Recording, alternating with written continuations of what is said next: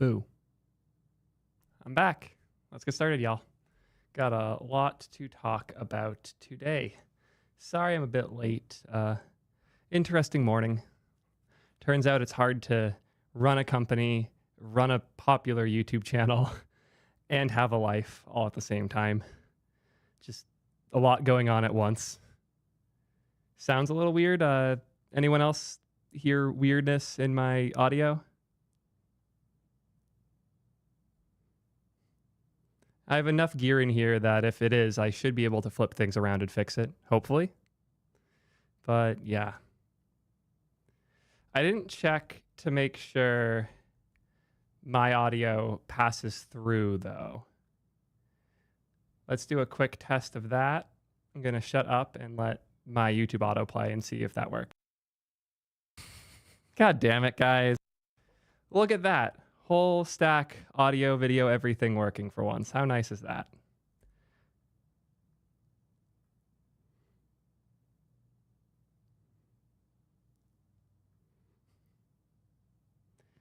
You had a lot of fun today. Grok will be in T3 chat as soon as they offer an API for Grok 3. I'm not going to put the old model in right now. It just makes no sense at all. Let me thank all the people I missed while I was getting ready. Sorry again for the delay, guys. It's been a long morning. Thank you, RoboEdit, for starting us off today with the 5-month streak. Polymathic Man, 6 months straight. Thank you so much for the support. Chasing with the Prime, almost a year in. Polymathic also throwing the cheer. Thank you for helping keep that going. I missed NMG with the 18 gift subs. God damn. Thank you for starting us off hot today, man. Really appreciate the support. We got Littlefinger here with the Prime. Thank you again. Danny Dev, 9 months at tier 2. The Legends, the Few, the Proud, the tier 2s. Stay Prime World with the Prime. Good name, good Prime. Appreciate it all. Beatty Marlin. I initially read this as Beardy Man, who's one of my old favorite musicians. So that was confusing for a sec, but yeah. I'm going to talk about the Create React App thing. I feel like I have too many videos about Create React App already. I already did one about it officially being deprecated. And the drama's kind of dumb. I don't really want to talk about the drama. I might, but I'm leaning no. We got Mexican Patrick with the 5 gifts. Thank you so much for the support, y'all. Everyone's subs are flowing in like mad right now. Thank you all. We got Mike Allison with the Prime. Good old JS at the end. Good sign. Should be TS nowadays, right? Messing with the Prime. Necky with the Prime. Thank you all for the support.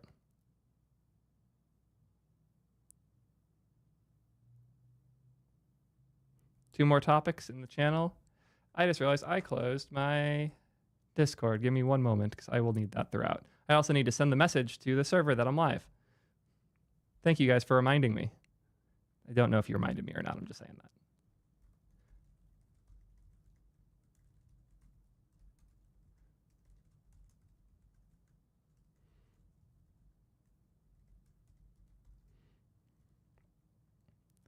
Cool. That is sent.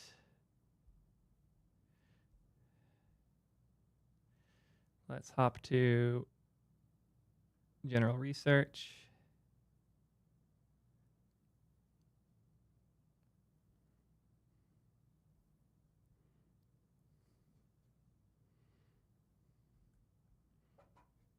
Cool. Oh God, Eva, whatever you're cooking, is it cooked and ready now?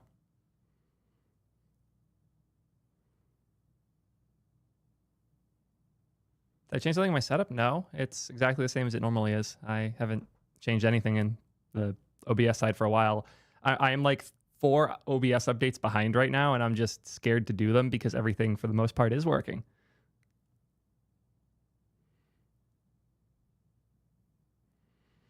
So half agree, NMG. Apple's put so much work into their sandboxing and the security of how apps are sandboxed that I don't fully agree. I think that they did both sides where they are very strict on what software you're allowed to run on your phone, and they're strict about what software on your phone's even able to do in the first place. You should be able to choose which of the sandboxes you want to take advantage of. I would argue that the built-in like sandboxing of apps, they should not be forced to change that or be forced to let apps do more than they currently can. But they should be forced to allow people to install apps separately.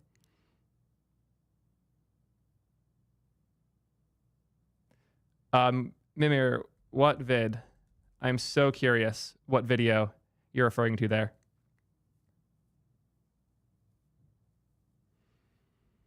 I want to do something a little different to get started. Give me 1 sec to get it ready. Yeah.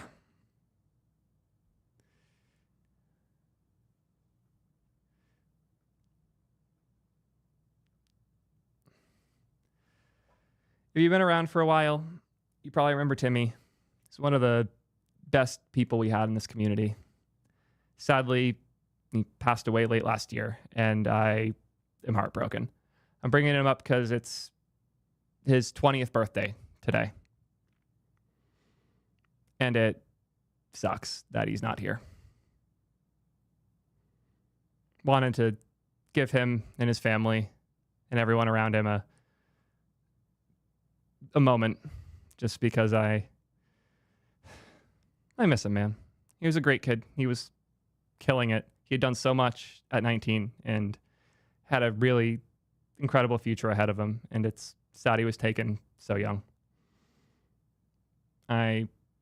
It still feels weird not seeing him in chat, not seeing him in my DMs showing me all sorts of awesome new stuff he's working on or finding, or just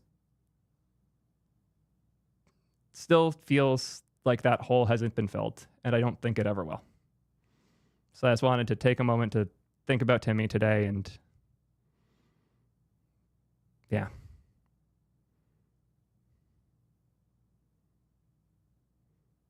Hit up your loved ones.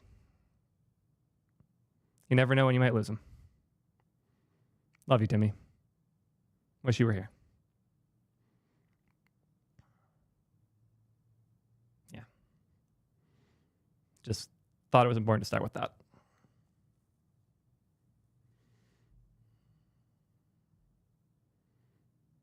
Come back to the subs in just a sec. Let me get things going.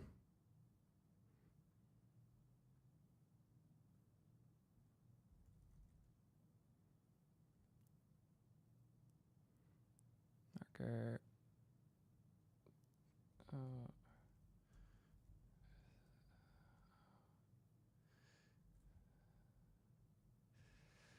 Six, just DM me. We'll unban you from the Discord. Just the ping Discords for other stuff right now. You probably just got banned because we were in the process of changing things and got annoyed. It was almost certainly me. Just DM me. We'll fix it later. Plug in the camera.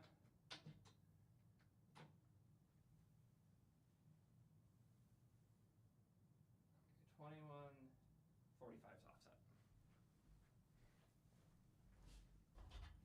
Oops. Keyboard dropped. That's fine. Offset is set. Let me dump my tea bags, and then we'll get started.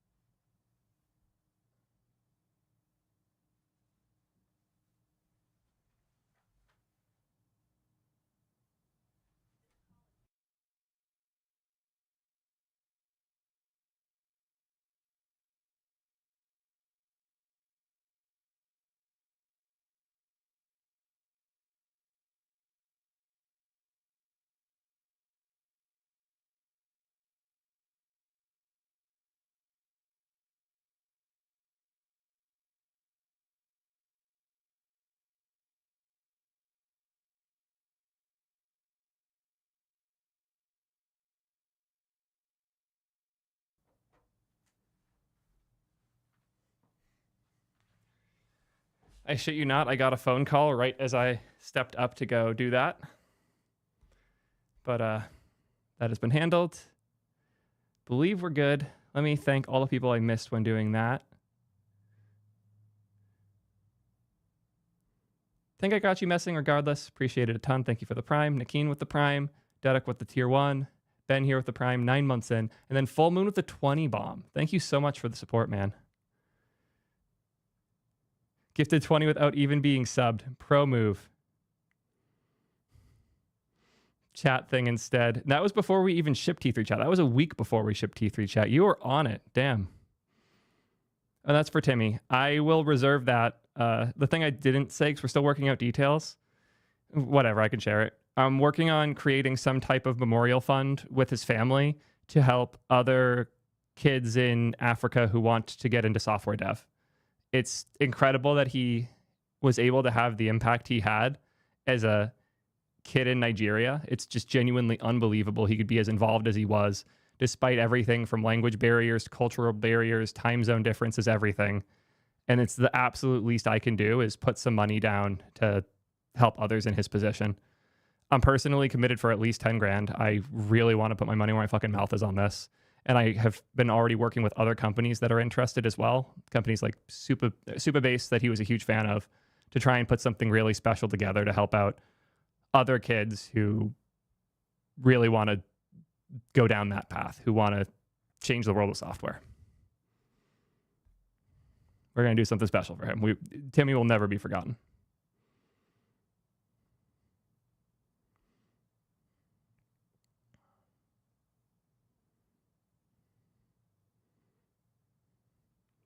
Thank you, Bray J, for the sub. Really appreciate that. Cyan Flair with the 6 months. Canubis with the Prime. Void with the Prime. Thank you all. Courage with the Prime. Toasted. Y'all going crazy with the subs today. Got the 5 bomb from Courage here right after as well. Full Moon here with the tier 1. PDS Mike with the Prime. Ramps with the 6 months straight. Grim Caleb with the community sub. Thank you for the gifts. Griff with the 7 months of Prime as well. Thank you all again for the support. Why is this pinned? Twitch chat, man. I think I'm at 0. It looks really interesting. I'm excited to see where it goes. I'm a superhuman baby, but it's nice to see actual innovation happening on the mail client side. It's overdue. Superhuman just put out a big AI thing. Curious to see how that ends up feeling. Oh, Grim, you're actually working on it with them. Cool, good shit. Yeah, Nizzy seems like a really good dude. We haven't figured out what we're doing yet for the Timmy fund or whatever we end up doing there. Definitely want to make something special happen. I don't want to go faster than his family wants to is the key, because they're still in the grieving phase, and I don't want to rush them to something that they're not ready for yet. But the moment they're ready, because it also seems like they want to take a lot of charge on it and run it, and I want to do nothing but support them and like let them have that. So believe me, the moment I get the word it's ready to go, you guys will know instantly. I'll probably go live that day. Honestly, if it's a reasonable amount, I'll make it work, even if you just like send it to me and I deal with it from there. Call you Kuro? Sounds good, Kuro. Thank you again for the support. Good shit, Grim.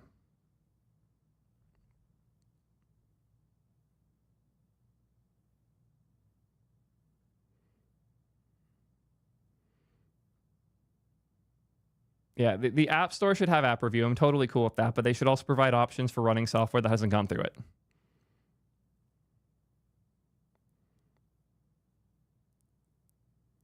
This is a reasonable summary. Yeah, let's figure out what we're talking about today, because I got a lot of stuff on the list, and it's almost 2:30 and we haven't filmed anything yet. My fault for being so late. I'd say this is the only real priority topic.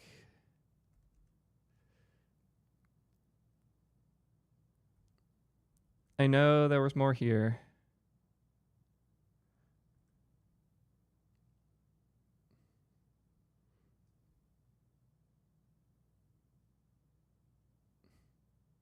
The death of Humane's fascinating.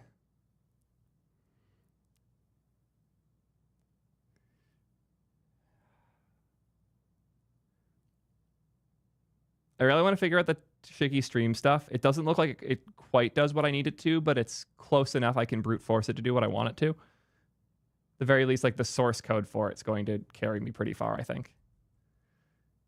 Switch back to Zen.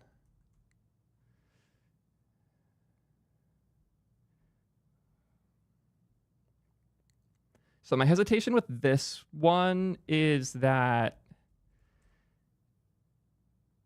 the CSS functions video kind of bombed.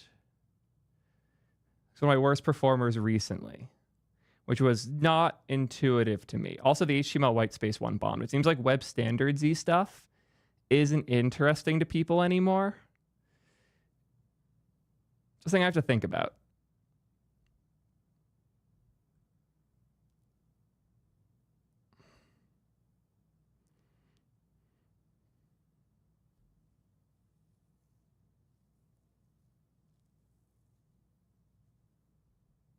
Tremor got acquired. Hey, this was a few weeks ago.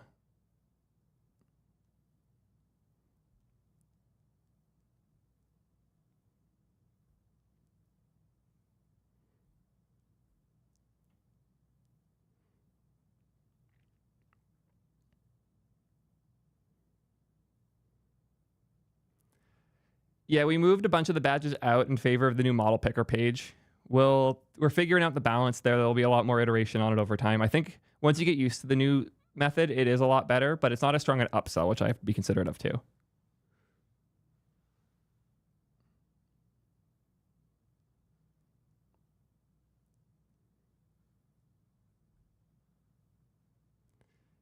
Let me thank any subs I missed while doing all that.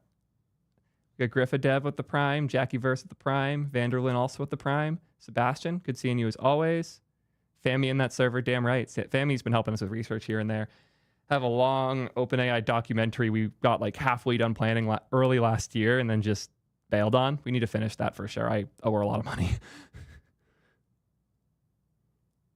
Yeah, I have had this problem so often where I use other AI assistant stuff and feel like I'm going mad with how slow and miserable it is. Yeah, Fami's been a homie forever. Yes, that Fami. Yeah, she's awesome. Even cooler in person.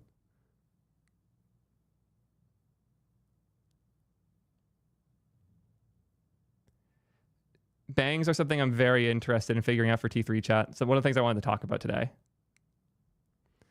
I have a general, like, AI has rewired my brain thing I've been thinking about doing. I reach for T3 instead of G now. Certain types of refactors and maintenance work aren't scary anymore. I spend more time thinking about how the parts should actually come together. Used to make a team build it. Now I can do it in a few hours. I pick tech based on what has the most training data.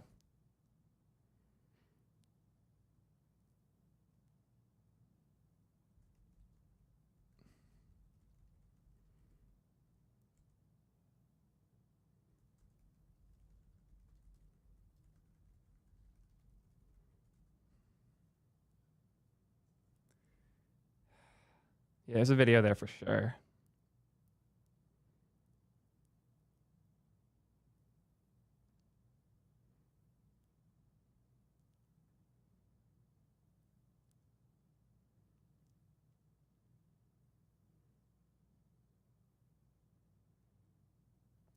Interesting. Can you DM me this on Discord and I'll take a look later? Also, I'll get you handled in the ping Discord. Very curious. This is also a thing I'm thinking a lot about.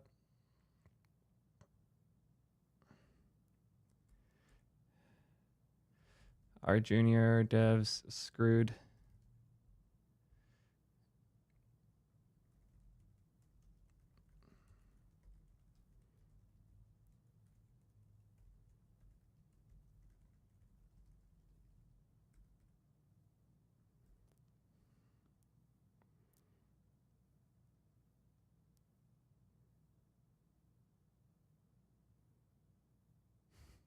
I need to make a domain registrar that doesn't suck. Honestly, Vercel's got some awesome people working on the overhaul for theirs.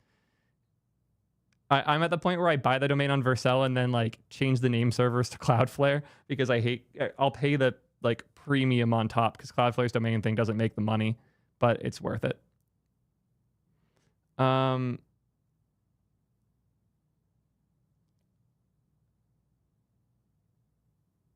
a message in the T3 chat saying that Theo said to DM you later, and I'll make sure Mark tells me to hit you up after stream. Yep, Reese is the one running a lot of that. It's him and the effect guy. These are the D. It's Dylan, right? Yeah, those two are doing it, and they're nuts.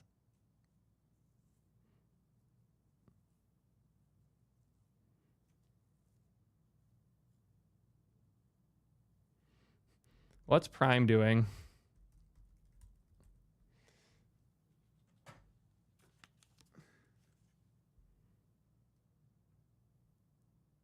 Because maybe I could get around it by other things. I might be able to get around it by other things. Like if I don't have access to controls, maybe I just like if I can't get controls, then I just have to reset the whole. I just have to refresh the page. Interesting concept.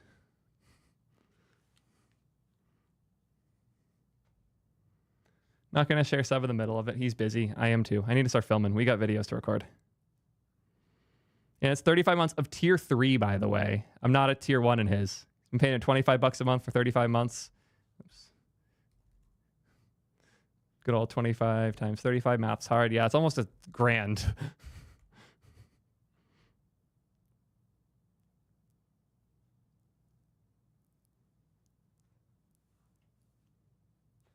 Let me thank the people. I know I got you, Sebastian, I'm pretty sure. Yeah. Let's get started then. Need to do the Grok 3 one because this is overdue.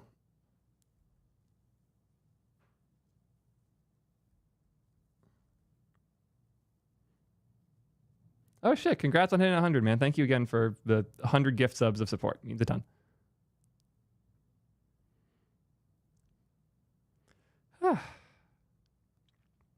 Let's do it.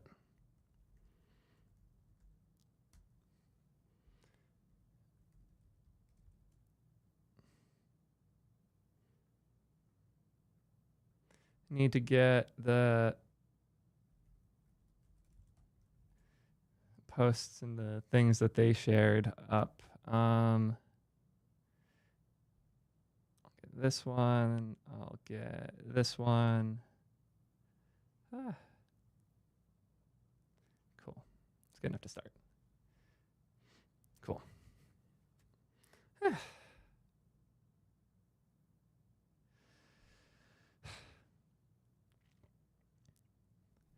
Grok 3 is here, and it's interesting. I had high hopes for this model because the hype machine for it's been pretty nuts. I even watched the live stream, and I saw this slide that seemed super promising. Apparently, Grok 3's reasoning model is even better than O3 Mini High and O1. Wow. If these numbers are real, that's a pretty wild accomplishment. Big if, though, because the reasoning model they're showing off here is not publicly available. The more traditional model is, as well as a thinking version of that more traditional model. And I've had an interesting experience trying to get it to perform well. I do think there is something interesting going on with Grok. I just am struggling to figure out what it is because my experience has been weird. I want to show you just how weird, but first, a quick word from today's sponsor. Cool. So, supposedly, I could spend a lot of time talking about the math and science side. We need to be honest, I'm not qualified for that. What I am qualified for, though, is this code side here. And apparently, it's pretty good at coding. Apparently, supposedly. My experience has been a little bit different. I'm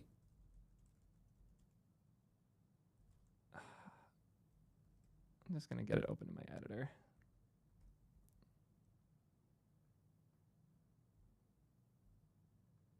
Haha.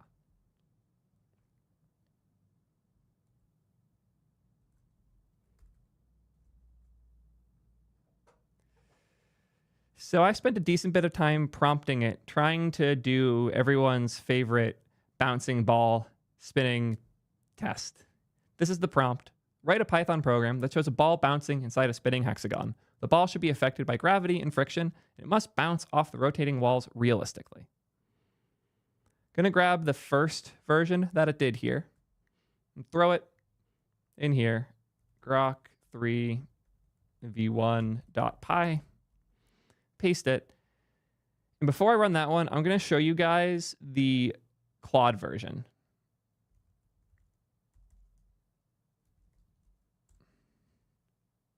Here's the Claude version to get an idea of what this test is supposed to show. There's a ball, bounces around inside of the hexagon, meant to have realistic physics. So things like it should bounce to the bottom, it should bounce, it shouldn't fall out of this because it's inside of the hexagon. Just traditional expectations. And I can also show you guys the version that was made with O3 Mini, which is a lot bouncier. They screwed with the gravity more, but probably my favorite of the tests I did. So if this new Grok model is even better, it should perform great here, right? UV run games / Grok 3 v1.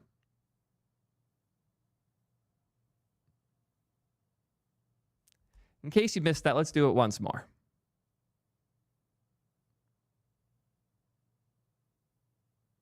Seems like math, physics, and code are a little hard for Grok 3. Need to be honest, though, this wasn't the thinking version because at the time, this think button didn't exist.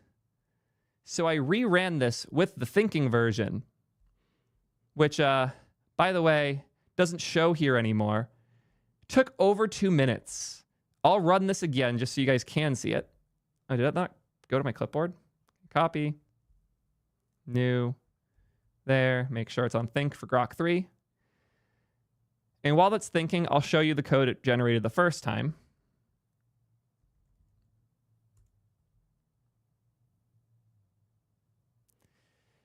It seems to have gaslit itself into reversing gravity.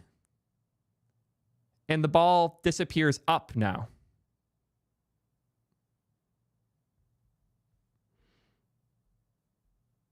I don't even know.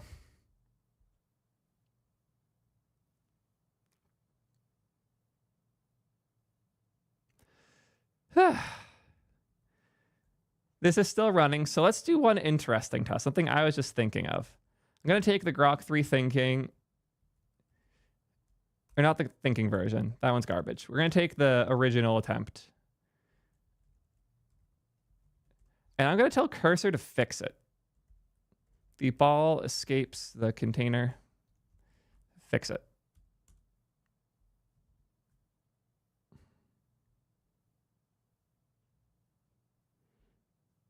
I'm very curious if it's able to fix this.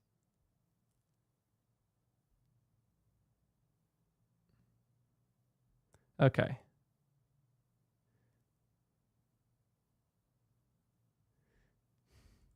I'm very curious if that works. Oops. Grok 3 cursor.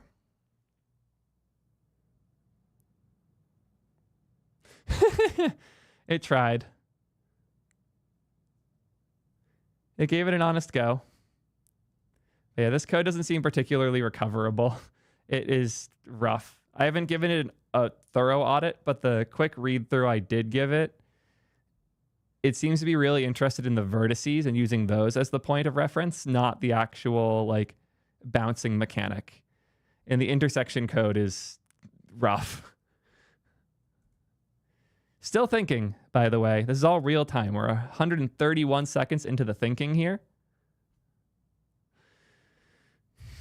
It has to think a lot about this problem, doesn't it? And just for reference, I'm going to copy the prompt, go to t3.chat, switch this over to O3 Mini High, paste, post, see how long that takes instead.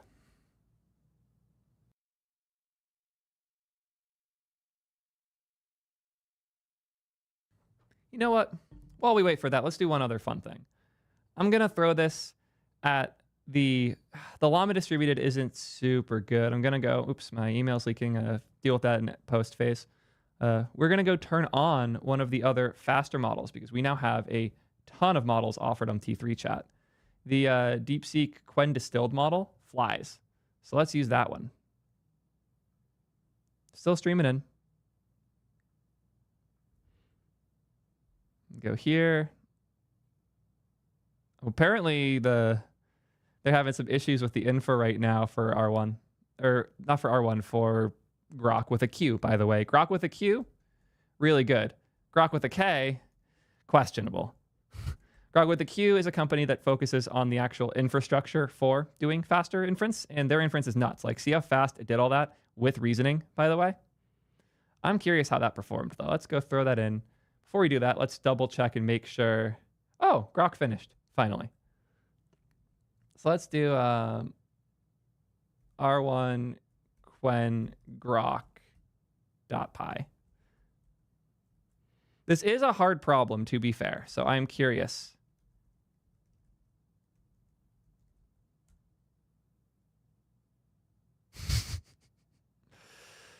Fun that the thinking models can't solve a problem that Claude can. This is kind of black-pilled me on Claude a bit. I see the value. The fact that it's the only one of these non-thinking models that can do this one is fascinating. Grok thinking v2.py. UV run. Oh, by the way, UV has made using Python bearable again. Holy hell. How does anyone deal with pip anymore? I don't get it.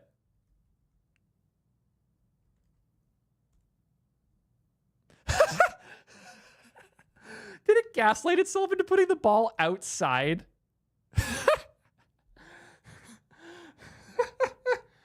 Oh, man. Oh, man. This model. This fucking model, man. Oh, did I break this by changing pages? I did. Cool. I switched that to low accidentally. Retry with high once more. Yeah. What a wild world we live in. Thinking more and more that our jobs might be secure after all, as long as our jobs are making a ball bounce in a hexagon. Okay. Now they reran it. The O3 Mini High is doing a little faster. Still sad they don't expose the thinking data over the API. I promise you guys, the moment they do, you'll have that in our UI.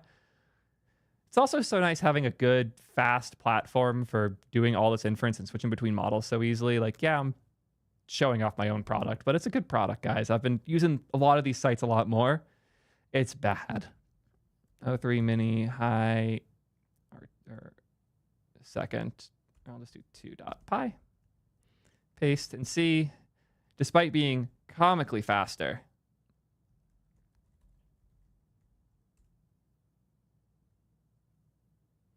wow, it did a bad job the second time.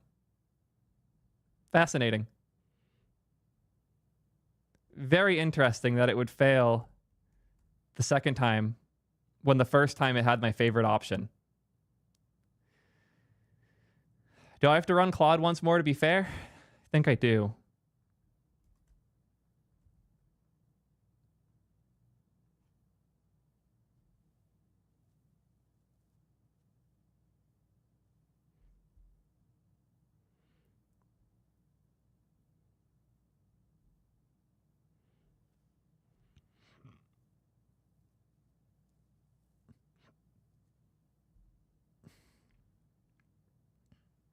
Cool.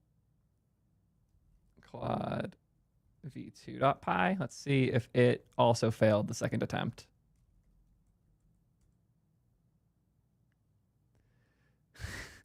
What the hell?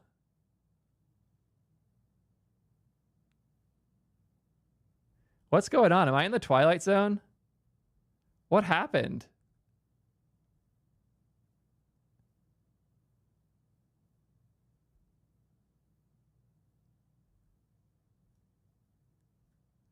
Let me make sure we have NumPy. I'm almost positive. Yeah, we do. Cool. What happened?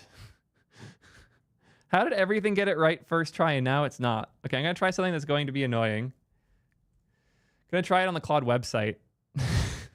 God, I hope it doesn't work here. Oh God, that was a loading spinner. Yeah. To everyone saying T3 chat isn't necessary, all the other sites are fast. Did you guys see that? That was pathetic. That took like over 5 seconds. And yeah, the gradients, the good old Firefox effect. Pondering. Is that like thinking but more expensive and not as good? Sorry, I have a gripe on Claude. It's so expensive for what it is. We're going to talk about price in depth on all this in a minute.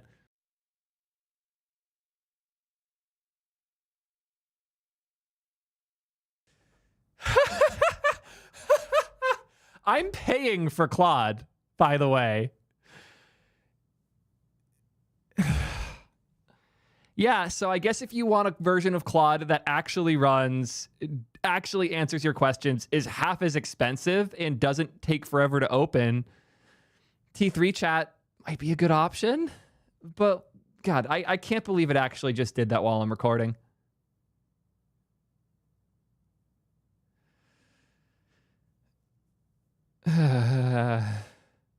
I don't... What? What is this UI?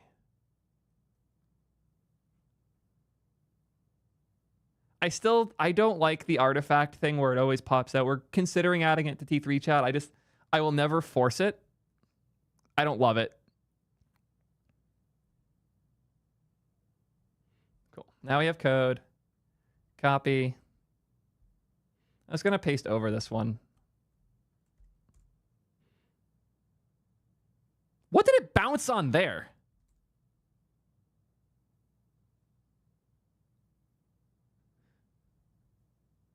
Okay, I swear when I did this, when I made all these files initially, the O3 mini one was the first run, and the Claude one was the first run. And it worked fine on all of them. First try, one shot. I don't know what's going on. Did Elon spend all his money to rig all of these with bad data over the last 48 hours or something? God damn.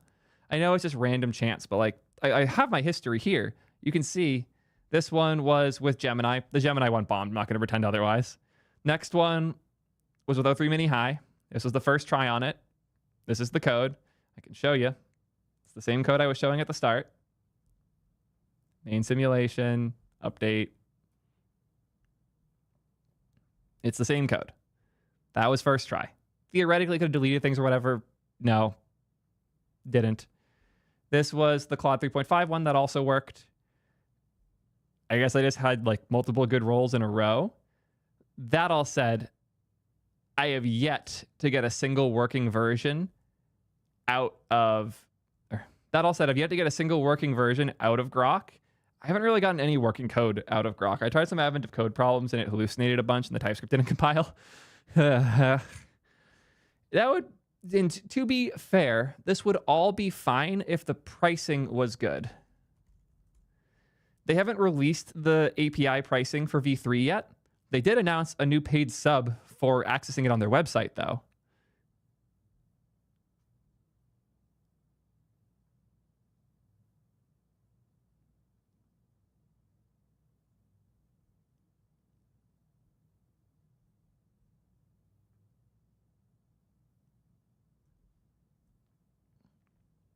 But if we look at the pricing here, $2 per million in, $10 per million out for both the Vision and the non-Vision versions. That puts it at roughly the same pricing as something like 4.0 and pretty close to the pricing for something like O3 Mini. If we look at my gist of pricing that I try my best to maintain with the current prices of things, 4.0 is slightly more expensive for input tokens, about the same price for output. 3.5 Claude, 50% higher on all regards. Way higher quality overall, 50% higher pricing. Obviously, DeepSeek's hilariously cheap. Flash and Flashlight, hilariously cheap. It just kind of feels like a miss that they would put what they built here and it's more expensive than O3 Mini when O3 Mini is a significantly better model. That just feels like a very weird move that they did. I don't get it. It really feels like what they're building is less trying to be revolutionary, more trying to just egg on their enemies over at OpenAI.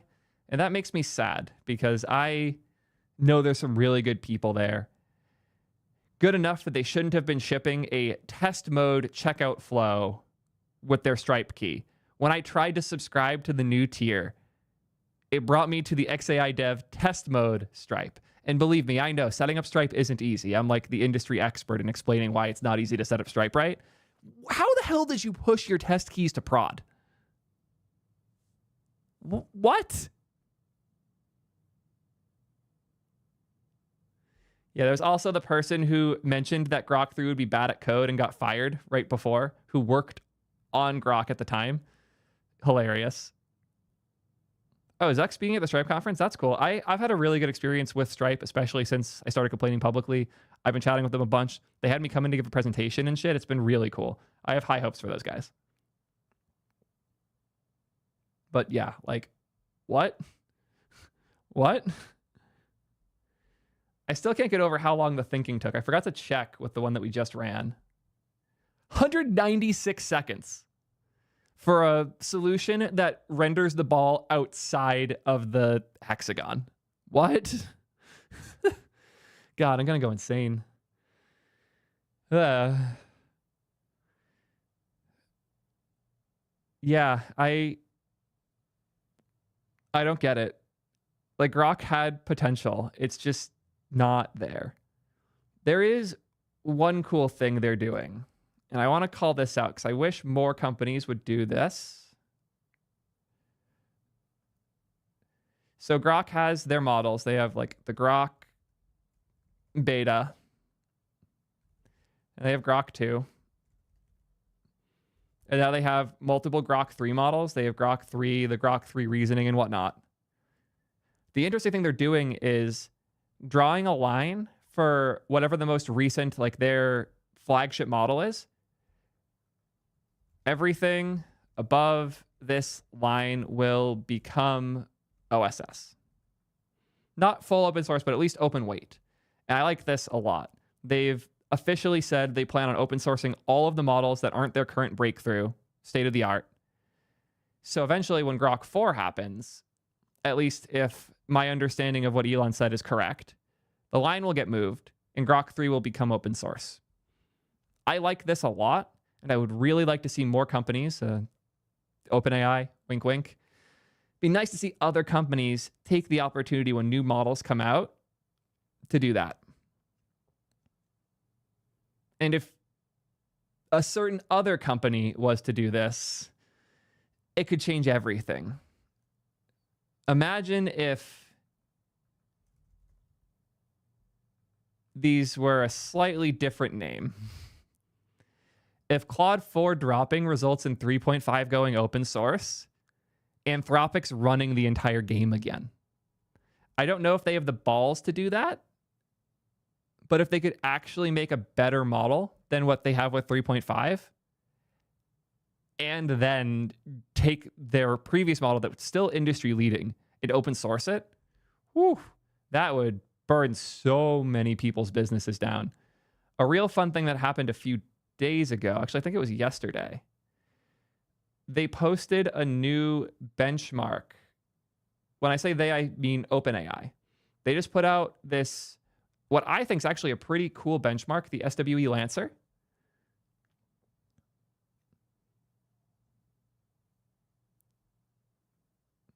This is an interesting new way to do benchmarks because, as Sam said a whole bunch, the existing benchmarks are no longer as valuable because they're getting close to 100% wins. This benchmark grabbed a bunch of freelancing engineering tasks from Upwork, the like do tasks get paid to service, $1 million of tasks from Upwork, and they test different models to see if they can solve the tasks as spec'd out by the post on Upwork, and then calculate how much money they theoretically could have made solving those tasks.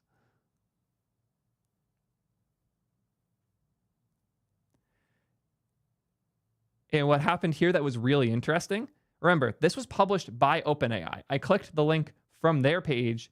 They commissioned this study. SW Lancer is their benchmark. Claude beat them. Yellow is Claude.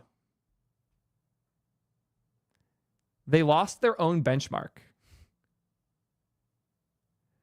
I think that's insane. I genuinely can't believe they published this like that. Like, what? They have a deeper breakdown down here where it gets a little bit more damning, where they show the different types of tasks and the success rates of them. Here, with server-side logic, they admittedly only had 17 tasks that were server-side logic. GPT-4o and O1 solved 24% of them, not even. Sonic got over 40. That's insane. To be fair, the manager tasks, Claude did slightly worse at. But it won all of the IC tasks. And 4o could not handle UI stuff at all. It solved one of those problems. Fascinating study. So if theoretically 3.5 was to become an open model when 4 drops, there's now an open model that's better than anything shipped by OpenAI. They're now having their hand forced to open source some stuff too. And it seems like Sam knows this. It seems like he understands the writing on the wall, because he did a poll a few days ago here. For our next open source project, would it be more useful to do an O3 mini level model that's small but needs to run on GPUs, or the best phone size model that they can do? Please help me rig this, guys. I think the vote's over. Oh yeah, we're at the final results. Cool. O3 mini one. Never mind.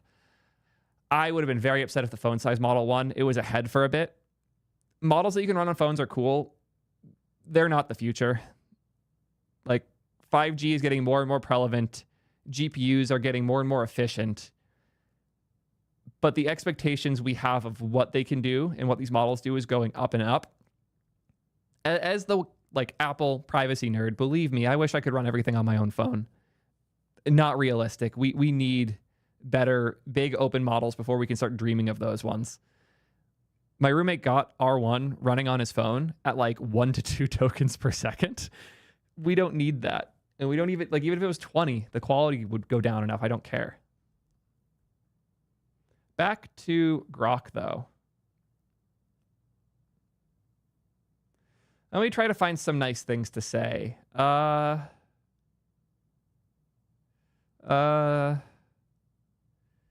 site's pretty. It's kind of funny if your sense of humor is Hitchhiker's Guide to the Galaxy and nothing else. It can search Twitter. I'm trying. I really am here. I also haven't tried the deep search. Let's give that a go. How many corgis are there in the UK? Fancy UI. On the topic of the fancy UI and website, though, I have one other thing I want to make fun of. When I was trying it during the live stream, it was 500ing pretty much the entire time.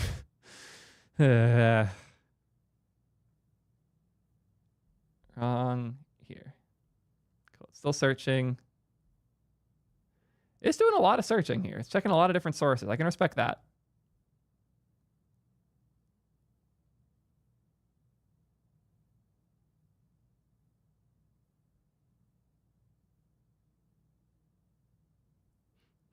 There were 124 corgis registered in 2015 and 323 registered in, or there was about 500 corgis registered in 2015. I feel like those numbers are not right.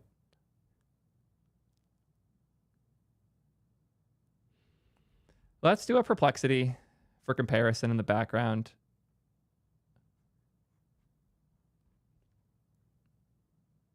Also, I can't help but notice it didn't summarize the convo yet. The title still isn't there.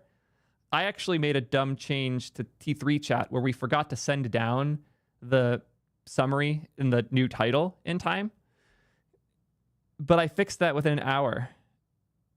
I don't know how Grok hasn't fixed it yet.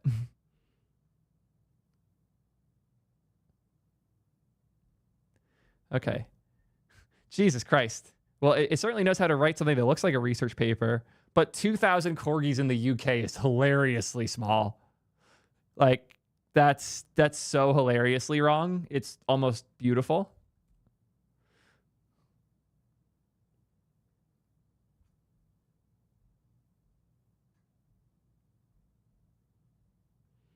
So while Perplexity is going, I'm going to show off a new favorite thing we added. I built a search engine. It's not a real search engine. It's called Unduck. Video about this coming soon. I added a T3 chat bang. So if I paste this, exclamation point T3, it auto-posted in T3 chat. Okay, Kennel Club estimates 12,000. Oh, this is Pembroke Welsh Corgis. It's one of the types. Let's switch it to thinking. Well, not thinking, search. Might not trigger that when I do it that way. Let me switch over. Flash, search. Cool. There we go.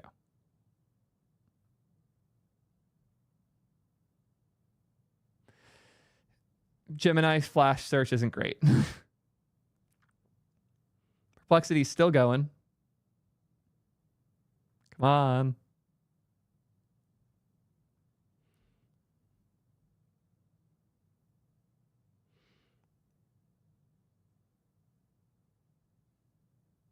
Yeah, there's no way the number is this low. Like population of the UK.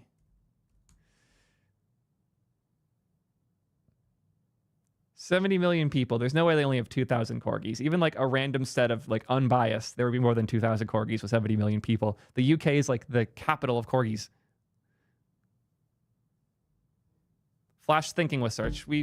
I should. I've been hesitant to add it to T3 chat because it how do I put it? It has brutal rate limits, but I do plan on adding the thinking Gemini model soon.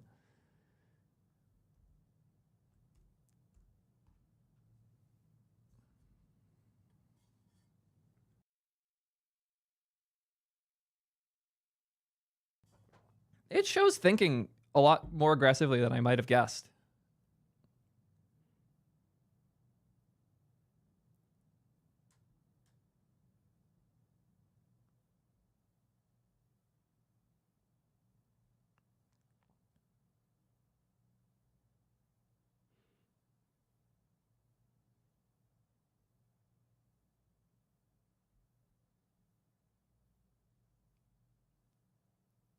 So there was 1,000 registered in 2021. Why are all of these getting this so wrong then? I thought this was a good, easy question for these models. I guess not. This is still going. What? I thought this was an easy question. Yeah, it's my understanding that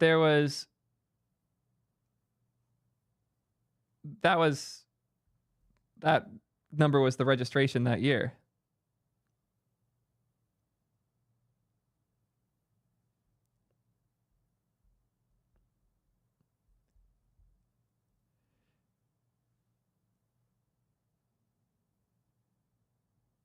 So did these, it's not, okay, I see why they're getting all confused because the language here is really unclear. Are there 1,200 corgis registered total as of 2021, or were there 1,200 registered in the year of 2021?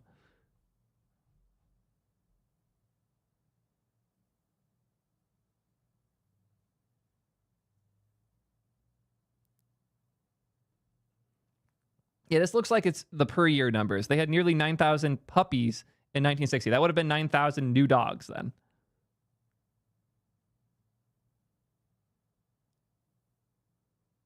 Okay, so all of these are wrong. 2,000's hilariously small.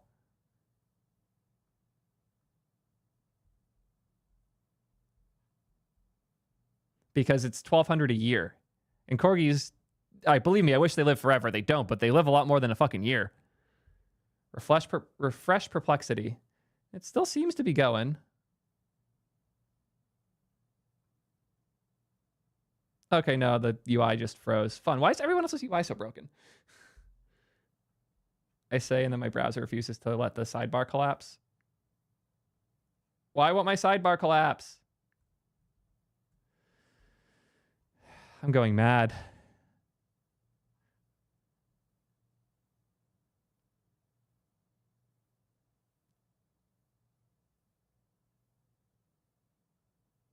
Okay. Overall dog population in UK is estimated around 13 million. Likely there are several thousand.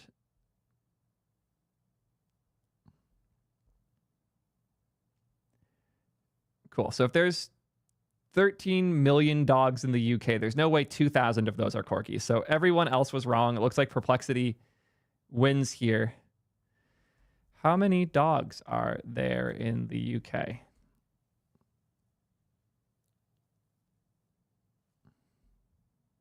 Okay, 3.5 million dogs.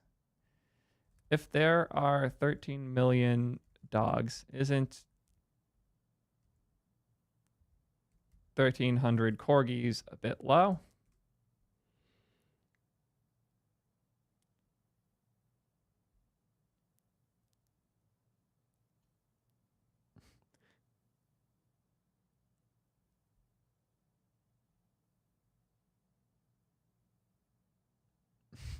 Okay. I thought that these research things were good. I also just remembered we could be asking the big boys right now. We're gonna rack up a big bill. I resubbed the $200 tier for a couple things I was testing out. Has questions. First thing to ask a follow-up. Total, both registered and unregistered. An estimate is okay.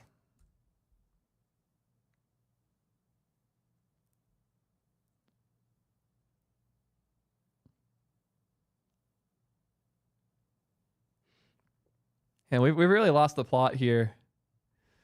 I'll ask Grok, how many dogs are there in the UK total?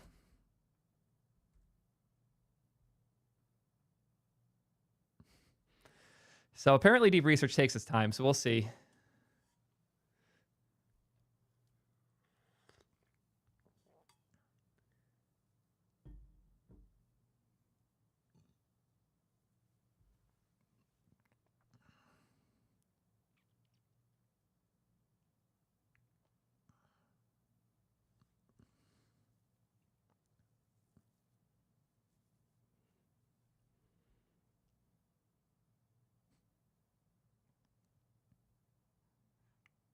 God, I hate the scroll containers here so much. I shouldn't care as much as I care, but now that I've built my own AI chat app, all I can think about is scroll containers.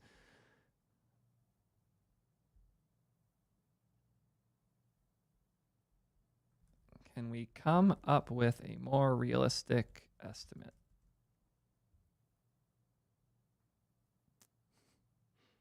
Oh, we lost our what it's doing here.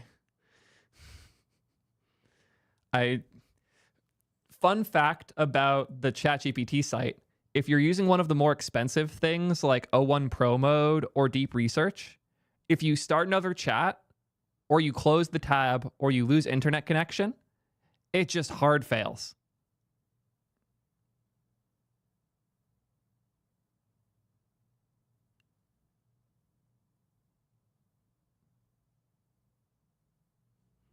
So I got to be careful to make sure this tab doesn't sleep because that would ruin the whole experiment.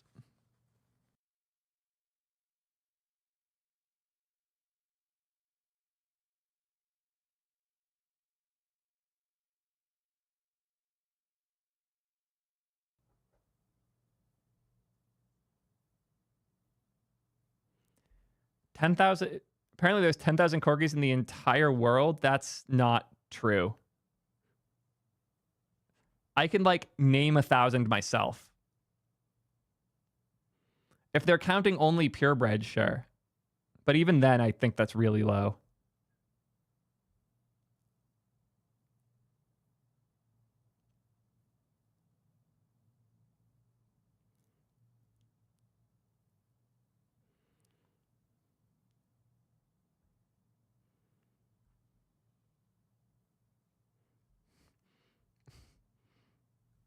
Oh shit, Jamin with a huge gift bomb. Thank you so much for the support, man. Always good to see you. Hope all's well. Thanks for stopping by. We're currently asking every AI model how many corgis exist in the UK, and they're all having a rough time with it. Thanks for stopping by. I did see the Perplexity R1 1776. Interesting development.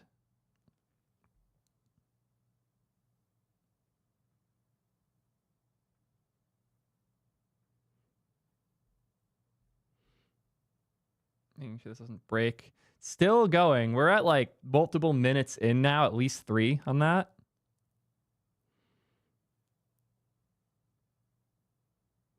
Look at that. After giving Gemini a couple hints, it gave a much more realistic number of 10K to 15K.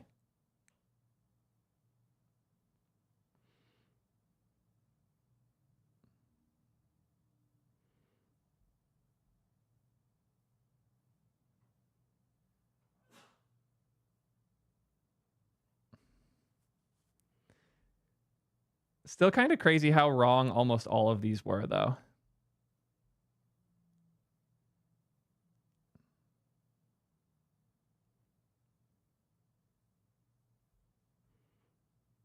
Haha. 4 minutes is what ChatGPT took. There's the Kennel Club registered corgi numbers.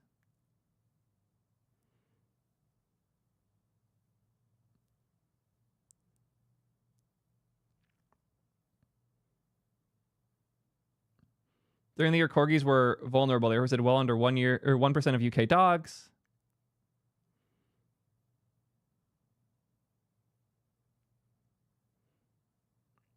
Combining the data on registrations can make a reasonable estimate on how many corgis live in the UK. They're a long-lived breed.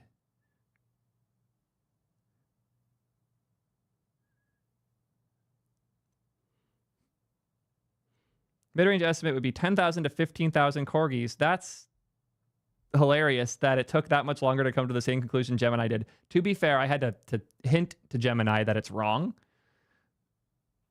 This did it all by itself after asking me questions, which was kind of cool to see.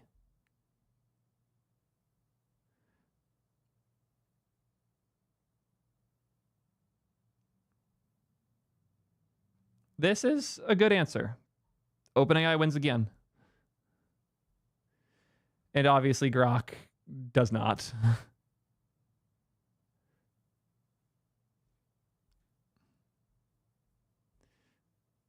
Let's ask it one last follow-up.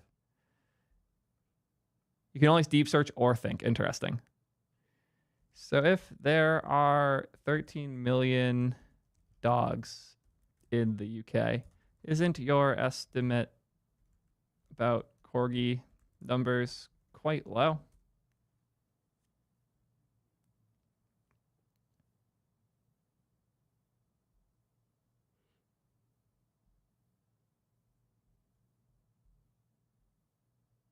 The search, it just keeps kicking me to the top of the screen for something. I'm not doing anything to trigger that. It's just doing it itself. Ugh. I will say overall, Grok's UI is the prettiest. This is nice and fancy. It doesn't really fit the screen well. I'm on a small screen, admittedly. It's now searched 46 web pages trying to answer my damn question about corgis. I'm so sorry if you've watched along this whole time as we're trying to figure out the answer to life's most pressing questions.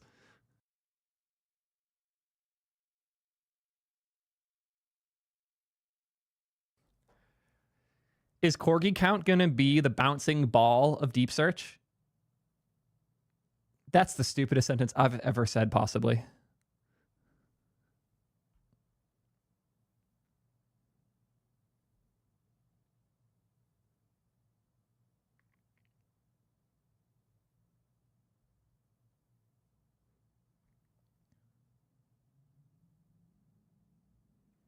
Okay, cool. Even with all of the additional context and searching, Grok insists on being wrong. Their deep search touches a lot of sites. If you want to generate a ton of links, it could be cool for that, I guess. Rest doesn't seem useful, though. If you want to get sentiment checks on some outrage on Twitter, might be good at that, too. But I'm not seeing it for here. Yeah. I don't know. I don't see a lot of promise in this model. I am very curious once they ship the API for V3, how much people use it in T3 chat and what the sentiment is there. It's hard for us to know for sure until people are actually using them. And the website's never going to give us the proper idea of what the value of these models is. I have a bunch of tests that I've been working on that I can only really do if I can plug the model in via API, which, by the way, if you didn't know, has gotten hilariously easy. Da-da-da.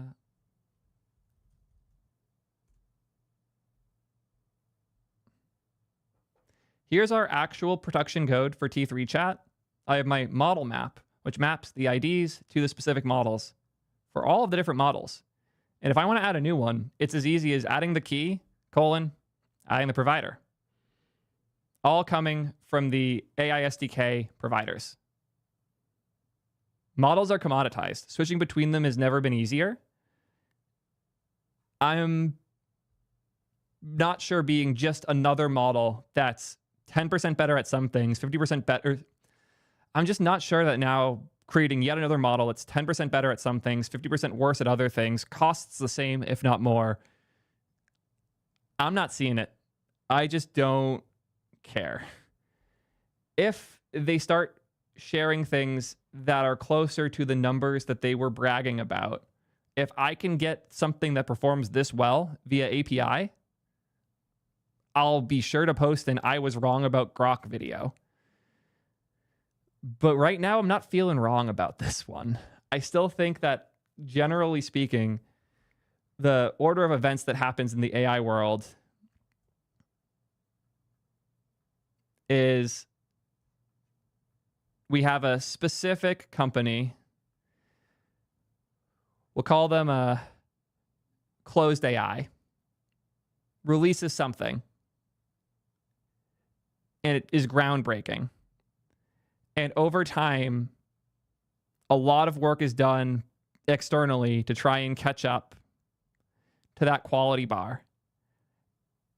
And this might be way cheaper, by the way. The work from these alternatives might end up being cheaper to use and better and more efficient in a lot of ways. But the straight up intelligence bumps tend to be whatever OpenAI is up to. And it's sad that it's still the case. But big jumps, like percentage wins more than 1%, still tend to come from OpenAI. And once those breakthroughs happen, since they put everything out as papers, sure, we don't get the model, but we get a lot of the knowledge that helped them get there. We'll start getting close again. And as soon as that happens, OpenAI comes out with another one of these like step function wins. That is just a significant win, while we've all been fighting just to catch up to where they were up until that point. And I think this pattern is going to continue. And that's a good thing, because these blue bars, the OpenAI bars, are insanely expensive. And as the industry catches up and commoditizes, it means that the wins they get from these models aren't restricted to the people who can afford to use them. The wins go greater. And we just saw a pretty monumental jump here with R1 getting so close to O1 with an open model that you can run yourself. But I don't think Grok is going to do anything like what they're talking about. They're talking about it like this just happened, like they just surpassed or got above where OpenAI currently is. I'm not seeing it. I don't believe it yet. I could be wrong here, but I'd like to see it. But right now, it just kind of feels like we're here. And if we were to put Anthropic on here, they started a little bit later, got pretty much exactly where OpenAI was. Then they, in this next era, got slightly higher. But now that we're in the thinking era, they just haven't moved. And it's time. It really is. We need Anthropic to make a move.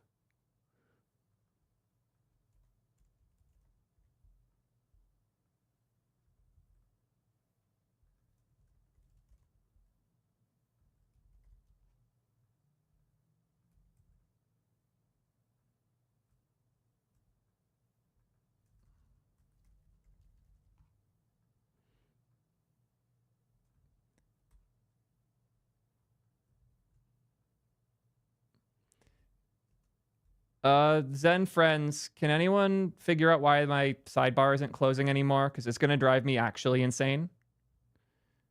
I'm going to command Q it.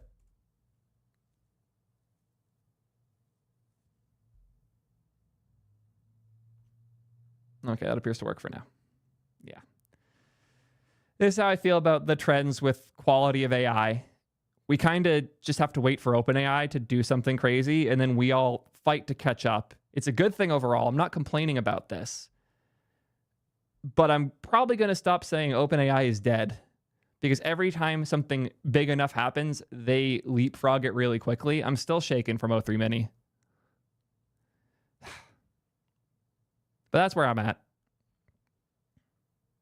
Did I miss anything, chat? Is there anything here I should have given more credit to that I didn't?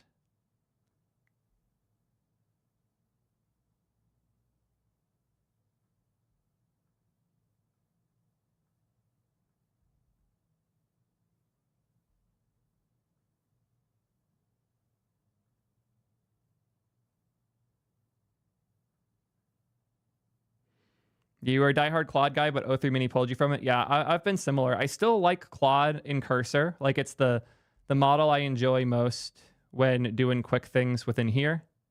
It is very nice for that, and it seems better at CSS than other things are. But O3 has been real nice for like hard challenges.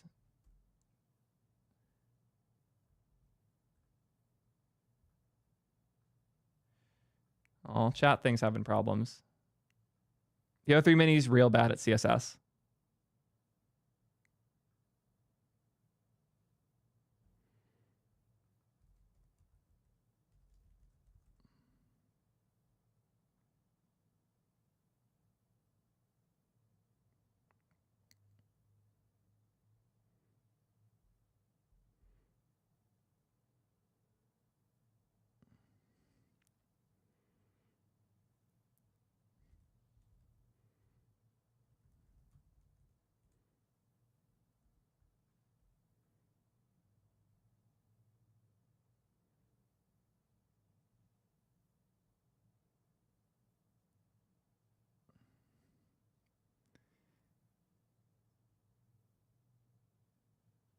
Yeah. Okay, one last piece. People keep saying that Grok 3 won all these leaderboards. I happen to notice all of them were early Grok 3. That's how I've seen it labeled by everyone who posted. I don't think we got the same model that's being used for all these tests. I just don't. Because I've seen so many examples of it generating code that I can't get it to generate, winning benchmarks I can't get it to compete in, doing things that don't make any sense. I don't believe that we got the actual Grok model. I'm curious to see what ends up happening. Do we end up, or does it end up coming out in a few weeks with updates? Because they promised it was going to improve itself. Who knows what that means? But this does not line up with any of the things I have experienced or that I could get it to do. Grok 3 is currently a model I have no trust or interest in. I have not gotten it to answer anything even vaguely challenging in a way that I have any confidence in, and it is not a model I recommend right now.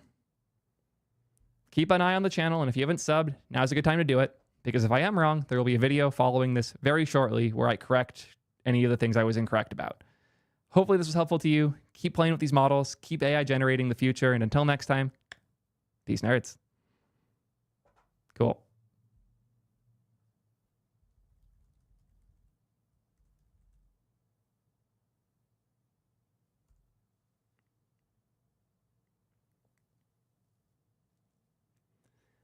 I didn't mention Mongo because I wouldn't want any mention of Mongo to be misconstrued as a recommendation of Mongo.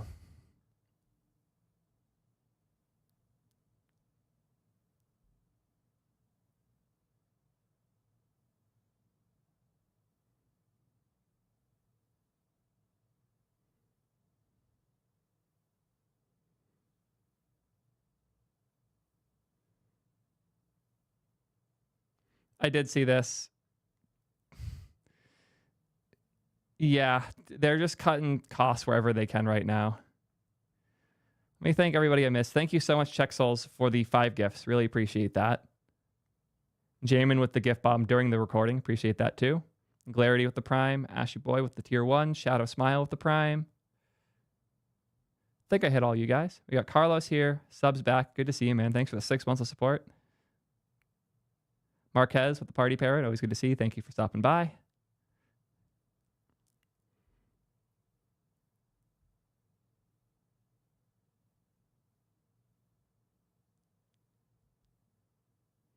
Yeah, figuring out pricing is difficult. Not going to lie.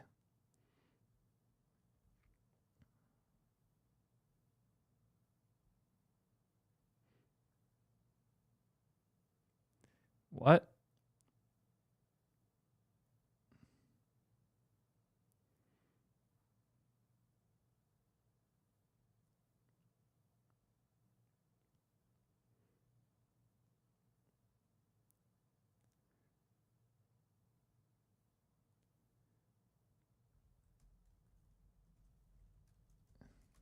What the fuck is use resource effect?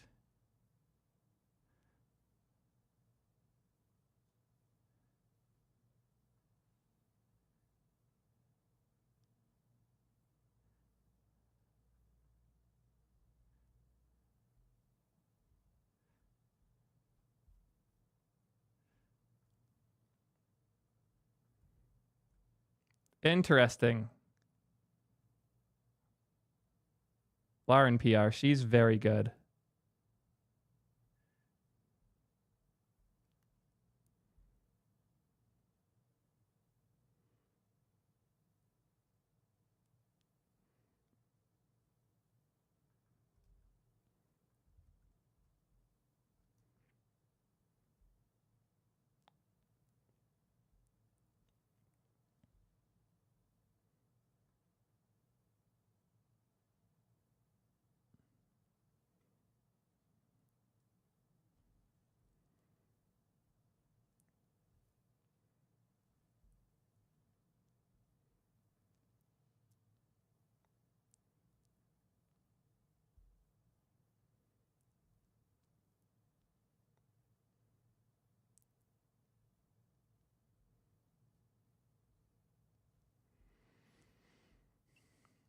I'm going to try something weird. One sec. No.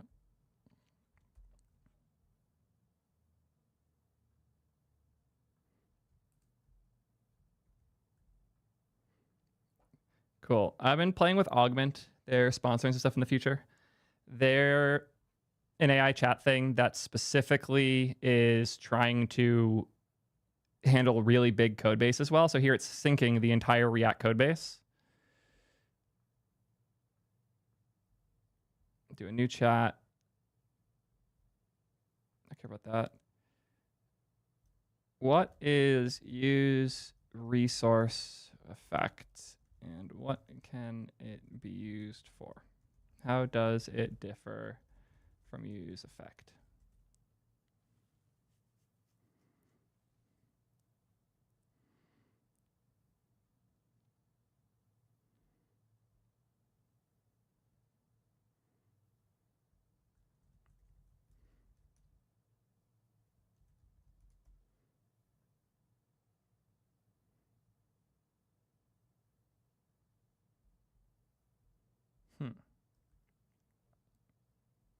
When did this get merged? Well, I guess I should ask, when did the removal get merged?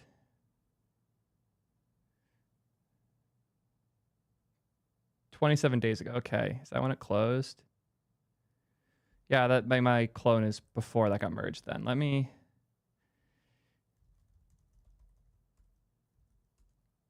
You've nerd sniped me. Congrats. Get to before that here.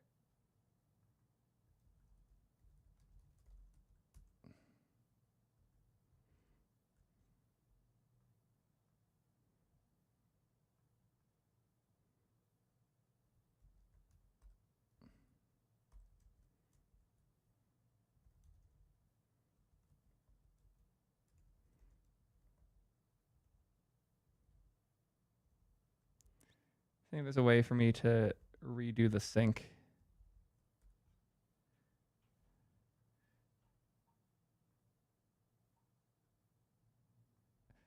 What is use resource effect?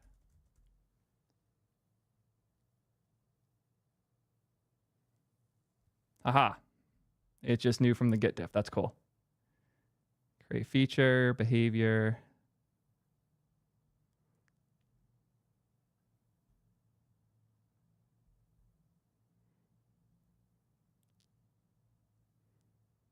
This is a hook I've been asking for so long, actually.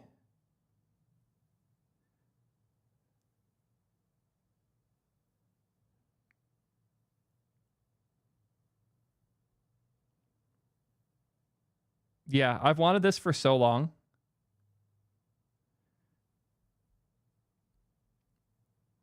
I would call it, when I was asking for this, it was in the form of use memo with cleanup. Because I wanted something that was memoized but had a cleanup function so I could recreate and clean it up more trivially with the double render stuff. It looks like they're basically building that in. Very interesting. Very interesting. This isn't Cursor. This is VS Code with Augment, because Augment is really good at giant code bases. So what I'm trying to like get through the React code base, Augment's what I use. They're a new sponsor. You'll hear more about them in the near future.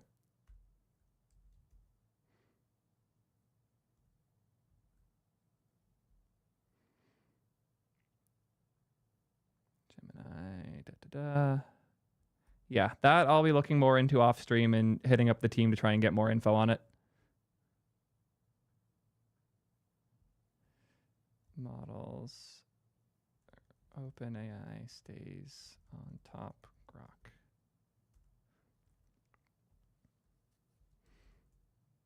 Cool. Back to it. Let's figure out what we're covering next.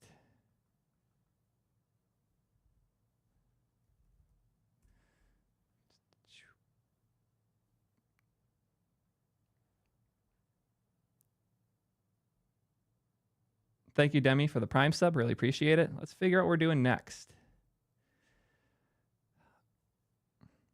We got a lot of fun options here, don't we?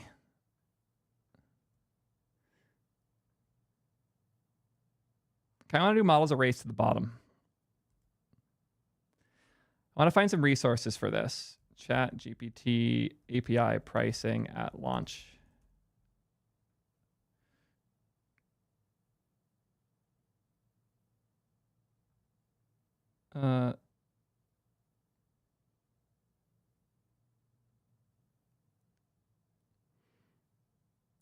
Yeah, we don't want a public API for it. Just use OpenRouter.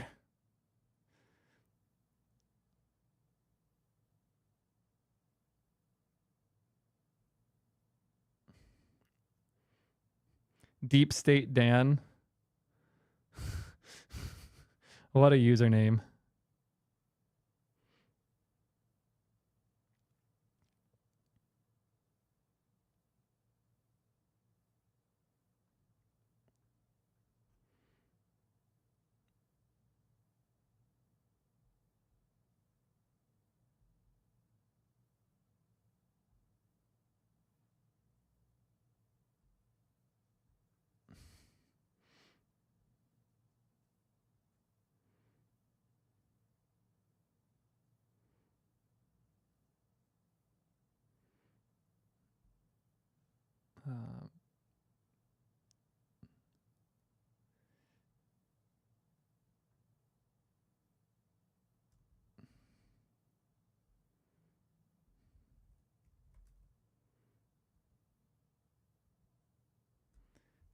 I want to find like the historic pricing of ChatGPT.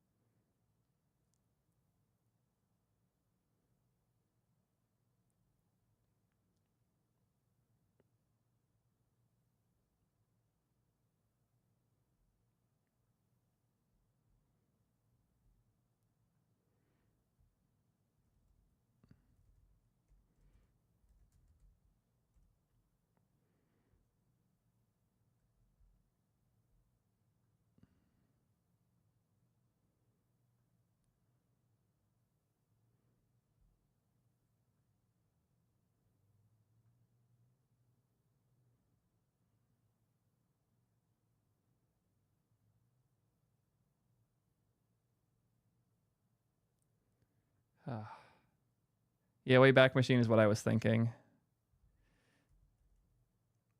OpenAI API pricing. See if I can find a stable enough URL. Wayback Machine.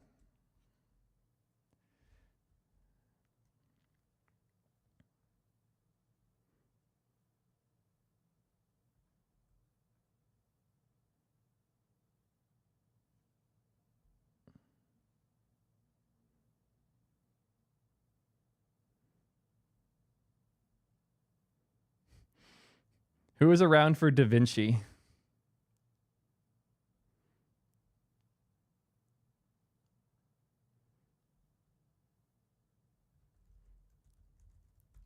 When did GPT-3 come out?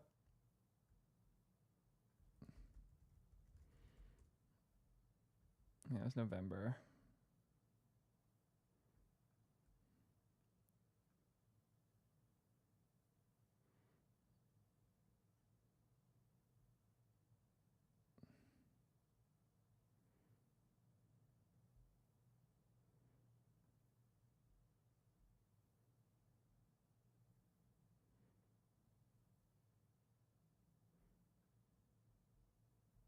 Interesting that like within the year they had knocked the price that much.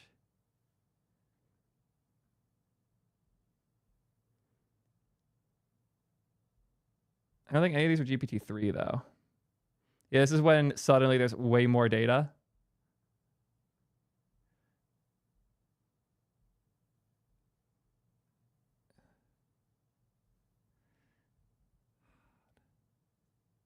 I know it's per 1,000, which makes the numbers way funnier. I just thought there would be a better example. And it wouldn't be Da Vinci, but they would just have a standard GPT-3 price. What was the platform link someone sent? See if that one has a better history. No, that one's too new.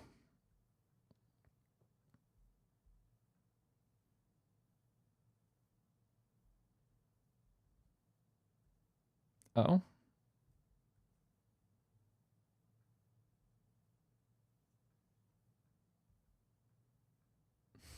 That was Zen.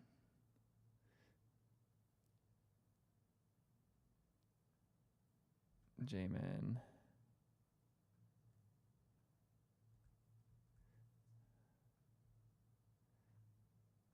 Ooh. Here we go. Perfect. Thank you. Who found this? Tanmalk, thank you so much. This is phenomenal. I was going to make this resource.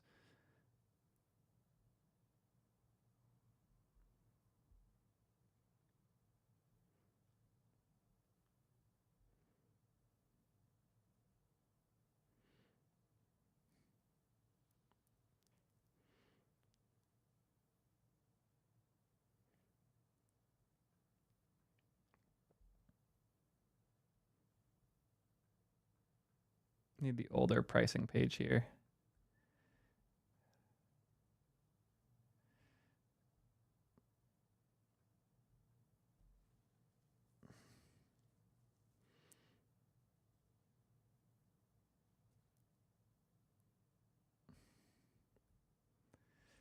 Okay, I think I have what I need for this now.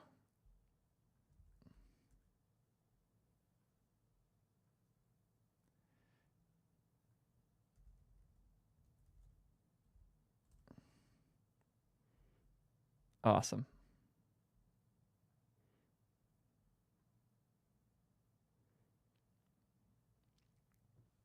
I think I'm ready to go.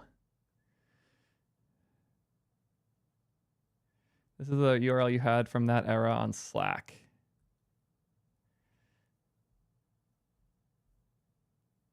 And it doesn't have pricing info. God damn it. Rip. No worries. I can rock with it. AI is a race to the bottom. Cool.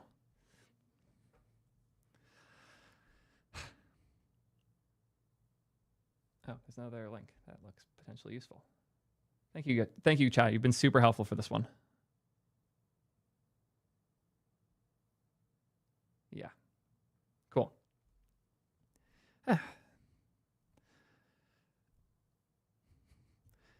There's some crazy stuff going on in the AI world right now. We're in the middle of what I would call a race to the bottom. We are rushing as fast as possible to make these LLMs as cheap as they can possibly be. The results are fascinating. I talk about this a lot, especially in like my Gemini video where I show that Gemini flash lights down to 7 cents input tokens and 30 cents for the output. Standard flash is not much more expensive. But I haven't given much context to these numbers. Like, what is this referencing? What is this counting? And if we go back in time a bit, here's 2022, where on the official OpenAI site, their Da Vinci model, which was GPT-3, was 6 cents. So isn't that higher? There's an important distinction. 1,000 tokens. We stopped talking about these in terms of 1,000 tokens. These are all in 1 million token batches. This is what's happened in the 2 years since GPT-3 came out. Costs have plummeted from $60 per million tokens to cents per million tokens. Things are getting wild. And I want to talk about how we got here, what this means for the industry, and long-term, how is AI going to change, I guess, everything going forward. Before we can do that, we need a quick word from today's... Before we can do that, these prices are too low for me to get paid by... I want to make a joke about how cheap or expensive it is. Since these videos aren't AI generated, I do have to pay my team, so a quick word from today's sponsor, then we'll get right back to it. Cool. I like that transition. So what happened here, especially like the 3 to 3.5 move, where it went from $60 per million tokens to $20 for better inference to way, way cheaper soon after that. A lot of things happened. The biggest one, without question, though, is competition. There are two main forces driving the model wars right now.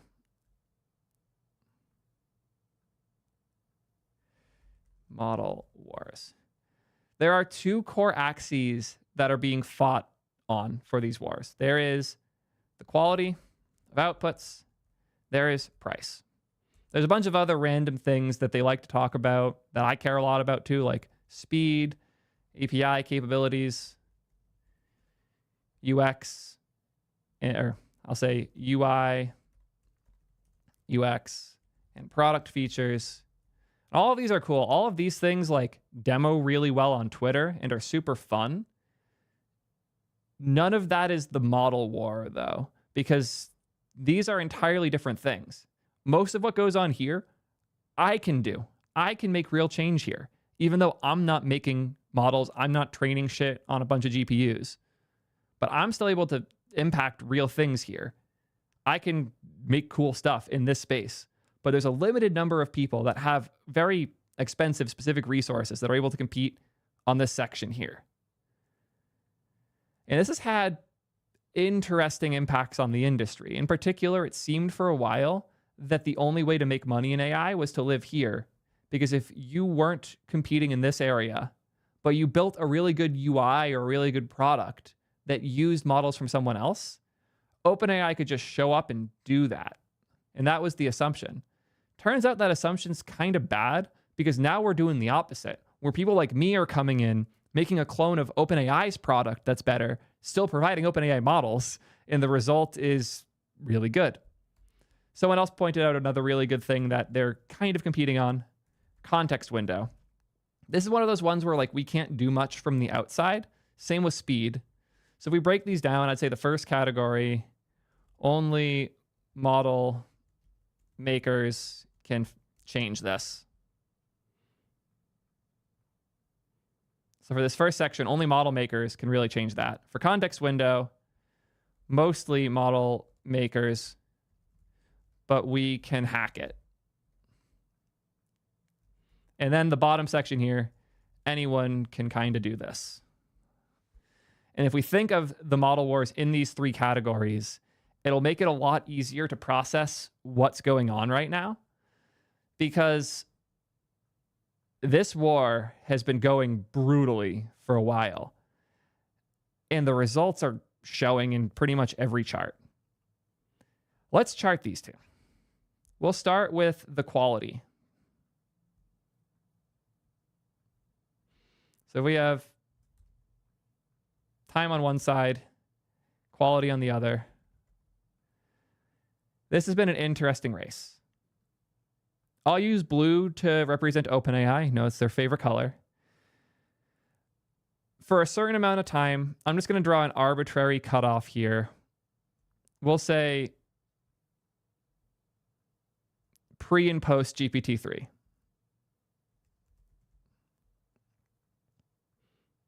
Kind of funny that we have a before GPT-3 and after GPT-3.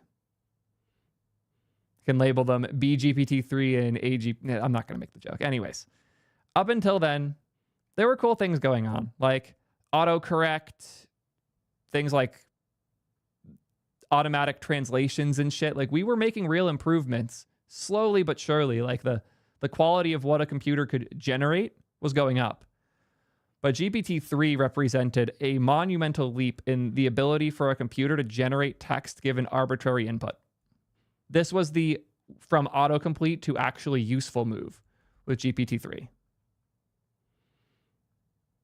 And when this happened, it wasn't just the model they dropped. They also put out a bunch of research papers detailing how LLMs worked and why this model was so valuable. And as a result, we quickly saw others starting to build their own stuff and try to catch up. We got a pretty monumental leap from the competition relatively early. We saw crazy things like Mistral showing up, the Llama work starting, a bunch of random other open models that weren't particularly great, but a lot of work started happening really quickly with the launch of GPT-3. But as soon as the quality started getting even close, 3.5 dropped. And it was another pretty monumental leap.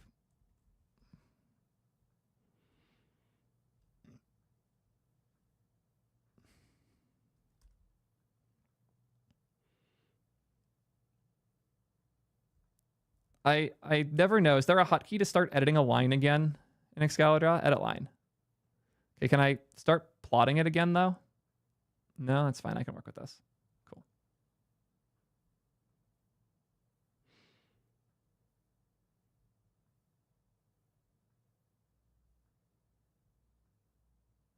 Good enough. Cool. And with 3.5, we saw yet another big quality jump. This was also like the hype was going. People were diving in on it. And OpenAI was working hard to make things more efficient behind the scenes too, so they could lower the price. Also, they saw that the gap between them and the competition was closing. Especially near the end of GPT-3, it seemed like those other models were starting to really catch up and this space was starting to close. But every time they drop something new, the space widens again. We all realize that OpenAI is pretty far ahead. And then things start catching up. But two things have happened. The amount of time to catch up has been going down. And also, the size of the wins OpenAI seeing has gone down too. 3.5 to 4 was nowhere near as big as I and many others were expecting.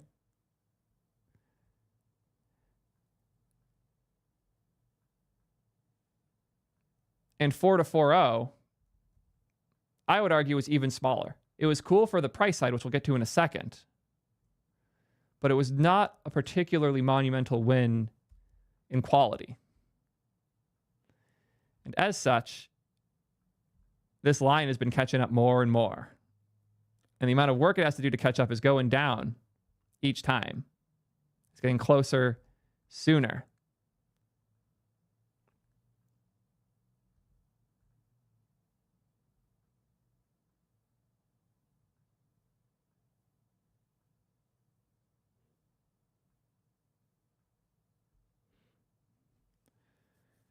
Then we got O1 and O3, which helped bump the quality again. But I really want to think of quality in this way, where the quality bar is kind of set by OpenAI.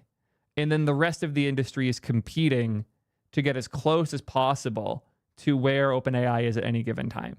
We have certainly surpassed 4.0, but I haven't really seen much of anything that's truly surpassed O1 or certainly not even O3 mini on high. Like the quality you can get out of those models is nuts. Claude is better at some things, but it's not a meaningfully better model overall, especially when you consider the price for it. Yo, thank you, Dream Dev, or Dreams of Code Dev, for the raid. Really appreciate that. But this is just the quality side, though. So let's take this and do price instead. Because the price is a very, very different chart. If we start all the way up here with GPT-3,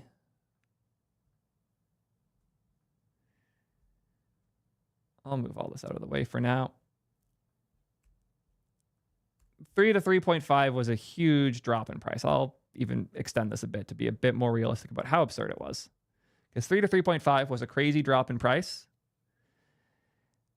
The important thing to know is that as alternatives started coming out, none of them started that high. And the alternatives have been fighting this crazy race to the bottom with ups and downs of their own, to be fair.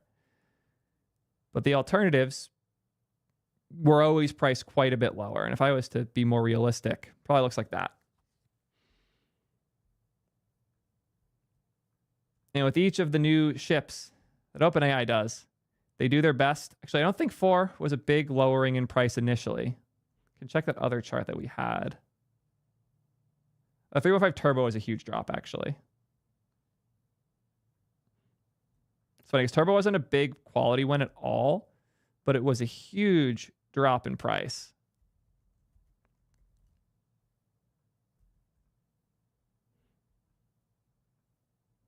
I think 4 was basically the same price at that point. I'm going to need to make this a lot longer.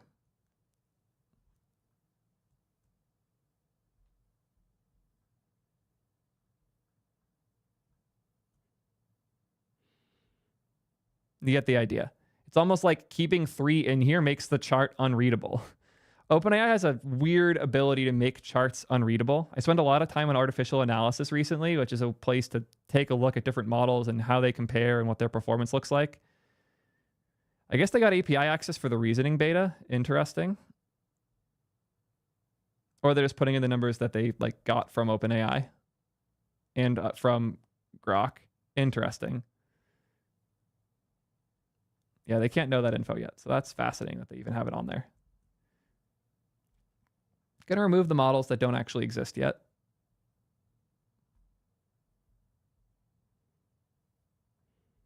I'm going to get rid of most of these. I don't need them in this comparison. I'll keep those because they're interesting and cheap. Mistral does not need to be in here.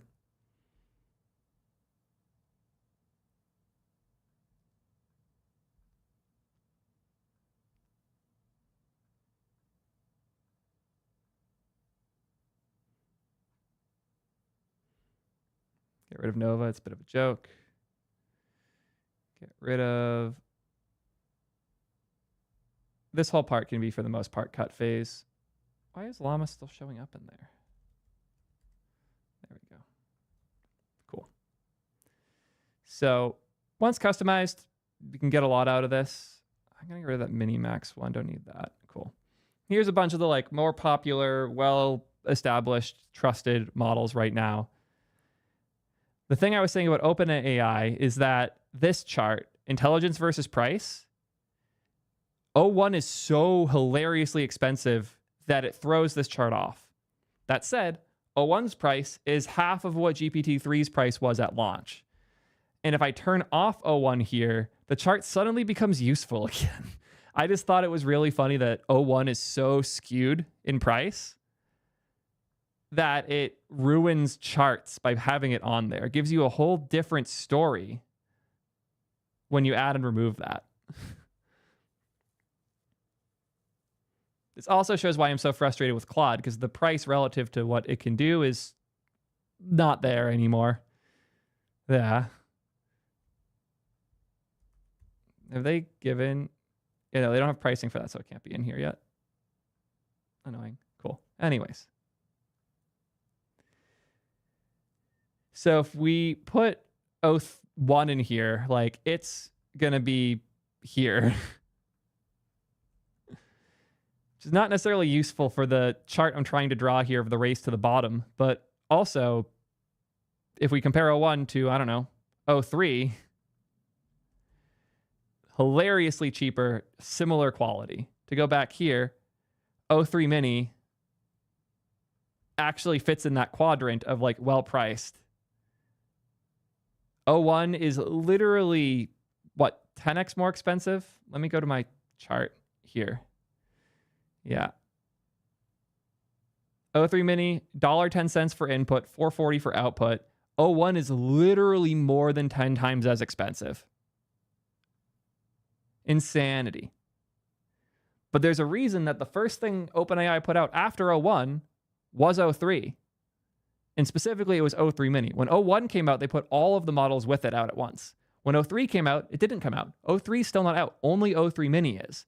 And I think that happened because of another scary thing over here.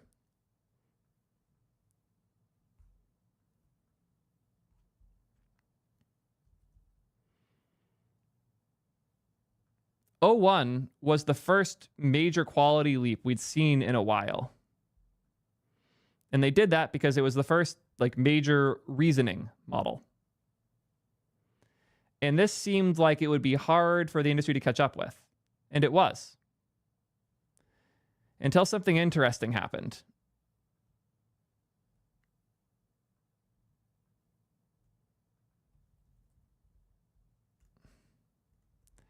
R1 got so close to O1 that it definitely set some fear in over in the OpenAI world.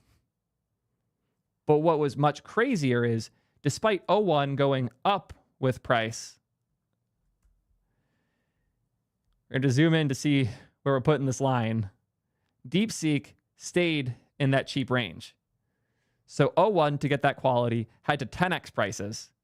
DeepSeek got to stay in the cheap range and also be an open model, which also, as many of us saw and probably even felt, caused the stock market some pain as well.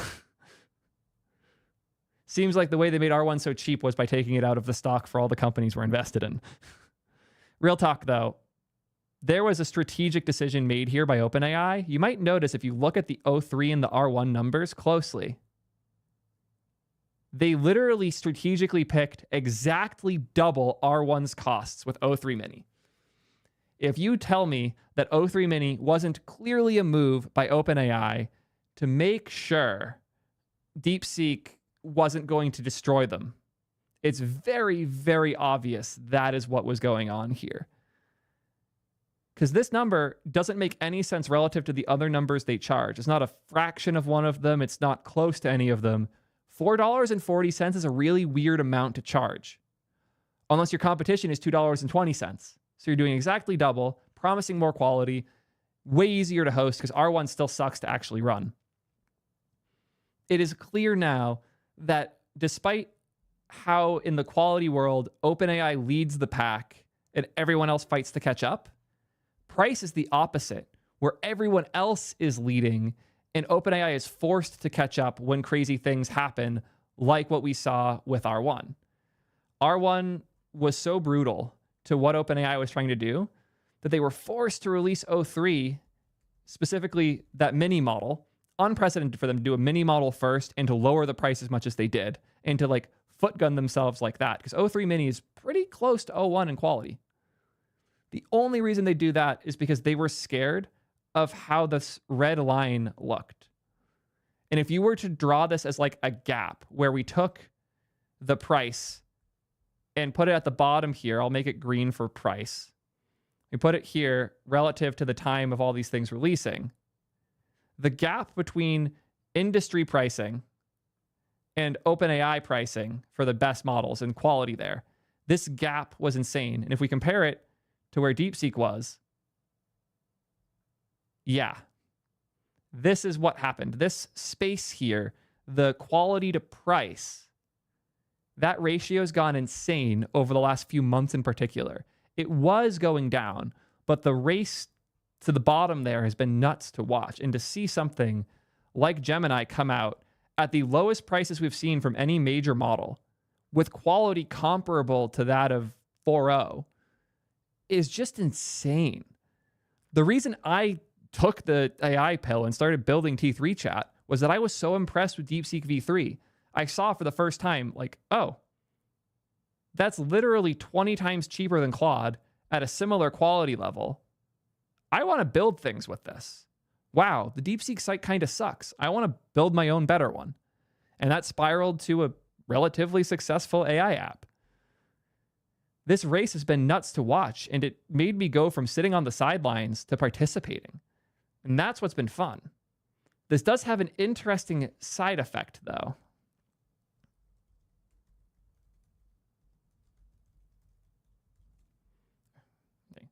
This has had an interesting side effect, though, which is that the moat these companies had is starting to erode. I have another video I'm planning on doing soon. I might even record it today, funny enough, all about how the wrappers are the winners here. Because none of the battle we're talking about here, none of this helps OpenAI. This hurts them. Their margins are rapidly going down, and their lead in quality across the industry is rapidly closing. Their advantage in quality is dying fast, and their advantage in price is non-existent. They're fighting their hardest to catch up in price, while at the same time releasing a $200 a month subscription and losing money on that, by the way. It's not like they're arbitrarily pricing these things really high. It's they've been so focused on raising quality that price wasn't as much a concern. They dropped it where they could because the industry trend was scary. But with O1, it showed... But O1 shows that they weren't that concerned. They felt like their quality lead was great enough that they could price it however they wanted. And honestly, they kind of could. But that's dead now. They can't keep fighting the battle at that position. The quality gap has now closed enough that they can't do a 10x multiplier on price. Certainly not the 100x plus they're doing compared to some of these other options. That position isn't tenable anymore. And if that was just their margin, that's one thing. If they can just erase the margin. Let me find the Sama. I want to find a specific Sam tweet.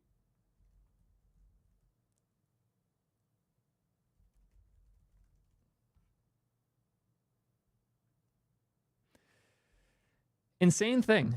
We are currently losing money on OpenAI Pro subscriptions. That's the $20 a month tier. Or sorry, that's the $200 a month tier that introduces O1 Pro. That model is so expensive for them to run that just the GPU and inference cost alone is greater than the money they're making from the subscriptions, which is insane. Their models are actually that expensive to run. So their margin here isn't crazy. Their costs are. And now that we have these open models that are close in quality, now we have companies like Google competing with quality and demolishing with price. Things are changing fast. And if it was really hard to switch between models, they'd have a moat. Like, if it turns out that, like, let's compare this to something like AWS, the web services that most of us use for the web. If AWS came out with a crazy price that was super high, and suddenly the industry spun up a bunch of alternatives that were way more competitive in price, it would still be hard to move off of AWS because you've built your infra on it. You can't just click a button or change one line of code and move to a different provider. You can literally do that with these AI apps. Here's the actual code for T3 chat for rendering with the right model and picking the model for when you're actually generating the text. And if I look for where this is being consumed, in stream text, this is where I would have to change the code.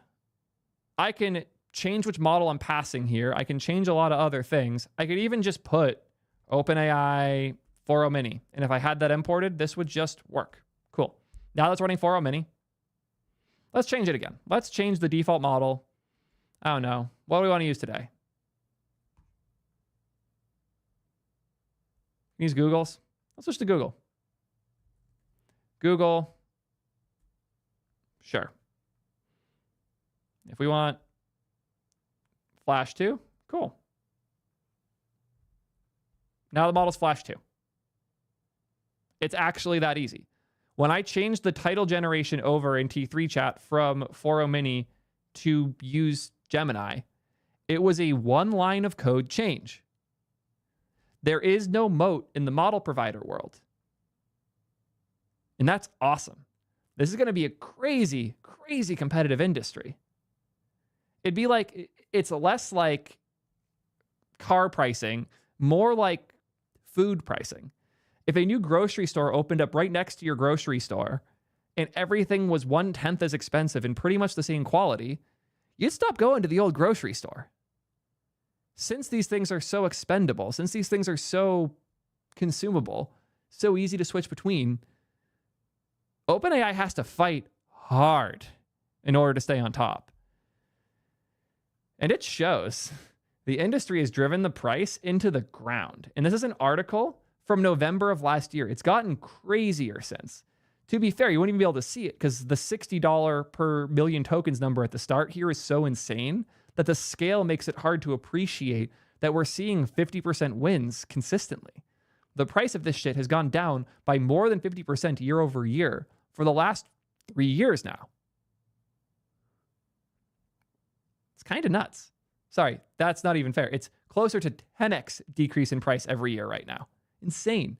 And that lines up too. If we go back here and we look at like 4.0 mini, groundbreaking in price, but next to 4.0, like 4.0 still was cheap at the time, $250 in, $10 out.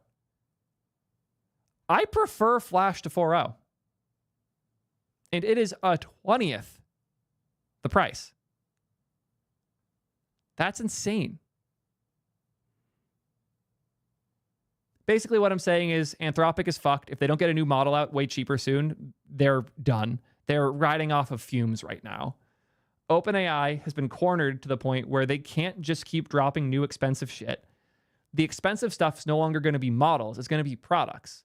So instead of just dropping O3 at an even higher price like they could have, they put out O3 mini for cheap and they make a new product that's an entirely different world, like deep research. OpenAI realized this space sucks to compete in. If they are looking at the 3 wars to fight in the space, the one they picked, the model wars, is one of the worst ones to fight in. Why is my zoom broken? There we go. Cool.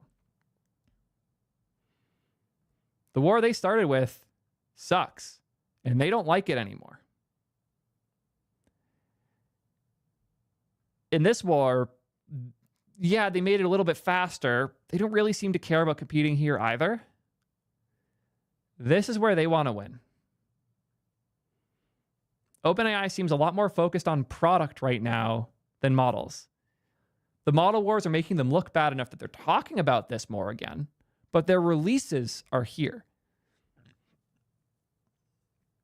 Things like deep research, things like the scheduling product, things like the operator that can control your browser. They want to compete there now because this has been so heavily commoditized that they can't make as much money here anymore.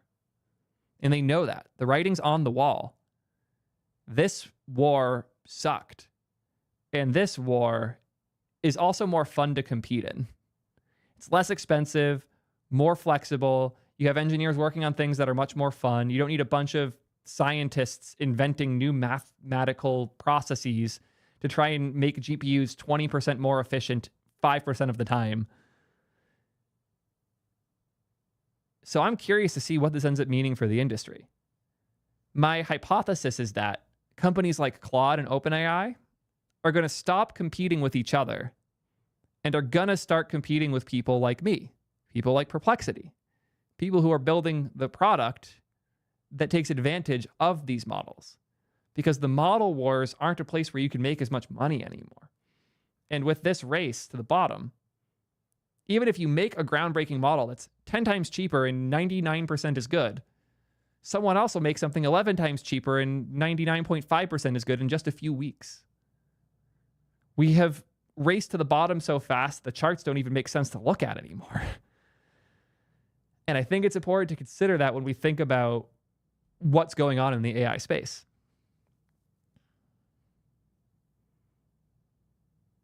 I'm curious how you guys feel, though. Am I insane for thinking that these model companies have priced themselves out of being competitive? Am I just delusional because I live in product land? Or do the margins here just not make sense anymore? And does the forcing functions here of the industry pulling GPT pricing down versus GPT pulling the quality bar up? How do you guys feel? Let me know what you think in the comments. Go give T3 Chat a shot. And until next time, peace, nerds. Cool.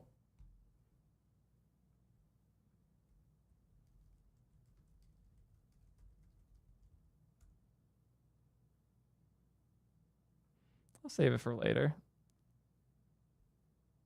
Oh, I was watching this whole podcast. I didn't get to finish it yet. Yeah, it's that one, right? Excited to finish that later. Oh, damn. Thank you, Homework Trees. Sad because the stream's only 1080p and the full videos are 4K. So, yeah, but I appreciate that I get TV time.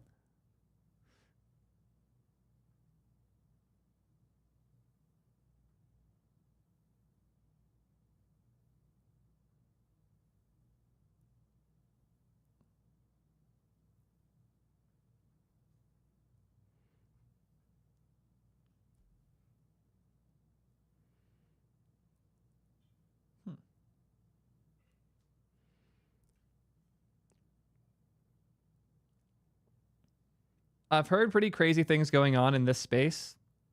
I just watched a video by Veritasium about how AI solved a bunch of like protein creation shit recently and like advanced the state of protein science like 20 years in a few months.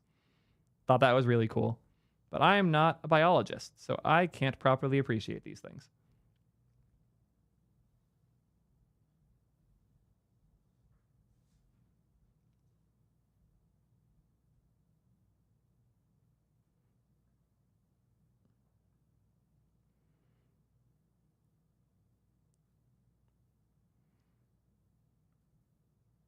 Was it?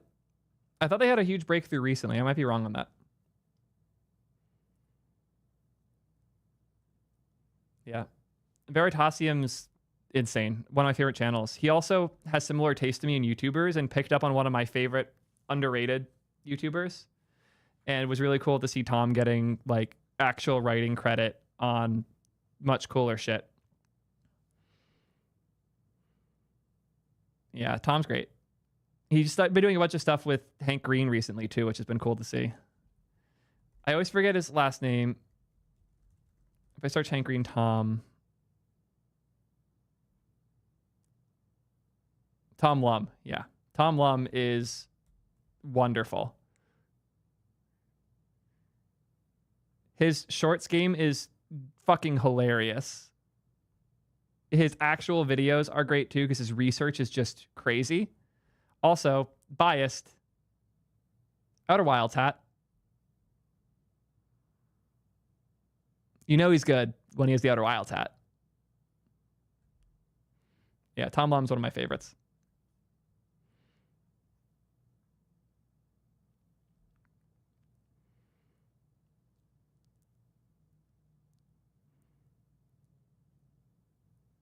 Not one I've seen.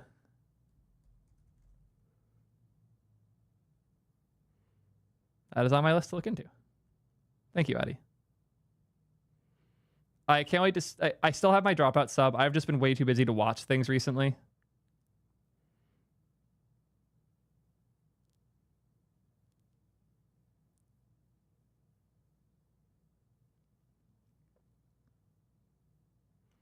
I use the notification summaries. They're fine, but I kind of hate the rest right now from Apple for the AI stuff. Just not good at the moment.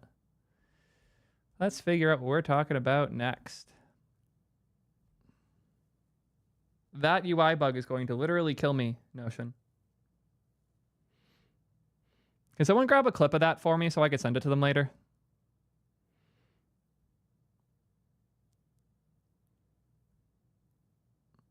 And if you can just clip that and throw it in the Discord, I don't even need you to like edit it. Just make sure it has the bug happening in it.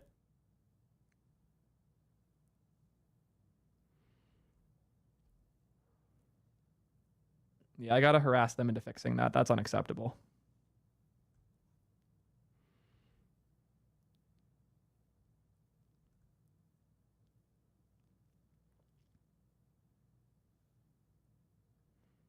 think it's time for my own search engine.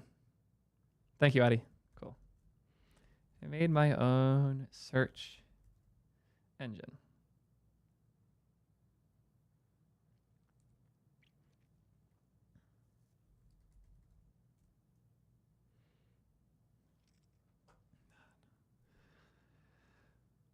One of the questions I get the most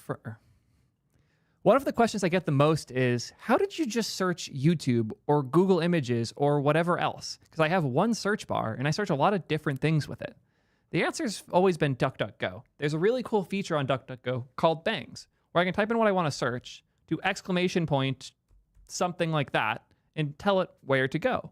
Exclamation point GI is Google Images. So when I hit enter, it will eventually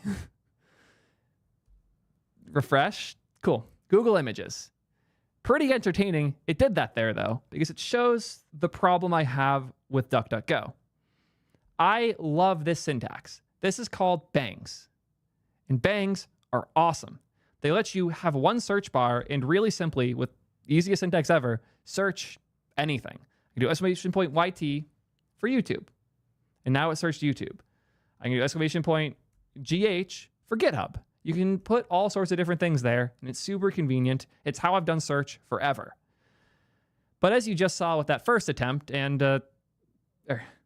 but sadly, my experience with DuckDuckGo hasn't been great. Phase cut to the highlight reel of me yelling about it.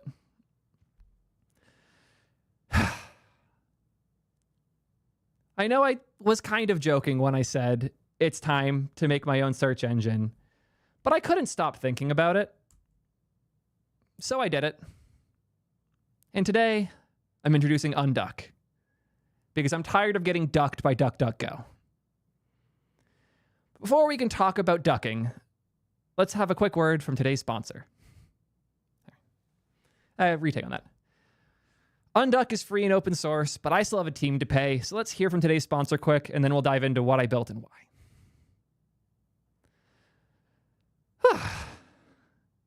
I can't believe I made a search engine. I don't think it's really a search engine. I've been calling it search engine in quotes or not a search engine in all the places I can when I talk about it. But the goal of Unduck is to give you the power of bangs without having to deal with DuckDuckGo's DNS being garbage, because it is garbage. It just fails to resolve half the time.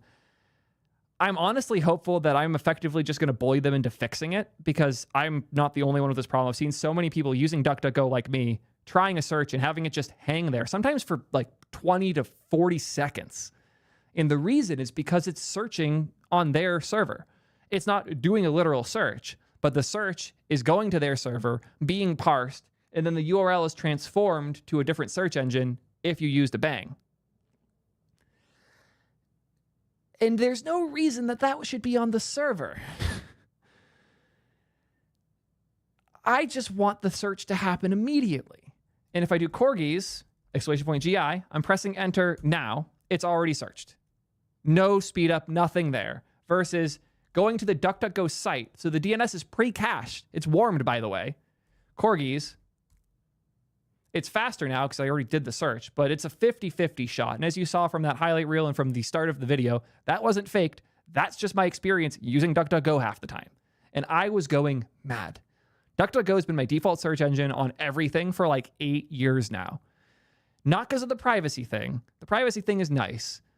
Just because I liked the ability to search anything so easily. And I'm not new to this space. I built the Chrome extension a while back that I should probably take credit for more often, because people are always surprised. Chrome Tana. Because I was so mad that Windows 10 would only ever search Bing that I made an extension to redirect your Bing searches to your search engine of choice. The main reason I made this is I wanted to be able to use bangs from the Windows search bar. I wanted to type something in there, exclamation point YT, enter, and have it open my browser on YouTube. Google's response to this, retake on it. Microsoft's response to this was to make it so Chrome can never open from Windows search. They forced a default in Windows as a response to me and obviously others at the time building tools like this to work around their forcing of Bing into Windows. I built this like I think it's been over 10 years since I released this, which is kind of wild. Worst thing I ever did. Chrome-Tana got my fucking Google account phished so many times. To this day, I still get spam and fake purchase requests from people who want to like purchase Chrome-Tana from me so they can spam a bunch of people with it. Microsoft tried to get it taken down so many times with bullshit copyright claims. I had to change the logo 3 times to get them to shut up. The raiding happened because one of those phishing attempts failed, but despite failing, despite me having TUFA, they somehow managed to use a different loophole to break through, get into my Google account, and post malware as a Chrome-Tana update. So that's the reason that it has the bad rating. Yeah, good times. I wish I never published this, honestly. It helped kickstart my career a little bit, but what I've gotten in return is a lot of bullshit, not success. Hopefully Unduck goes a little bit better. All of this is motivated by my love of bangs. I really like the pattern. The fact that there are 13,500 of them. I use like 20 of them. The fact that there are so many of them is actually really cool. What's even cooler is that DuckDuckGo provides these. Oops. Retake on that. What's even cooler is if you take this URL, bangs.js, what's even cooler is if you take this URL, bangs, change it to bang.js. Here they all are as a malformatted JS file. It's called JS. It's some weird hybrid of JS and JSON where it is just an array that's never assigned a value.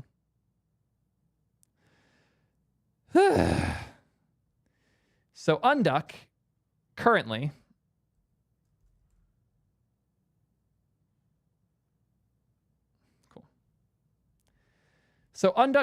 solves this by copy pasting it, making it bangs equals, and then prettier formatting it so I don't go literally mad. It's quite a file. 120-something thousand lines. Gzipped is down to like 400 kilobytes of JS, though, which is nice. And I added one on top here for T3. We'll get to that in a second. Then I have the world's most complex vanilla JS code. Oh, here's the UI, by the way, if you were curious.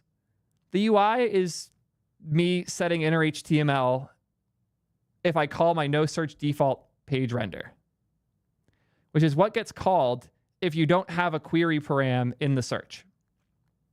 So I just grab the Q, which is the query param. If you don't have one, you're on the home page. I render the home page. If you do, then I match to try and find a bang. If I find it, cool. I use it. If I don't, I use the default. The default is either coming from local storage, if you pass it through local storage. Yes, you can set it as local storage with default bang. And if you don't, I just use G, which is Google. I did that because I almost always did exclamation point G, because Google's still my favorite overall results. Now the default will just be that instead. And you can change it by just changing default bang in local storage. We're going to expose it as a URL or something probably in the future. Maybe even make a UI for it, God forbid. As you see, we put a lot of work into the UI here. You might have also noticed our dependency graph is nuts. I have so many deps here. So many dependencies. The only actual dep I have is the PWA plugin. I think it needs to be a real dep. I don't know if it can be a dev dep or not. I didn't really play with it to figure that out. I think it can just be dev. Not positive. The reason I added that is it allows us to have a much nicer network tab. So I hop here and look at the network tab. This gets served by the web worker because the point of having a PWA is that you have a service worker that can resolve content without having the internet on. So I can, nope, that's how I get the private Zen mode. That is not what I wanted. I'm going to use a browser I'm more familiar with.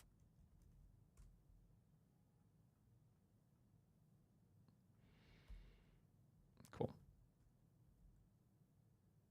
So here you see the HTML page came from the service worker. Nothing had to be fetched from the network to load this, which means when I do my searches, nothing has to be loaded. It's just evaluating a tiny JS file cached on your computer. That's it. No network calls, no tracking, none of that bullshit. I do have anonymous tracking with plausible on here. Very easy to disable if you want to. I didn't even do a custom URL for it. Probably disabled by default if you have an ad blocker. Just because I was curious how people are going to the site. That's it though. I didn't want to build a real search engine. I don't want to try and make my own revolutionary search product. I just wanted Bangs to stop being so ducking slow. And I did it. This was a very fun, informative build for me. It showed me a couple things I found interesting. First and foremost, building quick solutions to problems you have has never been easier. The combination of the tools we have, the platforms we have for hosting things, and most importantly, the AI stuff that we build with, has made it so easy to take the thing you like from something and go make a better thing with it. Since DuckDuckGo is like an open source, very generous company, their bangs were all public information, admittedly in a weird format, but it was publicly accessible information. So I could use the open source info they provided, the packages like Vite and the bundlers and the tools there to make it easier to build. I could use AI to help me generate and smooth out some of the code. I hate writing regex, so I spent a lot of time with AI and a couple regex debuggers to make sure this would work as effectively as possible. And the result after all of this is code that works really, really well. I built this whole thing in an hour. It's probably going to take more time to edit the video, put together the thumbnail and title, brand it, package it, and release it than it took for me to build this in the first place. And I'm not saying that as a flex, like I'm some kind of god. I'm certainly not bad. This was a nice reminder that I'm good at writing code. But more importantly, the tools I'm using make it really easy for anyone to build something like this relatively quickly. And I love that. I love the fact that when I have an issue with a piece of software, I'm no longer stuck waiting for the company that built it to fix it or sitting there dealing with the frustration of the thing not working how I want it to. I can just go build my own alternative now that's better. That's kind of what we did with T3 Chat. Admittedly, much harder product to build. That's what we did here. The result's great. But I haven't even showed you guys my favorite feature. And I'll admit, I didn't think I would use this that much when I set it up. And I was entirely wrong. Who are the best software dev YouTubers to watch as an experienced engineer? Exclamation point, T3. Instantly spins up a chat on T3 Chat. I have been using this so much more than I ever would have guessed. Sadly, I didn't rig the response. As you guys can tell here, there's a handful of people I would not have recommended in the list, like Tech Lead, Bob Martin. But the fact that I could search things like that to AI directly has actually been really, really nice. I found myself defaulting to searching my own AI chat app instead of doing traditional web search. And it's changed the way I do search. It's changed the way I've written the queries and the things that I want to go look for. And if I look through the things I searched here, this one definitely did that through exclamation point T3 bang. This one I did. I was about to Google search bash command to make an SH file runnable because I'm so tired of remembering the chmod, cho, and all that bullshit. I was about to hit enter. And real quick, exclamation point T3 enter. Now I got here, one click copy, go back to my terminal, one click paste, and I'm back to work. I have been very surprised. Or here's one, update all files in directory to be prettier formatted correctly. I knew it was -- right. I didn't know what came after if there was other things, and I just couldn't remember. I normally have this already built as a script. Just wanted to quickly double check. The ability to do quick searches like that, or here, what happened to the chat message there? Might have my setup in a slightly corrupted state because I'm debugging on my own account all the time. No.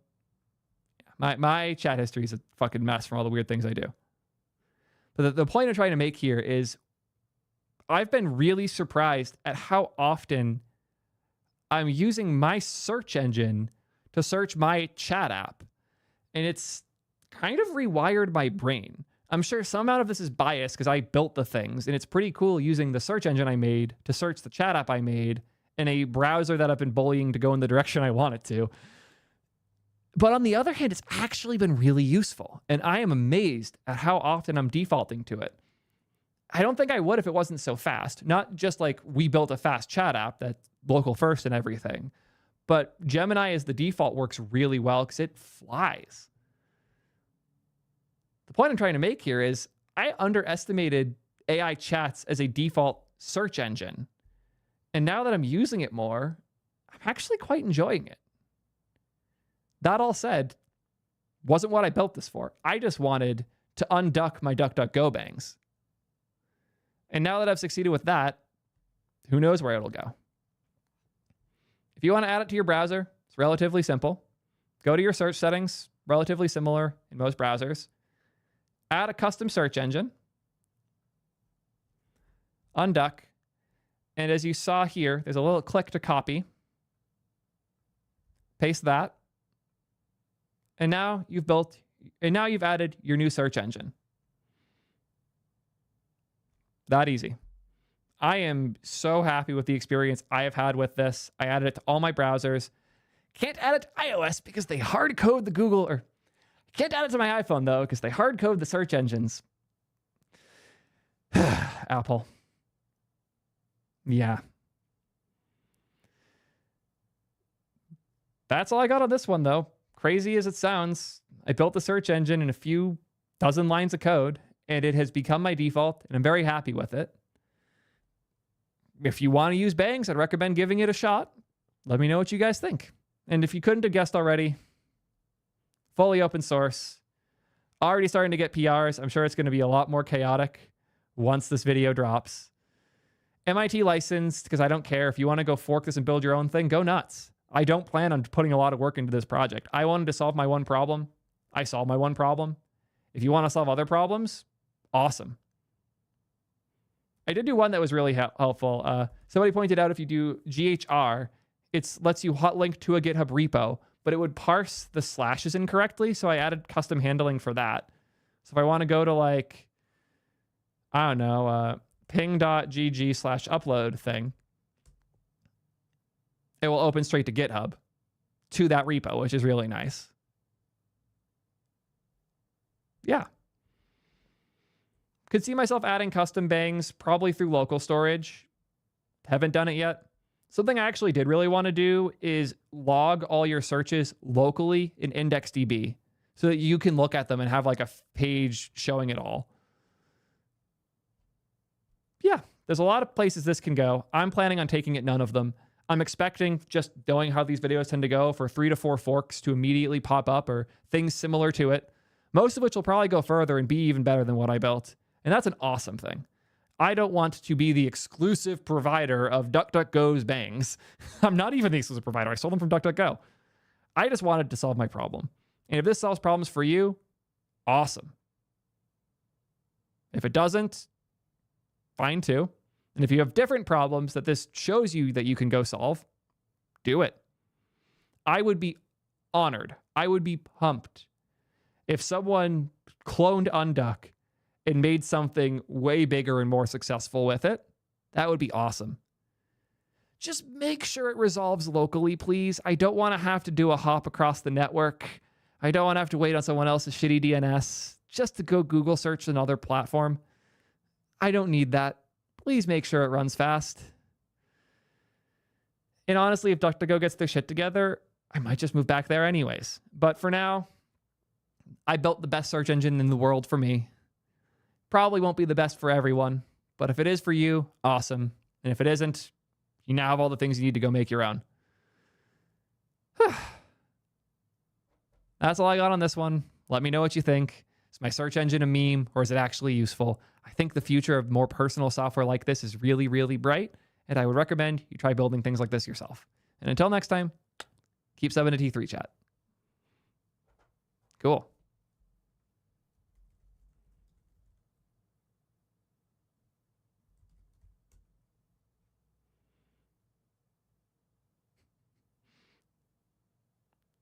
The star is because of, funny enough, the star was Mark's suggestion. I thought it was hilarious. Because if the D was an F, it would look like I'm censoring it. But I say it's because we don't want to get hit with copyright stuff, because it's funnier to say that. I don't know why people care about dark mode. Like, who cares? You don't see the page ever after you set it up.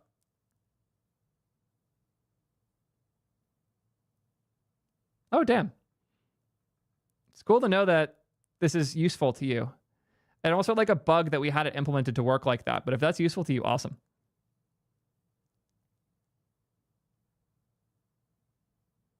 Oh shit, it should have been a dev dep. Thank you for that heads up. Whoever gets that PR in first, I'll merge it.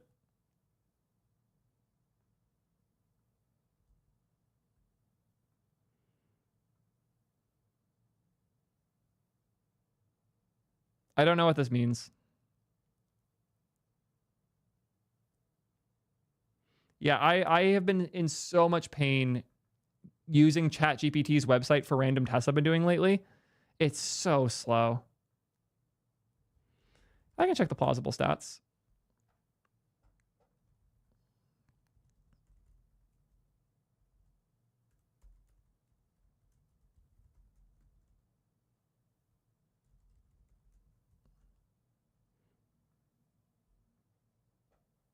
Cool, let's see.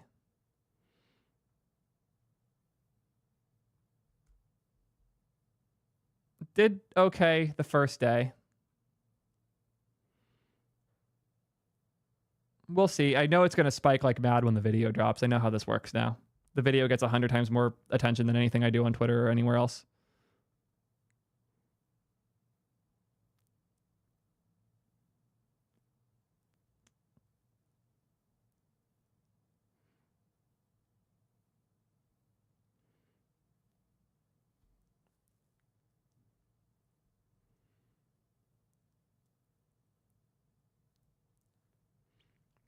Not making a browser. Not doing it. I'm not going to do it. You can't convince me.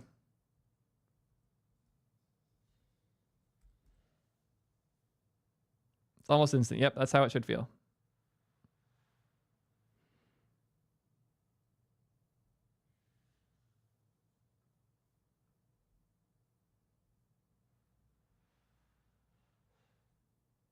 I don't see the button, but that's a cool thing to look into.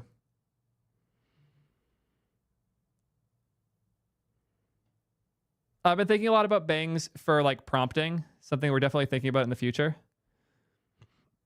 Good shit. Seems like an awesome thing for someone to contribute.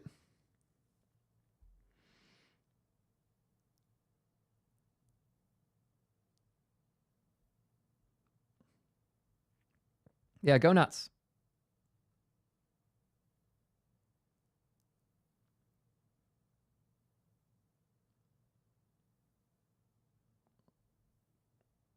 The bangs have 13,500 options.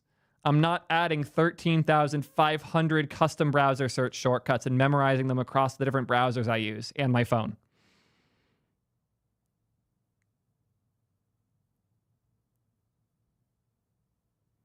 It should use the one you have set as your default. Non-viable because they're still using like the Arc corpse. It'd be like, imagine Google was using Electron for all of their product. You could never get them to sell Chrome because that is the lifeblood of Electron, which they're using for everything. Arc is it is the browser we all knew and loved, but Arc's also the shell they are gutting to build whatever the fuck they're building at Browser Company right now. They're not going to sell the shell. Even if we don't want it, we just want the thing inside of it. It's just not within their business interests.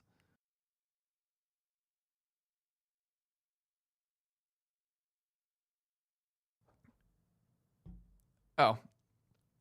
This is funny because one of the things I tried to fix there is on the default styles for T3 search, I manually set the background color. Do I not anymore? Okay, I set body to transparent for sure initially. Like, I am positive I did that. Might be in here. Yeah, I did. Cool. I set the background color to transparent because in most real browsers, it will honor that. So, like, if I use Vivaldi, test search, it stays transparent until the search happens. But in less Chrome standards browsers. Oh, wait, Arc has that problem? That's hilarious, actually.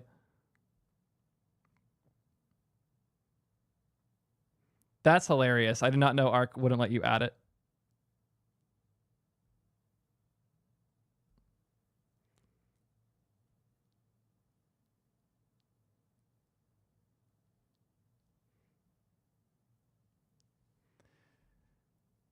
Might rethink this in the near future. We're still figuring out the model selector. It was getting way too clogged.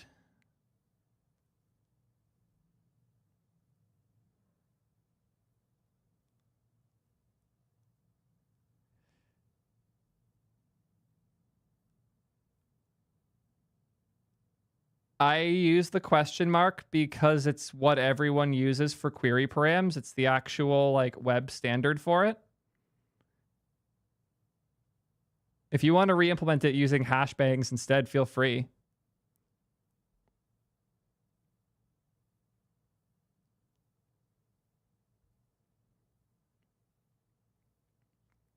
Good luck on your exams. Anyways, what are we covering next?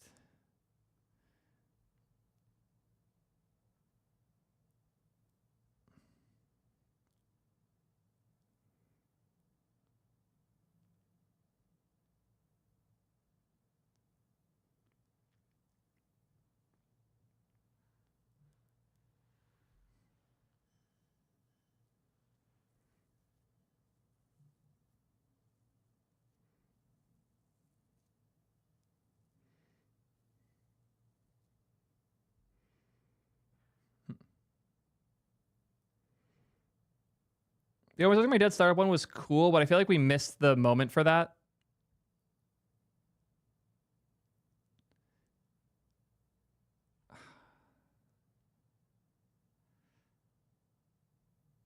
I'm kind of leaning these two. What did I have planned for this? Eh.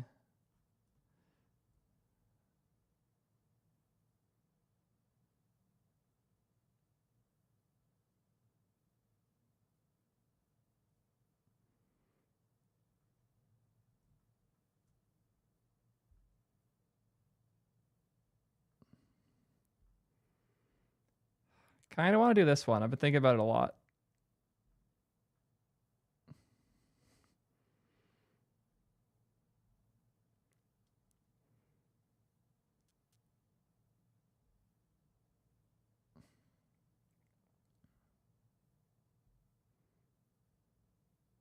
Yeah, let's do this.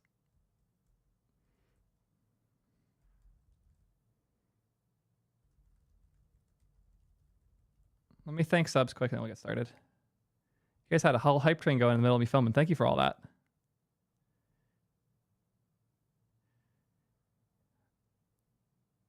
I thanked all you guys regardless. Demi, Malik, Fionn, thank you all for the Prime subs.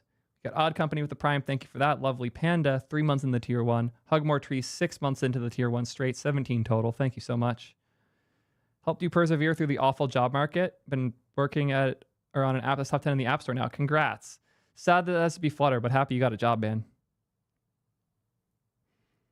We got Noax here with the Prime. Thank you for that. Gabriel, 30 months, tier 3, 32 total. Wild. Absolutely wild. Thank you for the nearing 3 years of support. 33 months, actual 3-year mark here with Wesley. Thank you so much for 3 years of tier 3. Unfucking believable. Thank you all again for the support. Nahil hitting that tier 1, 5 months straight. Thank you all. Let's get this one started, though. I'm excited for this one.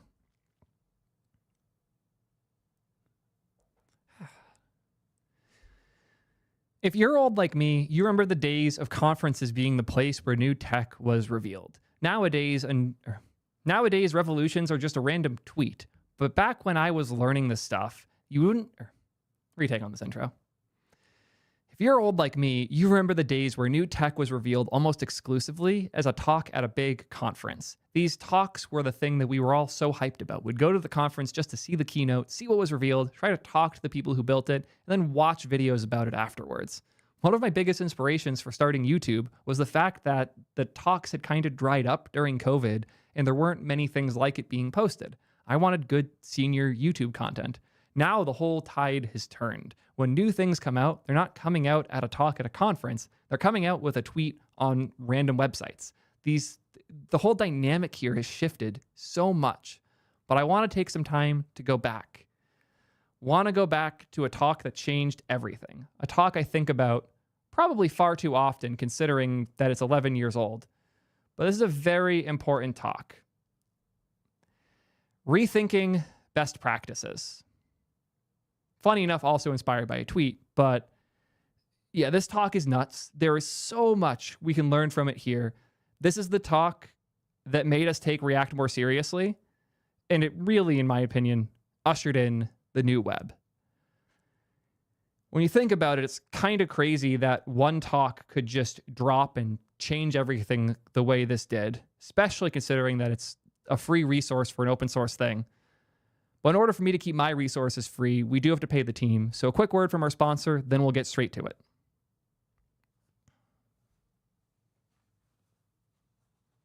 People guessing how old I am is hilarious to me. There will be a fun event for my next birthday, so be ready for that. Anyways. Well, let's dive in, shall we? I'm scared if I full screen, my face will be in the way. Hopefully my face won't be in the way of anything important, at least. If I full screen, will that all disappear? No, it won't. Grr. Maybe if I Zen sidebar it, I could live with this.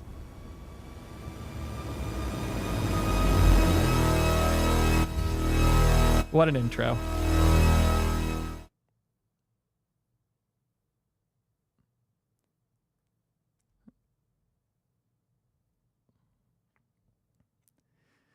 Before we get too deep in this talk, I want to set the stage. At the time, the most popular solutions for building your new web apps were two beloved tools. jQuery, now the real fun one, Ember. jQuery was the solution for you'd write your HTML, you would bind things in the HTML to JS via jQuery for targeting, selecting elements and whatnot, and create your Ajax experience through jQuery. Ember was trying a more direct approach where the JS had more ownership and control over the UI, but the relationship and the binding between the two was most of the code you were writing. Is how does the HTML get updated? How does all of this get processed? All of that.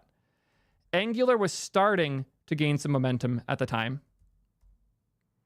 And as a certain Naman hanging out in chat is pointing out, thank you, by the way, Backbone was doing pretty well. Okay, Ember wasn't that big yet. I have the bias of like, the communities I was in were all Ember obsessed. So I take your word over mine. I wasn't in the industry yet. I was just learning this shit for fun on the side. But I'll re-rank these accordingly. It's my gut feel that Ember was at least more powerful or more popular than Backbone. Backbone was like the nerds solution. But for what it's worth, some fun facts here. You guys know who Ryan Florence is? One of the creators of React Router. He was deep on the Ember community at the time. And the reason he moved off of Ember might surprise you. We'll get to that in a little bit. But this was the options we were picking before. And don't forget the good old mean stack. Mongo, Express, Angular, and Node. I'm thankful that the right one of those four technologies survived. Eventually, mean became Mern, and the world became React. But we have to talk about how we got there. Because the initial launch and announcement of React was not received very well.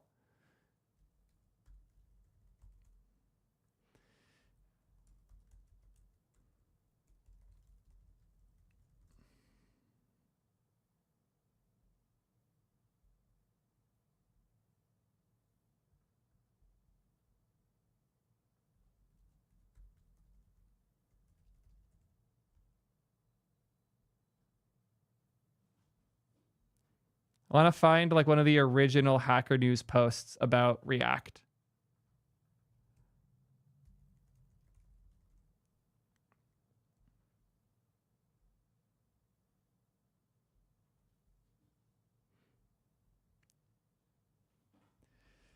Let's see if Perplexity can help us here. The original React.js announcement on Hacker News.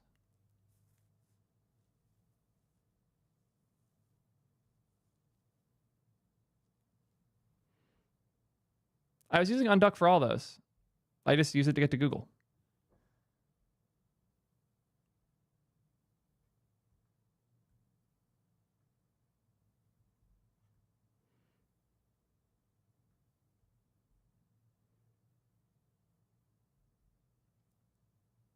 Did not find the original posts. This looks more likely. Cool. Here we are. 2013. React, a JavaScript library for building user interfaces.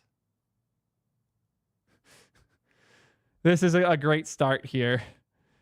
I'm really happy to see web components landing into HTML. If we accept that web apps are not web pages at a spec level, hopefully we can build an awesome platform. Okay, that part's actually very real. The idea of components was a very important part of all of this. First impression is that it looks like a PHP language extension. Be nice to see a list of reasons one might choose this over Angular or any other frameworks. The features in the description on the homepage are vague. Consider the architecture difference of React and other similar view model frameworks. Similar to the difference between Git and SVN. This is actually particularly funny because if you don't know, Facebook doesn't use Git. They use a stack diff model on top of Mercurial. Other view model frameworks typically track all changes to the view model by explicitly firing an event for every delta change. That in turn causes another delta and so on. The way to think of this is if we take some React code like const, let me switch to the code mode, cool. We have like function counter. This has const count set count equals use state 0 return button count button const function on click set count C plus 1.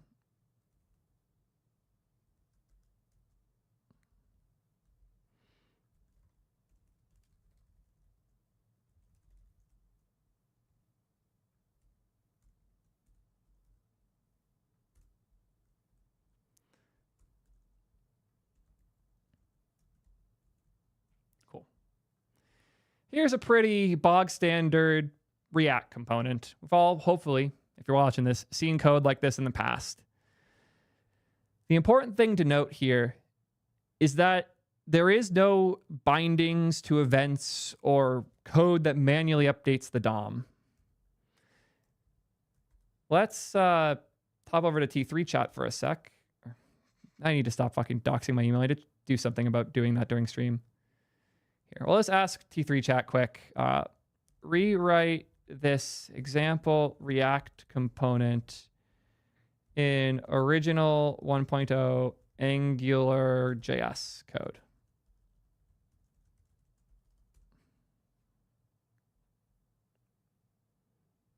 Cool. So this is the difference I want to make sure we highlight and understand.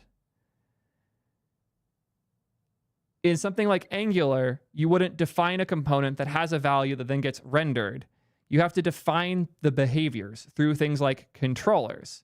This controller has a scope of count, and it also has an onClick function in the scope. And then we direct that to this counter element that now has these properties. It has the ngClick element of, or it has the ngClick property of onClick. It renders the count.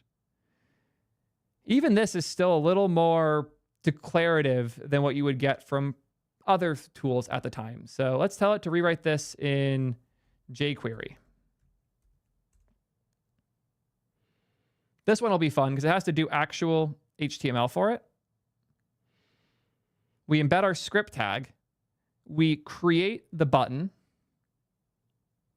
We don't actually append it yet, though. So we've created this button. It doesn't exist in the DOM. We just have a button element floating around. It has text, which is count. On click, count plus plus, this dot text count. So we have to manually increment the count and then manually update the content. But we still haven't even rendered it. We have to then afterwards append this to the DOM to render it. Obviously, Angular was an improvement here, but it still wasn't properly declarative in the sense that we're used to nowadays. I have been asked to do Backbone.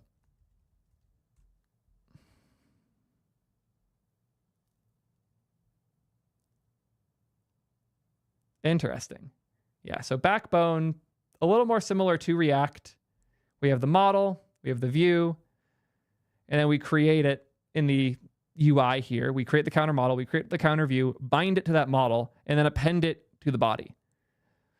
But these are the details that matter, is we have to create the relationship between the view and the model, and then we have to bind it to the UI ourselves. All of these are our concerns, and the result is your concerns are, sure, really effectively separated, but this is all one concern. The counter going up and the counter being rendered are, in my opinion, the same concern. Being forced to separate it this way between model, view, and sometimes even controllers sucked, but it was best practice.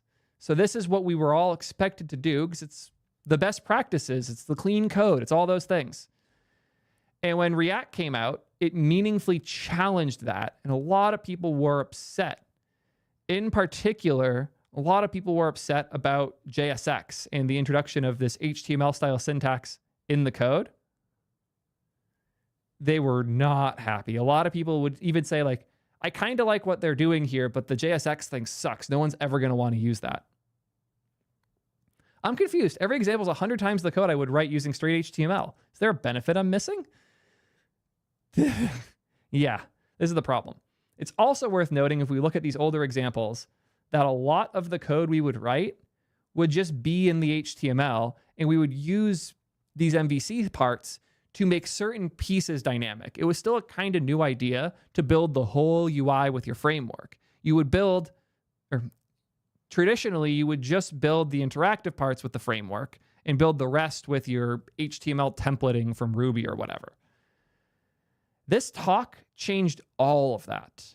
And I hope that this context helps you realize where we were at this time. React was challenging the norm in a way that people weren't accepting of. And the way that people framed it was, oh, they're just doing it wrong. Everyone else is following best practices. React is rejecting them. React isn't following best practices. Pete reframed it as rethinking. Let's hear what he has to say. I'm going to talk to you about a library for creating user interfaces that we call React. And we open sourced this at JSConf US a couple months ago. And we got some kind of sarcastic responses on Twitter, a little bit of snickering, that kind of thing. We weren't really communicating what we were doing. So I'd like to talk to you today about the design decisions around React, what we're doing differently than other frameworks, and kind of the implementation that lets us make these decisions and make it really fast. So it's not a tutorial. It's not an introduction. You're not going to learn how to build React apps today. But you might be able to use some of the stuff that we've discovered in your own work. So I ask that you please just give it 5 minutes. Some of the stuff that I'm going to say flies in the face of some established best practices. But we found that there are certain best practices that deserve to be challenged. Legendary post, by the way. It's an old all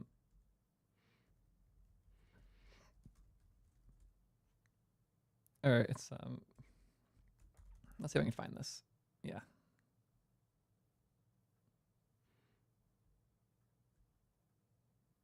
Nope. They get rid of it.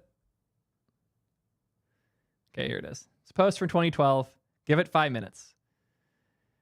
Used to be a hothead. Whenever anyone said anything, I'd think of a way to disagree. I'd push back hard if something didn't fit my worldview. I wonder if this was written for a certain coworker of his.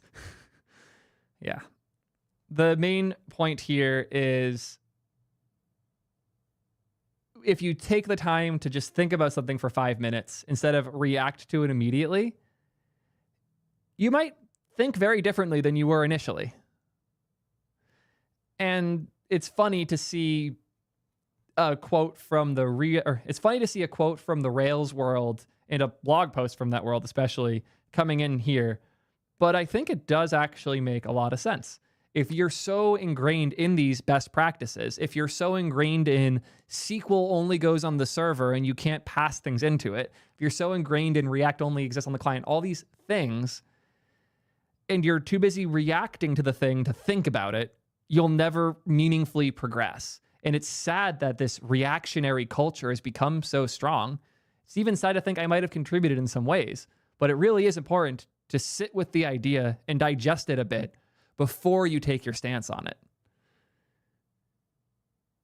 And don't worry, I've thought about Flutter for a lot more than 5 minutes. Anyways.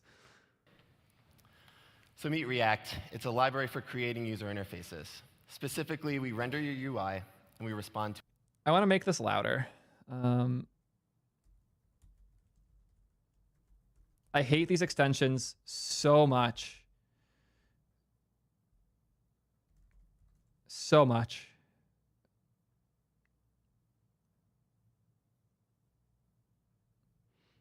But it is irresponsible with my job to not.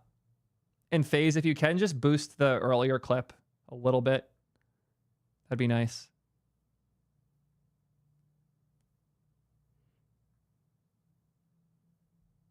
To events.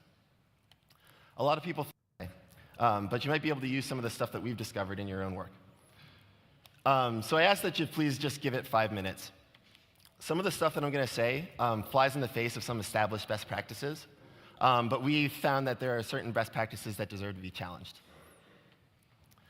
So meet React. It's a library for creating user interfaces. Specifically, we render your UI, and we respond to events. A lot of people think of us as the V in MVC. Maybe we're the control. I think I have to refresh for this to work, actually. We're not opinionated about how you fetch data. People use us with Backbone or whatever you use for managing your data client side. So I'm going to talk to you about kind of the initial principles behind React, which is all about okay, that is building working. components. Let's do this one more time then. There are certain best practices that deserve to be challenged. So meet React. It's a library for creating user interfaces. Specifically, we render your UI, and we respond to events. A lot of people think of us as the V in MVC. Maybe we're the controller too. Really depends on how you use it. What React actually is, and they could not have realized at the time, React was the end of MVC. It just took us 10 years to accept it. Even other frameworks are realizing, even other frameworks are beginning to regret the bet they made on MVC. I'm not convinced Laravel would be an MVC framework if it was made today.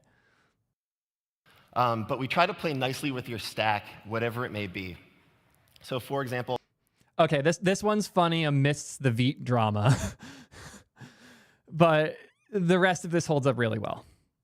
We're not opinionated about how you fetch data. People use us with Backbone or whatever you use for managing your data client side. So I'm going to talk to you about kind of the initial principles behind React, which is all about building components. Then I'm going to talk about the design decisions that we made that make React a little bit different from other frameworks. And finally, I'm going to talk about the implementation and how we're able to make our implementation of this framework really, really fast. So I'm going to start with building components, not templates.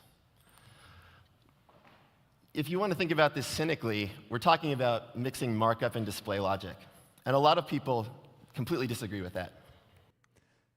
Oh man, markup and display logic, those should never ever touch. That's such a bad idea. Who would ever, oh. That's what we all do now, isn't it? Huh. Starting to see where we're going here? So this is, I'm not sure if you can read it, but this is kind of what React code looks like. This is from our to-do list example on the homepage. Good old class components.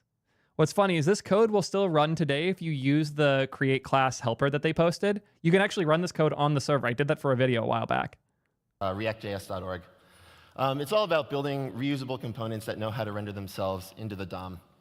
And if you're seeing that react.dom part here, this was pre-JSX. So instead of calling div with a tag, react.dom.div. First argument is null. That's the properties you're passing it. So this would be like a class name or whatever. React.dom.h3, also not getting any custom properties, but it has a child of to-do. To-do list also, or to-do list actually does get custom properties. This is its own component. Gets this.state.items. And then we have another child here, React DOM form, which is just a form tag on submit this.handles. You get the idea. But like I said, I'm not going to go through this line by line because this is not a tutorial. This is about design decisions. But we all like separation of concerns, right? This has kind of been a fundamental tenet of building apps on the web ever since like the PHP apocalypse of 1999, where we were putting MySQL fetch row in the middle of our table rendering code. But let's talk about what separation of concerns actually means. I'm sorry, I have to call it that quote. Apocalypse of 1999, where we were putting MySQL fetch row in the middle of our table rendering code. Give me one sec.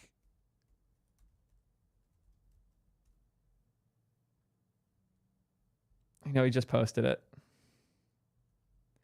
Yeah, I'm sure that we would never make that mistake again of calling SQL directly in our components. That's not a thing we would do in React. Definitely not. But let's talk about what separation of concerns actually means. We're talking about reducing coupling and increasing cohesion. Coupling and cohesion, they're two very important principles of software engineering. Here's the definition I pulled off of Wikipedia about coupling, and it's the degree to which program modules rely on each of the other modules. Now, that's kind of like a fluffy definition, but more concretely, if you want to implement a feature or fix a bug, and you make a change to one module, be it like a class, CommonJS module, function, a packet of functionality, how often do you have to go to other parts of your code base and make changes in order for it to work? And these sorts of cascading changes are symptoms of coupling, and that's what makes software hard to maintain. I agree with this so hard. It's actually unbelievable. My research team is concerned that me showing this might make people concerned. This isn't insecure. This using a tag template literal here, so we're not just blindly passing slug in. SQL here is a function. Its first argument is this string, and the second argument is an array of things that get stuffed in at those points with additional checking. So this is safe, even if your gut when you look at it is that it is not. This isn't just a string being passed to SQL. This is being called as a function where all of the components are different arguments. So the SQL function can safely parse it. So don't go nuts looking at this and be like, oh, it's so insecure. Your own insecurity is showing. Thank you, Gabriel, for making sure I make that disclaimer. Anyways. I have so many thoughts on this coupling, but I'm going to let Pete talk a little more, but then we're going back to diagrams. I have a lot to say. Cohesion is somewhat related as well, and that's the degree to which elements of a module belong together. So if you've heard of the single responsibility principle, basically grouping related functionality into modules and not putting extra crap in there. Kind of the litmus test is like, does this class make sense, or does this function make sense, or is it doing a lot of stuff, and can you refactor it into other pieces? So I think that templates encourage a poor separation of concerns. And it's not just templates specifically. It's anything that tries to augment the DOM or HTML with some sort of functionality to make it better at building apps. So I think Angular directives also fall into this. And it's not just client-side either. It's some server-side systems as well, like Jinja and kind of traditional templating solutions. Now, how can I possibly make the argument that this is a bad separation of concerns, right? You've got your display code in one place, like your template, and you have other code in other places that do different things. Now, normally, your controller and your template are tied together with something called a view model. And some frameworks, actually, the controller is almost the view model. So you pull some data out of your database or with like an AJAX call or something, and you construct a data structure that looks something like this. So if I wanted to show a product grid with the example that everyone uses, which is alternating row colors, in some templating systems, you have to add a table row color attribute to your view model. And we say that that's fine because it's a view model. It's not the model, and it's not the view. It's a view model. Now, the problem is this tightly couples your controller to your template. So if I want to make a change to how I render those row colors, while it feels like I'm making a change to the template, there's an implicit dependency between the template and the controller because they both agreed on that template row color attribute in my example. So you actually have to make cascading changes throughout your module. So it's not real decoupling. And I think that the display logic and markup are inevitably tightly coupled. Yes. Just yes. Let's diagram this a little bit. Let's say we have a feature that we are building. Let's say, I don't know, we work at a streaming company called, I don't know, Twitch. You might have heard of it. There's this weird guy, Theo, who used to work there that makes YouTube videos that he films live on Twitch. Don't want to be like him, but Twitch is a thing. It exists. Let's take a look at a given feature on Twitch. Let's think about Twitch chat. Twitch chat has a lot of components to it. I'm going to remove that for now. Let's just think about the individual boxes for each of these parts. First box here, we'll call it the styling. This is like CSS. There. So this is the CSS, maybe CSS and JS, whatever you're doing. The styling is one of the parts of building this feature. There's also the markup, HTML.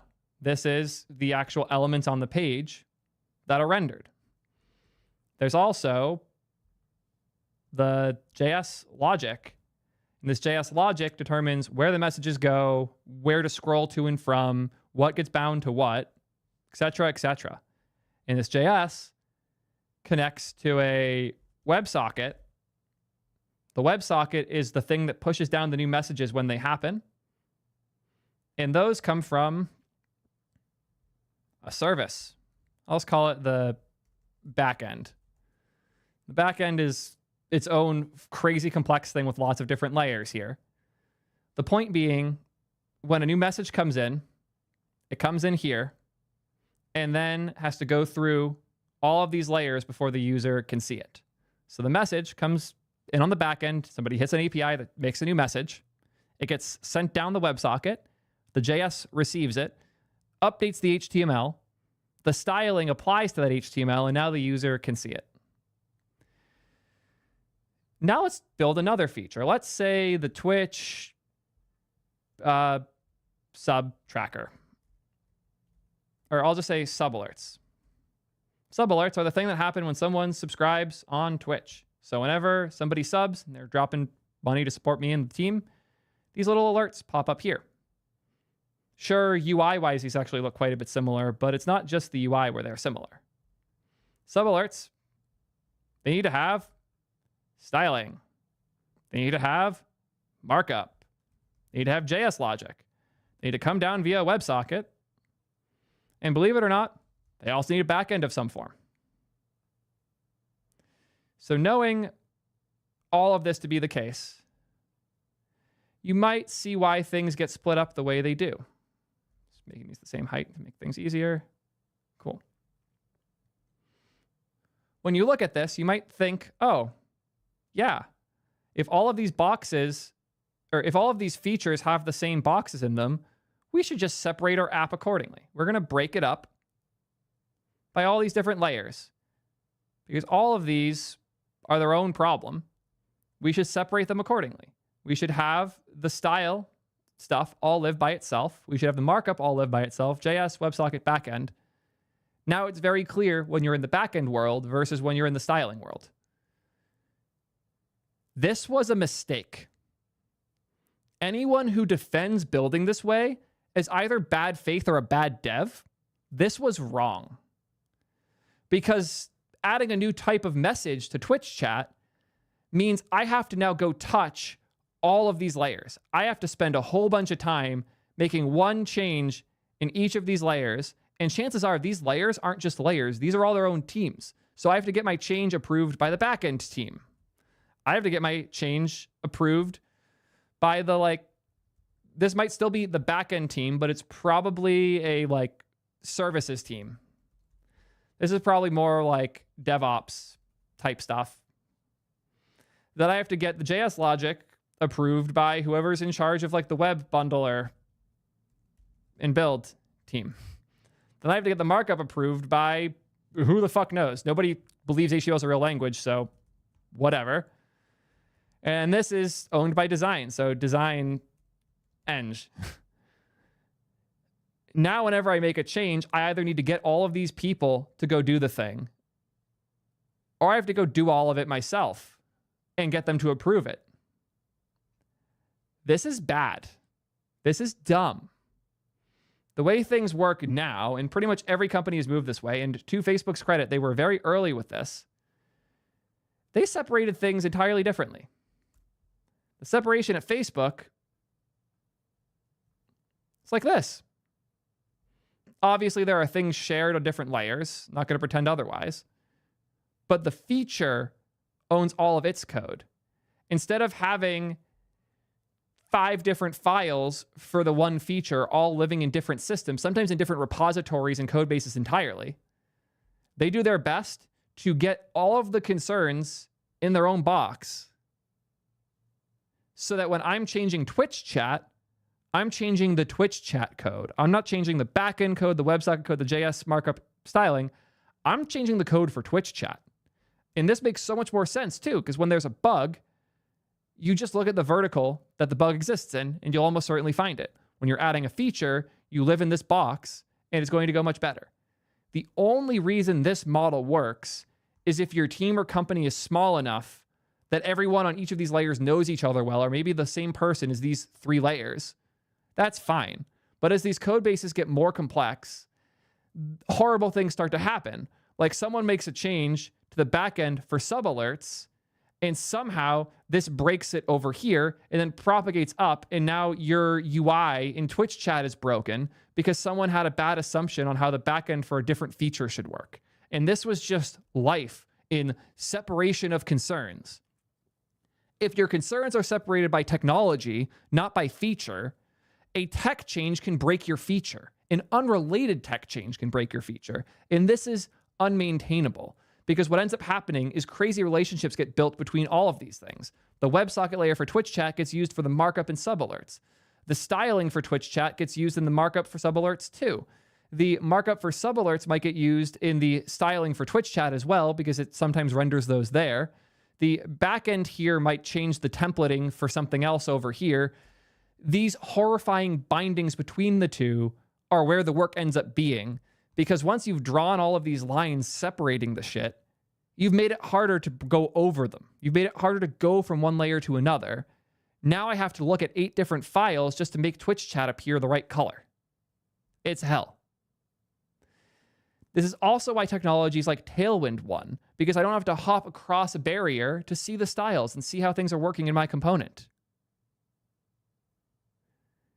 This style of separation is a dying...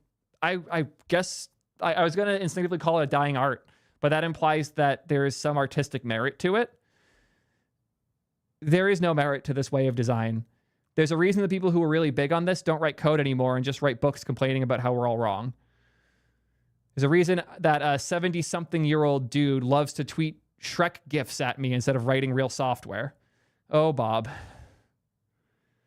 Anyways. Thankful, as always, for Meta, Facebook at the time, for being willing to challenge these best practices, because a real company quickly realized that they don't scale for shit. So if you're building apps on the web that manipulate the DOM, you have to figure out where in the DOM you're going to change, and what parts need to be updated, and what nodes are receiving events. But the good news is that this is highly cohesive logic. So the JavaScript code that drives your UI and the markup that displays it to the user are both doing basically the same thing. They're handling user events, and they're rendering data to the user. So I would like to argue that templates separate technologies and not concerns. It's not a real separation of concerns. It's a separation of technologies you're using to implement the same concern. And unfortunately, the way that we're doing this today, they tend to be deliberately underpowered. So I'm going to show you a couple of examples of what I mean by being underpowered. And the first technology I'm going to pick on is handlebars. Sorry, Tom. So first of all, Handlebars is an excellent implementation of templating. It's really fast, it's really easy to understand, and it drops right into a lot of different frameworks.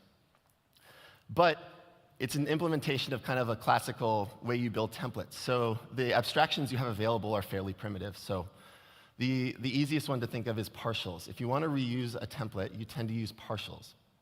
And a partial basically takes one template and embeds it in another template. Now that embedding puts that template in the parent's scope. So if you want to make a change to a child template or a partial, you need to track down every single call site that uses that template and make sure that you don't break anything, because there isn't a strict contract between the partial and the template that includes it. This is going to be a recurring theme of my talk. Another example of an underpowered technology in here is each. It's like doing functional programming, but you only have map. You don't have filter. You don't have reduce. It's hard to do branching. And frameworks have...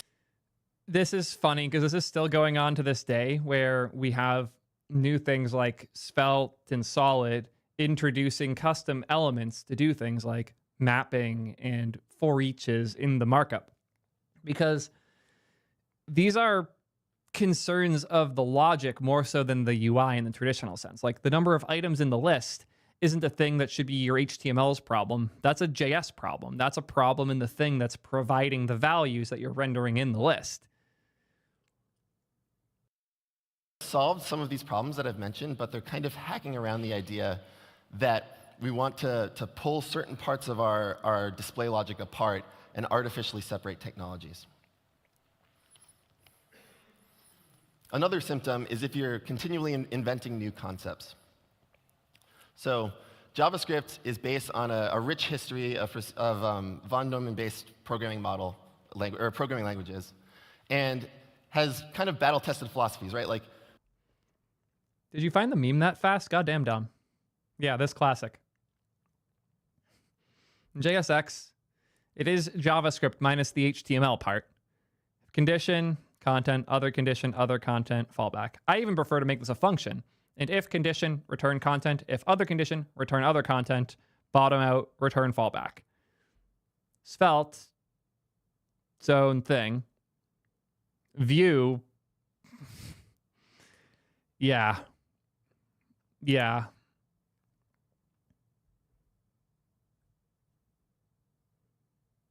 Oh, Vue. We understand how functions work. It's very clear. Prototypical inheritance, most people understand. But when you start to build abstractions on top of, HTML, you start to have to invent a lot of things in order to get to the level of expressiveness you need to build real applications. So now I'm going to pick on Angular.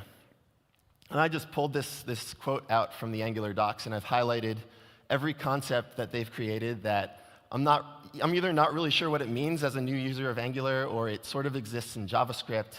And it's based on the idea that they want to augment HTML to support two-way data binding.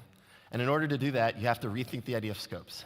And if you rethink the idea of scopes, you have to rethink the idea of composability and modularity, and you start building directives and transclusion and all this other stuff. I don't recall if he makes this exact point, but I will in case he doesn't. If you insist on separation of concerns, you're still going to have to rethink a ton of things. You just have to rethink the technologies themselves. And if we have technologies that we understand that are relatively good, and those are running against what we know as best practices, why are we hacking the technologies to match best practices? What instead we could throw away our arbitrary concept of best practices in order to take advantage of what the technologies are actually good at. That was a revolutionary thought, well beyond the React and web dev world. The idea that our insistence on breaking the tech to follow these arbitrary ideas of clean code was the wrong path, and we needed to go back and rethink how we built these relationships and bindings between our technologies. And he's right. Like, the amount of concepts and words that were invented by Angular to try and communicate these ideas was just kind of insane at the time. It was so hard to get your head around. But I think the framework cannot know how to separate your concerns for you. It should only provide powerful and expressive tools to let you do it. What I mean by that is that a lot of frameworks force you into this MVC style of development. And MVC is great. However, your controllers tend to get really fat, or maybe your models get really fat if that's your style of building, or maybe even your views.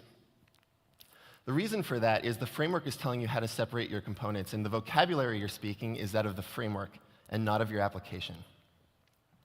So we want to change that, and we think the best tool for this is a React component, which is a highly cohesive building block for UIs that's loosely coupled with other components. Coupling and cohesion. This is the key piece. If we go back to the code here, let's edit this again. I was going to take it and make a new thread here. I'm going to ask it to do it in Angular again.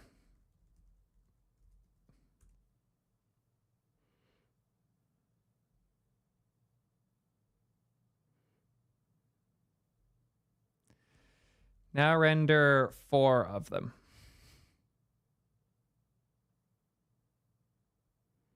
Since they are still separating like this, it's not as bad because we've created this concept of a counter directive that we can then mount multiple of in the UI. But what if we want to share counts between them? When any one count hits 10, reset all of them.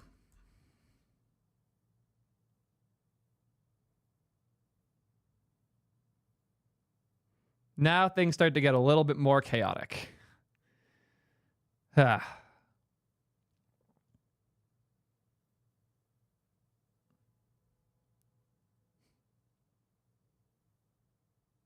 ng repeat directive. Oh, God. Yeah, like you have to write in the markup these hints to tell it what you want to do. It's kind of chaotic. Yeah, ng repeat counter encounters on. Yeah, God, no. All starts to fall apart fast. Constant theme here. The big piece, the thing that like this really drives is when we get rid of this arbitrary idea of separation of concerns, the best reward we get for it is composability. And we're about to go deep on that part. So we want you to use components to separate your concerns with the full power of JavaScript and not a crippled templating language. So I'm going to pull up that example I showed earlier briefly and just highlight a couple of things. We wanted to reuse some functionality. So in React, we created a function, which is how you reuse functionality in JavaScript. And they went way further with that with hooks much later on, like 6 years later, which is crazy to think that they were able to have a similar level up with state. I almost want to do a whole separate video, like the forgotten magic of hooks. Like that moment was crazy. Components let us make composable UI where an element could own its own life and be reused and mounted by something on top and know that it won't be screwed with in that way. Then hooks let us do the same for state, which is just so crazy. We wanted to reuse some code and pass different parameters in each time and have it render to the DOM. So we used composition, and we composed a to-do application out of a to-do list object component. Again, this is just regular JavaScript software engineering principles. And we also have the full expressive power of JavaScript. So, for example, I wanted to add 1 to the length of this list when I render it. I didn't have to jump through any hoops. I just put a JavaScript expression in there. Reusable components are great. Code reuse, we all can recognize how awesome code reuse is. Composability, another big one. You build the component once, you reuse it. You can build more and more complex components. And you get kind of a linear increase in complexity rather than that giant curve of complexity because you isolate your complexity into separate components. It's kind of implied, but these are unit testable. When you break your application down into small units, you can just unit test them. We can skip this part. I've talked about the spaghetti code tangent is a super fun one, though. Real quick, though, I normally don't answer questions in the middle of me filming. This one might nerd snipe me though. It's effectively impossible to make less than $80,000 a year as a software dev. The idea of like a cheaper temporary gig or putting out an app on the side to make money on the side, like if you're good enough to do that, you're good enough to get a real salary. If you're not good enough to get a real salary yet, or you don't have the connections or everything to do that yet, you can't really make money as a software dev right now. Like that gap, that like chasm from like learning how to code to that first job, the gap there sucks, and that's why it feels bad. You're stuck in that right now. You just have to keep powering through until you hit that other side of it. There is no cheat. There is no temp solution. There is no, it's not like a curve. Like going from like, or getting a salary in engine, like making money in engineering, it's not like you start making nothing and then work your way up. God, this did absolutely nerd snipe me. God damn it. Yeah. It's not like you slowly make more money over your career. That's not how software dev works. You make nothing until you get that first job. Then suddenly you're making a lot of money. And then you get promotions that give you like more and more. But that's how the ladder looks for your salary as an engineer. There isn't this. And this is what you're looking for. This doesn't exist. There is no such thing.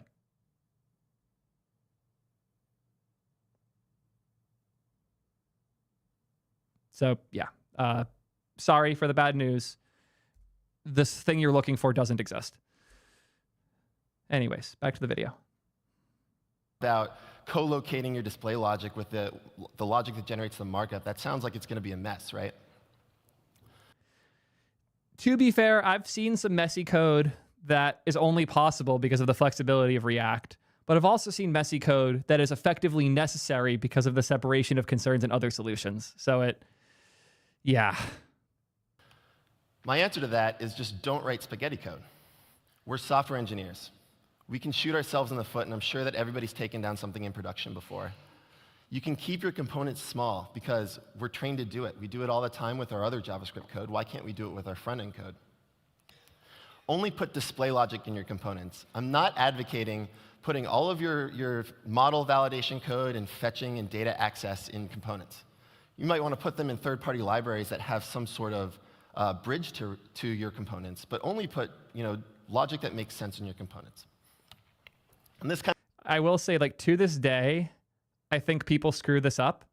If you were to audit any of my code base, especially like the T3 chat code base, I would guess 80% of function definitions or more aren't components and live outside of components. That's a gut feel guess. I'd have to like actually audit it to be sure. But I really just don't like, I am very deep in the habit of break out the function, define it, and then call it in the component. Makes everything way more simple. If you try to think of React as the best way to compose the UI and behaviors, but the behaviors themselves are encoded in functions separately, it makes reasoning about your React application way easier. And it's something you can't really do in other frameworks at all. libraries that have some sort of bridge to your components, but only put logic that makes sense in your components. And this kind of reminds me of that Spider-Man quote that is always repeated at software conferences: with great power comes great responsibility. Another thing that people think about when you're talking about generating DOM in JavaScript is cross-site scripting. It's another fun point from chat. Something tells you that I would puke or laugh. Arc, yeah, or Zen. Yeah, something tells me that you... Something tells you that I would either puke or laugh looking at some of the Angular code you've seen. Almost certainly. I would... God, some of the old Angular code I've looked at has made me question if I even want to be a software engineer. Vulnerabilities. So a lot of times people do string concatenation to generate markup and then insert that in the DOM. We've created a very lightweight library that we call React DOM to make generating a description of the DOM very easily. This is calling a method called A, which generates a link. You pass your JavaScript object of attributes in, and then a child, which is the second argument. And that can be other React components, other React DOM calls, strings, collections, that kind of thing. And this makes it really safe for us to generate descriptions of the DOM. This is one of those points I don't think is appreciated enough anymore. Cross-site scripting was a very real problem. If we go back to the example I had here somewhere, let me throw this in a real code editor quick.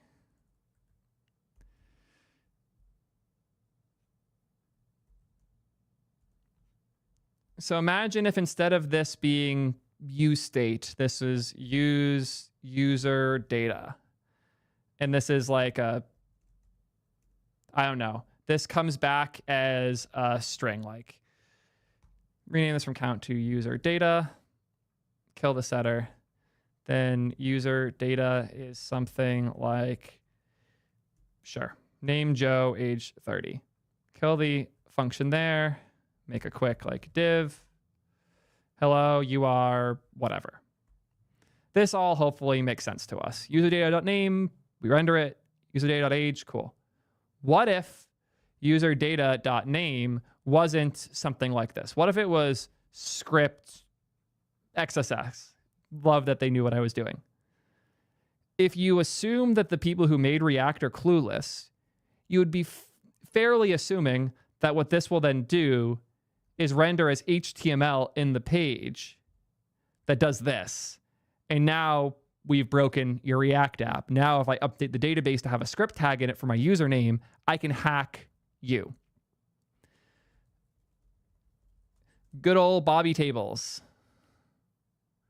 I feel like half my videos nowadays have a relevant XKCD. This is the classic one.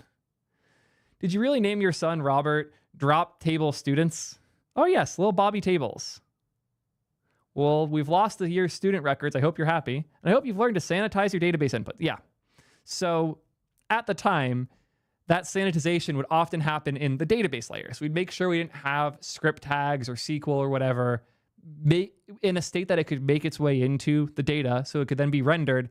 And then this happens. If for some reason you actually want to do this, like user data.script here, you can, but you have to dangerously set inner HTML. They put a special flag in for this because React won't do it for you. If you really do want to do this, you can. Every other framework, that's just how it behaved because you would pass it HTML and it would render that HTML. Since this isn't HTML, it looks like it, but it's not. This is the equivalent of React DOM dot div, and we're calling it with these elements. Obviously, if we're calling it like a function like this, you would expect this to sanitize whatever it's putting and not just render it as HTML. But JSX, all it is a syntax to call that function. When you do div like this is calling react-dom.div. It's just functions in a different syntax. And this is what's so cool about React is we can use the mental model we already have for HTML and JS. It handles a few edges for us and gives us a composable format to safely write scalable code. It's so cool. And I think we still, or I think especially nowadays as we like get more and more frustrated with certain things that happen in the React world, we forget about the magic of what this did. That so many of the problems we were used to dealing with every day just kind of vanished all of a sudden. Next thing you're thinking about is probably, what about working with designers? We're not the first people to come up with the idea of generating DOM using function calls. But a lot of times it's a little bit cumbersome to work with. You know, we've actually found that if you're just trying to balance parentheses visually, it can be kind of annoying to do that. And also designers tend to not like that. I will say to this day, designers tend to not like working in React. This kind of goes back to the separations thing earlier.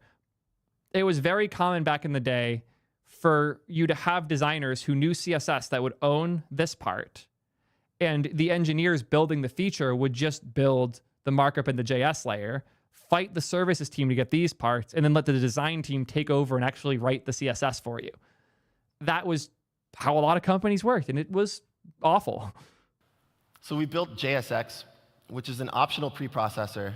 It's a syntax extension that lets you write code that looks like this and translate. Kind of funny to label JSX as optional. No one is writing React without it. They did this because the pushback initially to JSX was so absurd that they wanted to make sure they didn't want React to die if JSX was the wrong bet. But JSX was the right bet. It won. Translates it into code that looks like that. And that's all it does. We're not reinventing E4X. There's no runtime that supports this. We're simply taking expressions that look like HTML and turning them into function calls. So you get all the semantics of JavaScript. You get the same line numbers as you would before the transformation. So you can actually run your linting tools on your markup and get all the same rich debugging information that you otherwise would. And with JSX, we've just found that it's very easy for designers to contribute code. I personally don't want to spend hours tweaking the box shadow of all of my elements. I'd like to just have my designer come in there and tweak them for me. And so we've actually found that this is very successful. And we think of it like this. It's the accessibility of templates and the power of JavaScript. The accessibility of templates and the power of JavaScript. You can use all the regular JavaScript code to generate these because they're just function calls, but it looks kind of like markup, so you can go in there and kind of still have your flow. The delivery there is reminding me of another moment, and it's going to be very cringe that I reference this, but I don't care. I haven't been cringe in a minute.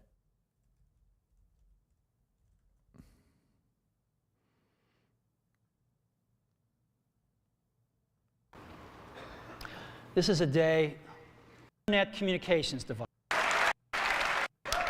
The first one, it didn't just change the way we all listen to music, it changed the entire music industry. Well, today, we're introducing 3 revolutionary products of this class. The first one is a widescreen iPod with touch controls.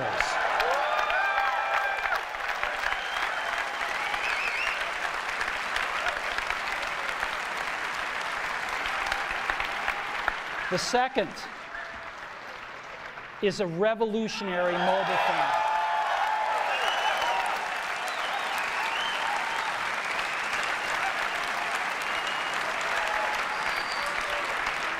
And the third is a breakthrough internet communications device. Weakest applause on that one. So, 3 things.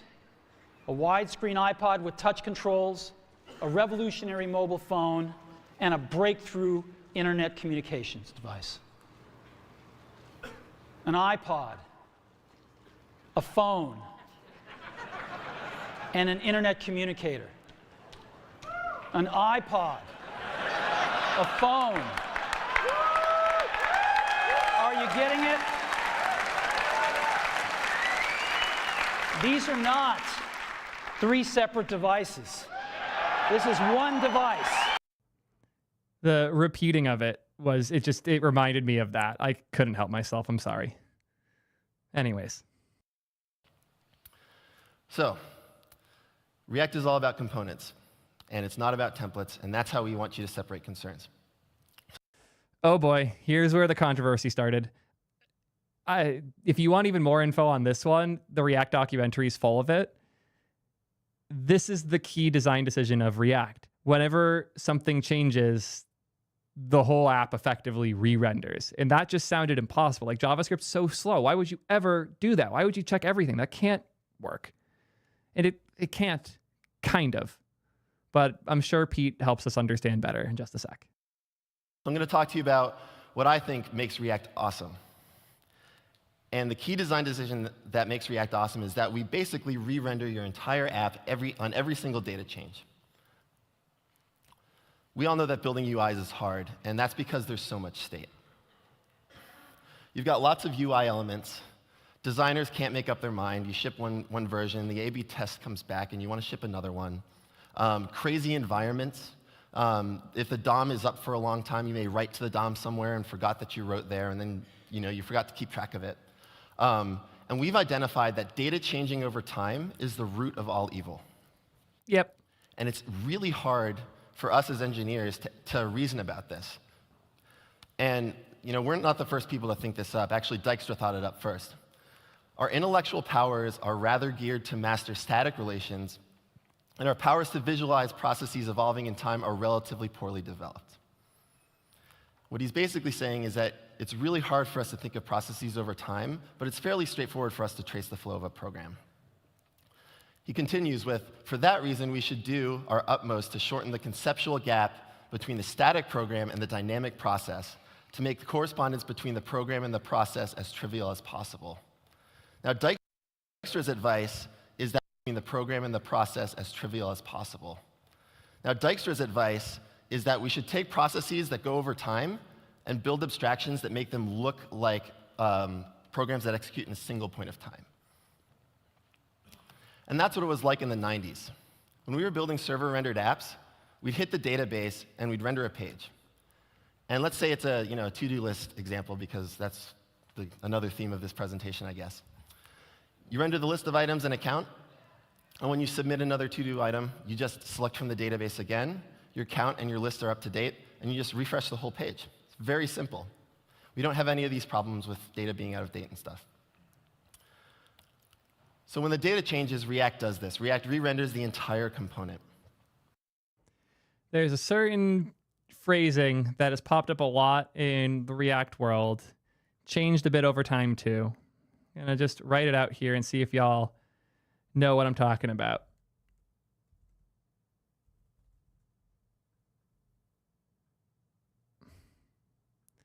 The UI is a function of state. If you give this function the state, the same UI should always come out. If you change the state, a different UI should come out. Rather than each element in the UI relies on another element in another state change that happened somewhere else, and whether or not this happened before the other thing, none of that. You give the function that defines your UI, your state, and out comes the UI. As a functional programming nerd myself, I will die on this hill. This is the only correct way to write software. Everything that does stuff differently either has a really, really good reason and sucks to work in, or it's just wrong. It has to be one or the other. And most of the applications we're building today can be boiled down to this. That's why PHP is having a resurgence, because if we treat our web apps that are mostly CRUD apps, grabbing stuff from a server, the UI is the template being filled out with the data from your database. That's really easy to do and work with. React brought it a layer up so we can treat our ideas and treat our UI in a similar way. What this means is when you call this function with your state, a new state doesn't come out. We don't bring out new states when you call state. We don't bring out changes to other UI elements. This is a single step ordering. Your entire React app becomes a function call that you call with the state, and then it might, over time, have new states happen, but rather than the state manually binding to some specific element somewhere on the page, the whole page will just change when that state changes. This basically makes it really easy for you to think about what state your application is in. Said another way, React components are just idempotent functions that describe your UI at any point in time, just like a server-rendered app. Again, because they're just functions that take some parameters and output a description of the UI, they're very easy to unit test. A phone, an iPod, I'm sorry, I had to do it again, but yes. So here's a very brief example. This is a link that I can click, and the count goes up. We've isolated the mutable state in a getInitialState method, and we've isolated all the state transitions in setState methods. And setState is basically how you tell React that the data has changed. And it doesn't matter where your data came from. We've done bindings for Meteor that are 14 lines, bindings for Backbone that are 5 lines, that kind of thing. But you'll notice that render describes how the UI looks at any point in time. I can't help but call out the fact that he said that they created bindings for Backbone and Meteor so that you could use this and get the state from other more popular frameworks, all of which got killed and eaten by React. So nowhere do we look in the DOM and find where we should update the count, or where that node lives, or we don't even set up a binding between the state variable and the DOM. And this is actually really simple because it's so declarative. Every place we display data is guaranteed to be up to date, and we do it without magical data binding.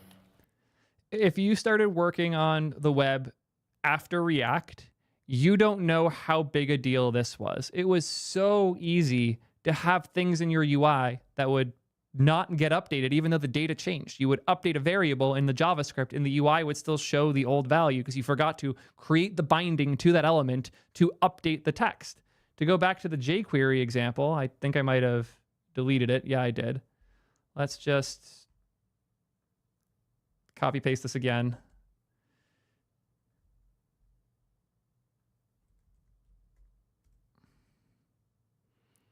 If you forgot to do the button.text call here, or this number was rendered somewhere else as well, like let's say we took count and put it in 2 places instead of just in this button, but we forgot to update the other place that count exists, it's so easy to end up in a broken state with these types of things.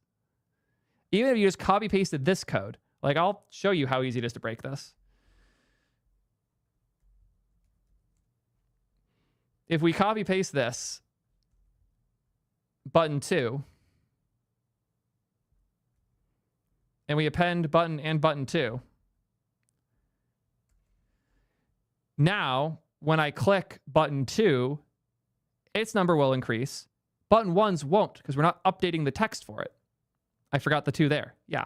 So when we update button 2, button 1 won't increment. I almost want to demo this.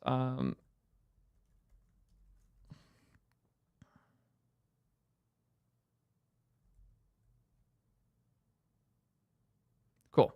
So watch what happens. We have button 1 and 2. I click this. It increments button 1. What happens when I click this? Goes to 1, right? Nope. Goes to 13.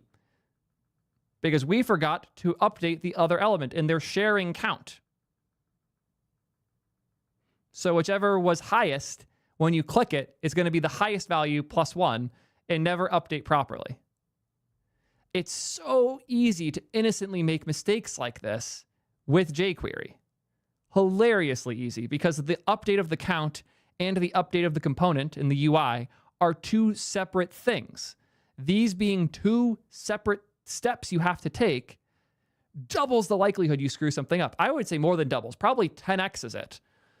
Because this is what you're thinking about when you're thinking about the logic. You're thinking about the count plus plus. You're updating the value.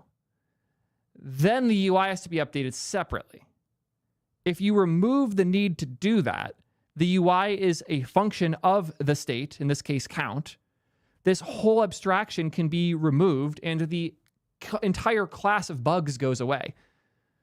React has a different problem that's much less common and a little bit more annoying, which is things updating too aggressively because any state change will trigger an update. It is basically impossible to get your React code into a bad state where the UI and the state logic don't match because the UI is just the result of that state. Without dirty checking the model, which can be expensive. And of course, this is a modern framework. There's no more explicit DOM operations, and everything is declarative. This seems like a pretty bad idea, right? It'd be great if we could do all this declarative work, but re-rendering all of the DOM nodes on your page is way too expensive. So we decided to build a virtual DOM to make re-rendering on every change fast. You can't just throw out the DOM. So if I'm typing into a text field and another piece of data updates, I don't want to lose what I'm typing into the text field. I don't want that flash and reflow of my UI. I don't want to lose my scroll position, all that stuff. So what we did is we built this virtual DOM and virtual event system that's optimized for performance and memory footprint. So I'm just going to walk you through how this works. So on every update, I don't want this to become a virtual DOM video. If you've watched my other stuff, you hopefully understand how the VDOM works. I'd point you at a specific video, but I don't think I have one. It works well, though. The fun story I hinted at the beginning with Ryan Florence is actually, I don't know if this is something he has shared publicly, but we chatted about it. It doesn't seem like something he wants hidden. He used to be deep on the Ember world. The main reason he moved to React from Ember was performance. He had so many problems where they'd have like an input field that you would type and expect the UI to update. And if the UI updated from the input field, you would get the sticky keys feeling where you're typing and it freezes and you don't get all that data. Worst feeling ever. As long as you're not using a controlled input, React made that way, way better. And even if you were using a controlled input, it was still significantly better than alternatives at the time. On the DOM, but most DOM operations tend to drop frames.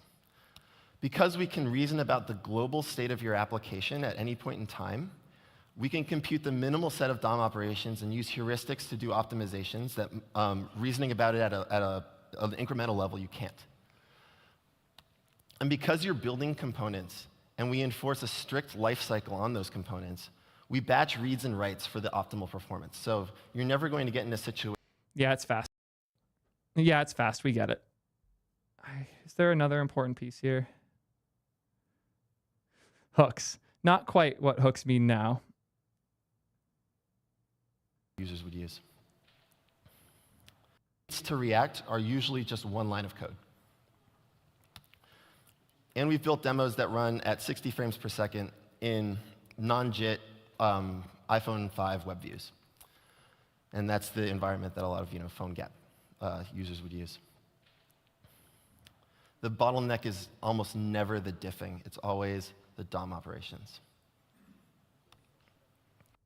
Now our React apps have gotten so big and we have so many elements in them that the diffing can also be a bottleneck. If you've seen React Scan, that's not checking how often is the web page content changing. It's checking how often is React double checking to see if it needs to re-render or not.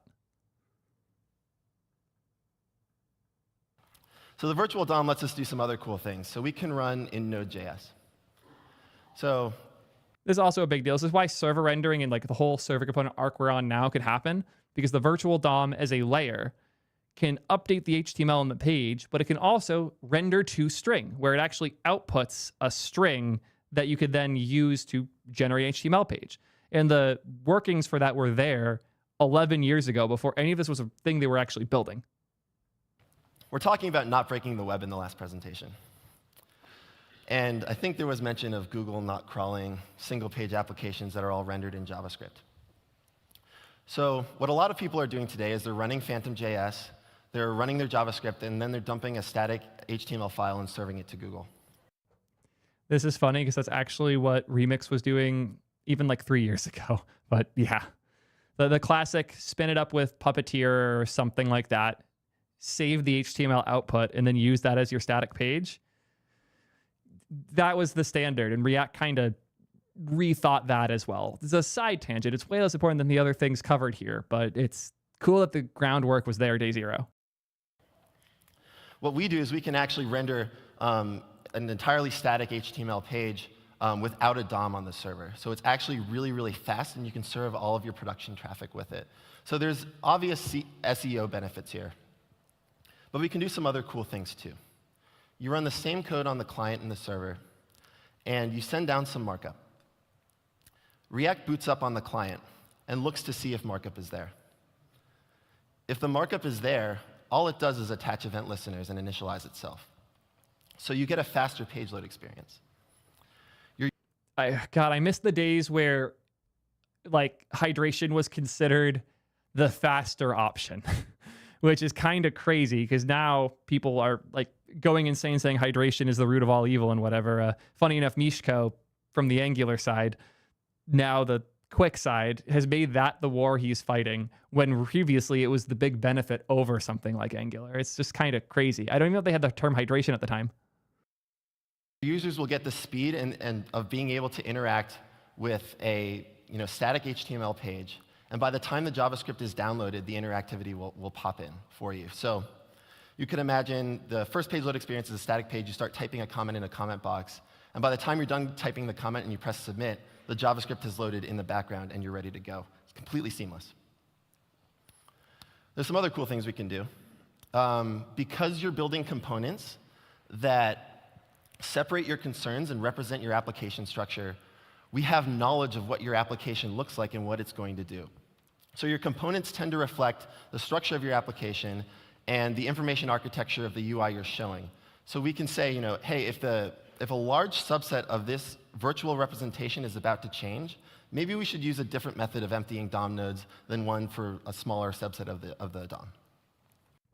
This had another really big convenient benefit, which is on pages where certain components or functionality weren't used, they could be lazily loaded, and now you don't need all of the JS for everything for given pages. And that's not a separation you have to do yourself.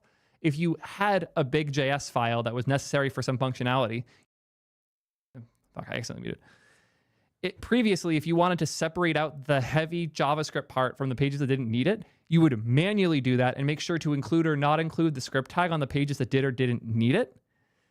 Since React doesn't have the weird bindings between everything and the component model is the root of everything, you can have a lazy component that only fetches its JS when it is rendered. That's so powerful. It means if we go back to like my diagram here,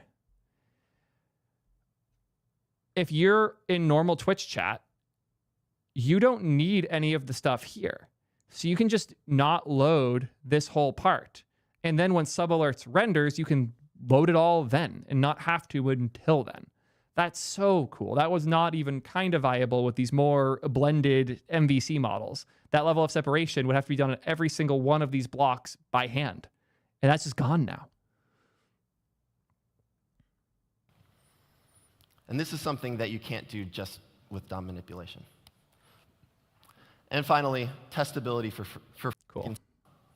You want. Render your interactive UIs. All in the same, you just create a component that renders to a canvas instead of to the DOM. That was also a fun point. The you can just render to canvas instead became a whole different category of web applications in React 3 Fiber and whatnot. They let it run in a web worker. That ended up not being the right call. Let's hear the key takeaways. Over the boundary into the web worker, and it sends DOM operations back over to the web worker. Like I said, not sure this is a great idea, but it has some cool implications. So let's talk about the key takeaways that I just mentioned. I want you to build components, not templates, because I want you to separate your concerns in the language of your application, not in the language of the framework. The only template-focused thing that's gotten any traction since React started getting traction is HTMX. And even that's like an acknowledgement that your template doesn't do enough. We need more. Components, one, it's over. It's over. Components are the right way to structure our UIs. Even Apple built their whole new UI layer largely inspired by React. Swift UI is so close to React components. It's actually kind of funny. It's really hard to think about mutation, so just throw out your old application, re-render the whole thing, and then have the implementation take care of it for you. And that implementation is a virtual DOM, and it's actually not very complicated and extremely fast, thanks to the great JavaScript engines we have today. So with that, I'd like to say thanks to JSConf for having me. That's it. What a legend.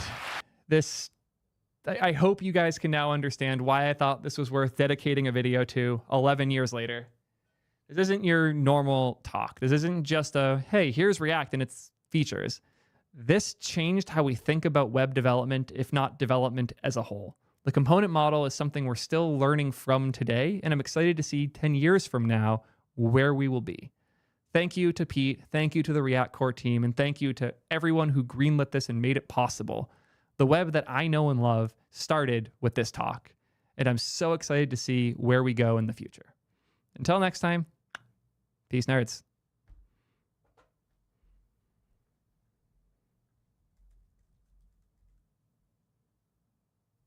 Oh, fitting end for the video. What do you have for me, Gabriel, before I do that end marker?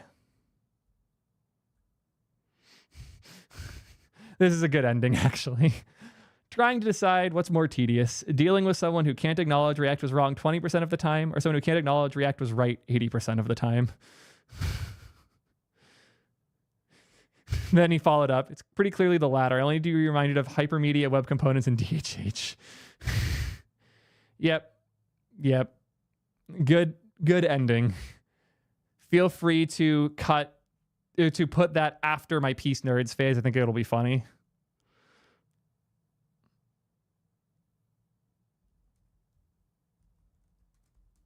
Yes, the search engine thing was already filmed. Sorry. Video coming out eventually. I can't help but notice they no longer show the number in this view. What's going on, Notion? God, what the fuck?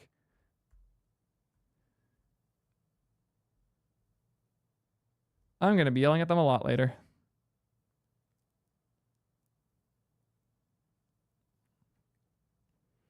Any tips for an upcoming senior software engineer interview at Splice? If you can get them to talk more than you pass the interview.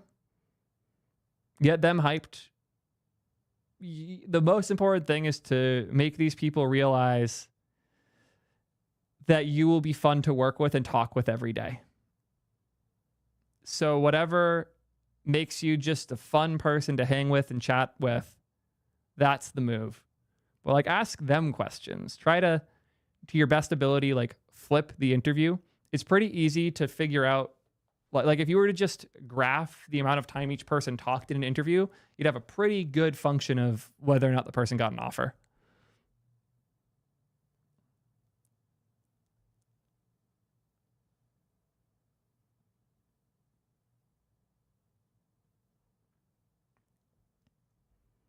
Let me thank all the subs I missed while filming there.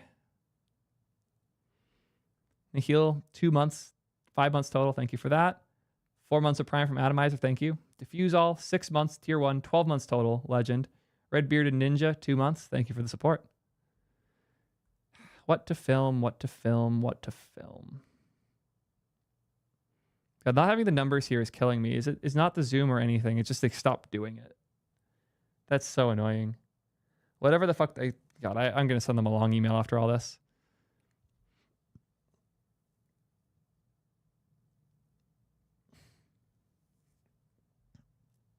I don't want to do another long-ass Excalibur video. This one's going to be an hour or two. I don't have that in me right now.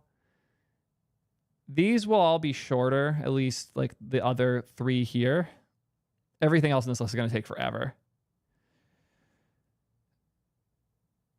I'd say these 2 are the ones, yeah, all 3 of these I can gun out relatively quick. Since I was ranting about this earlier, I kind of just want to go into it.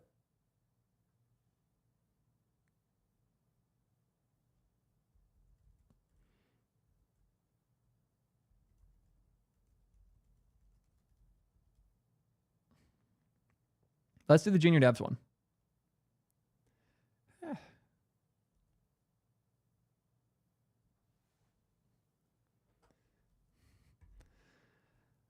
I have a confession to make. When I got my first job in software dev, I was not particularly good at programming. If I'm totally honest, I probably shouldn't have even gotten that job. It was a combination of the manager on the team liking my music taste and the fact that I had a couple side projects that were doing okay that offered, or I'm going to redo this. I know exactly how I want to put this.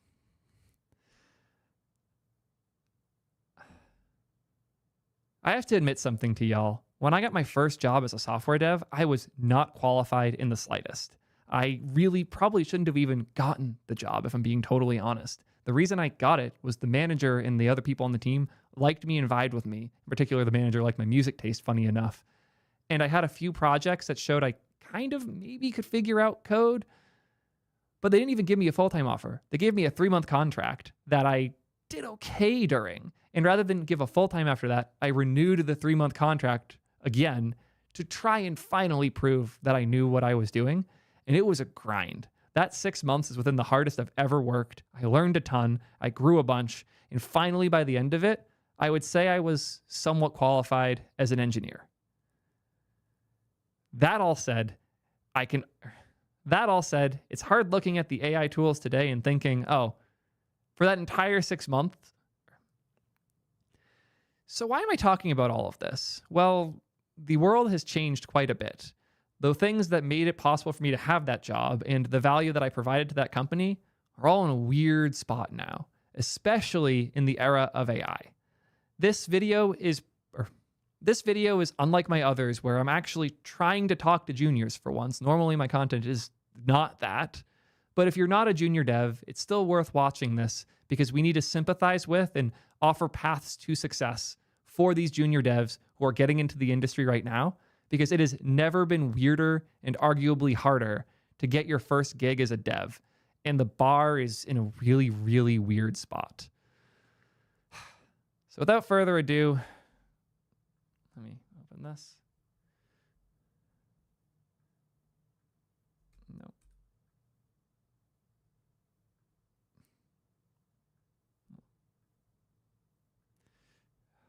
Just the pain of being a junior dev in 2025. We got a lot to dive into here. Before I can do that, we got bills to pay. Sadly, I can't get it off. We got a lot to dive into here, but I'm not making an eng salary anymore, so we have to find some other way to pay the team. So quick word from today's sponsor, then we'll get straight to it.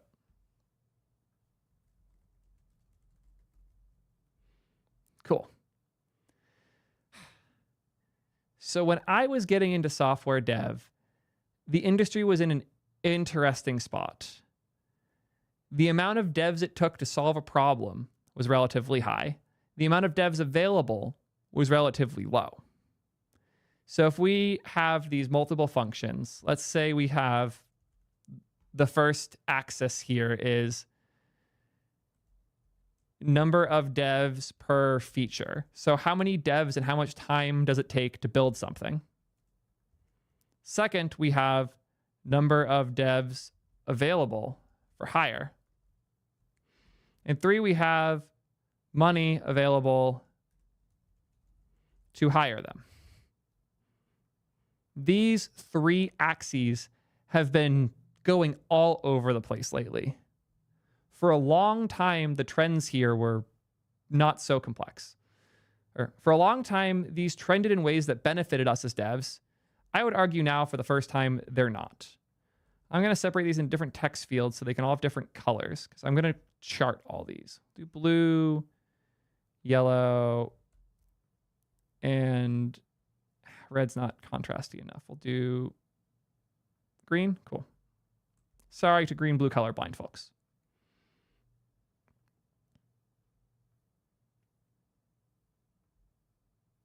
So if we chart all these over time,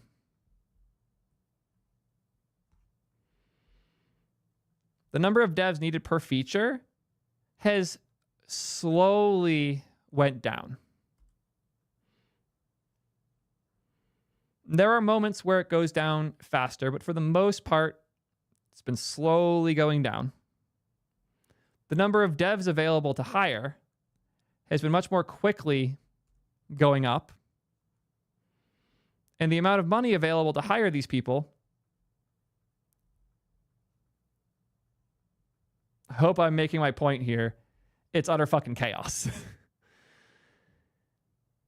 This is the way we need to think when we are considering what does it mean to get a job right now. If we just ignore the money aspect entirely for a minute, just think about these two. If I was building a Gmail killer back in the day, the number of engineers that would take was really high. The amount of engineers available to do it was really low. And the engineers needed to do something like that had to be pretty deep and pretty technically advanced.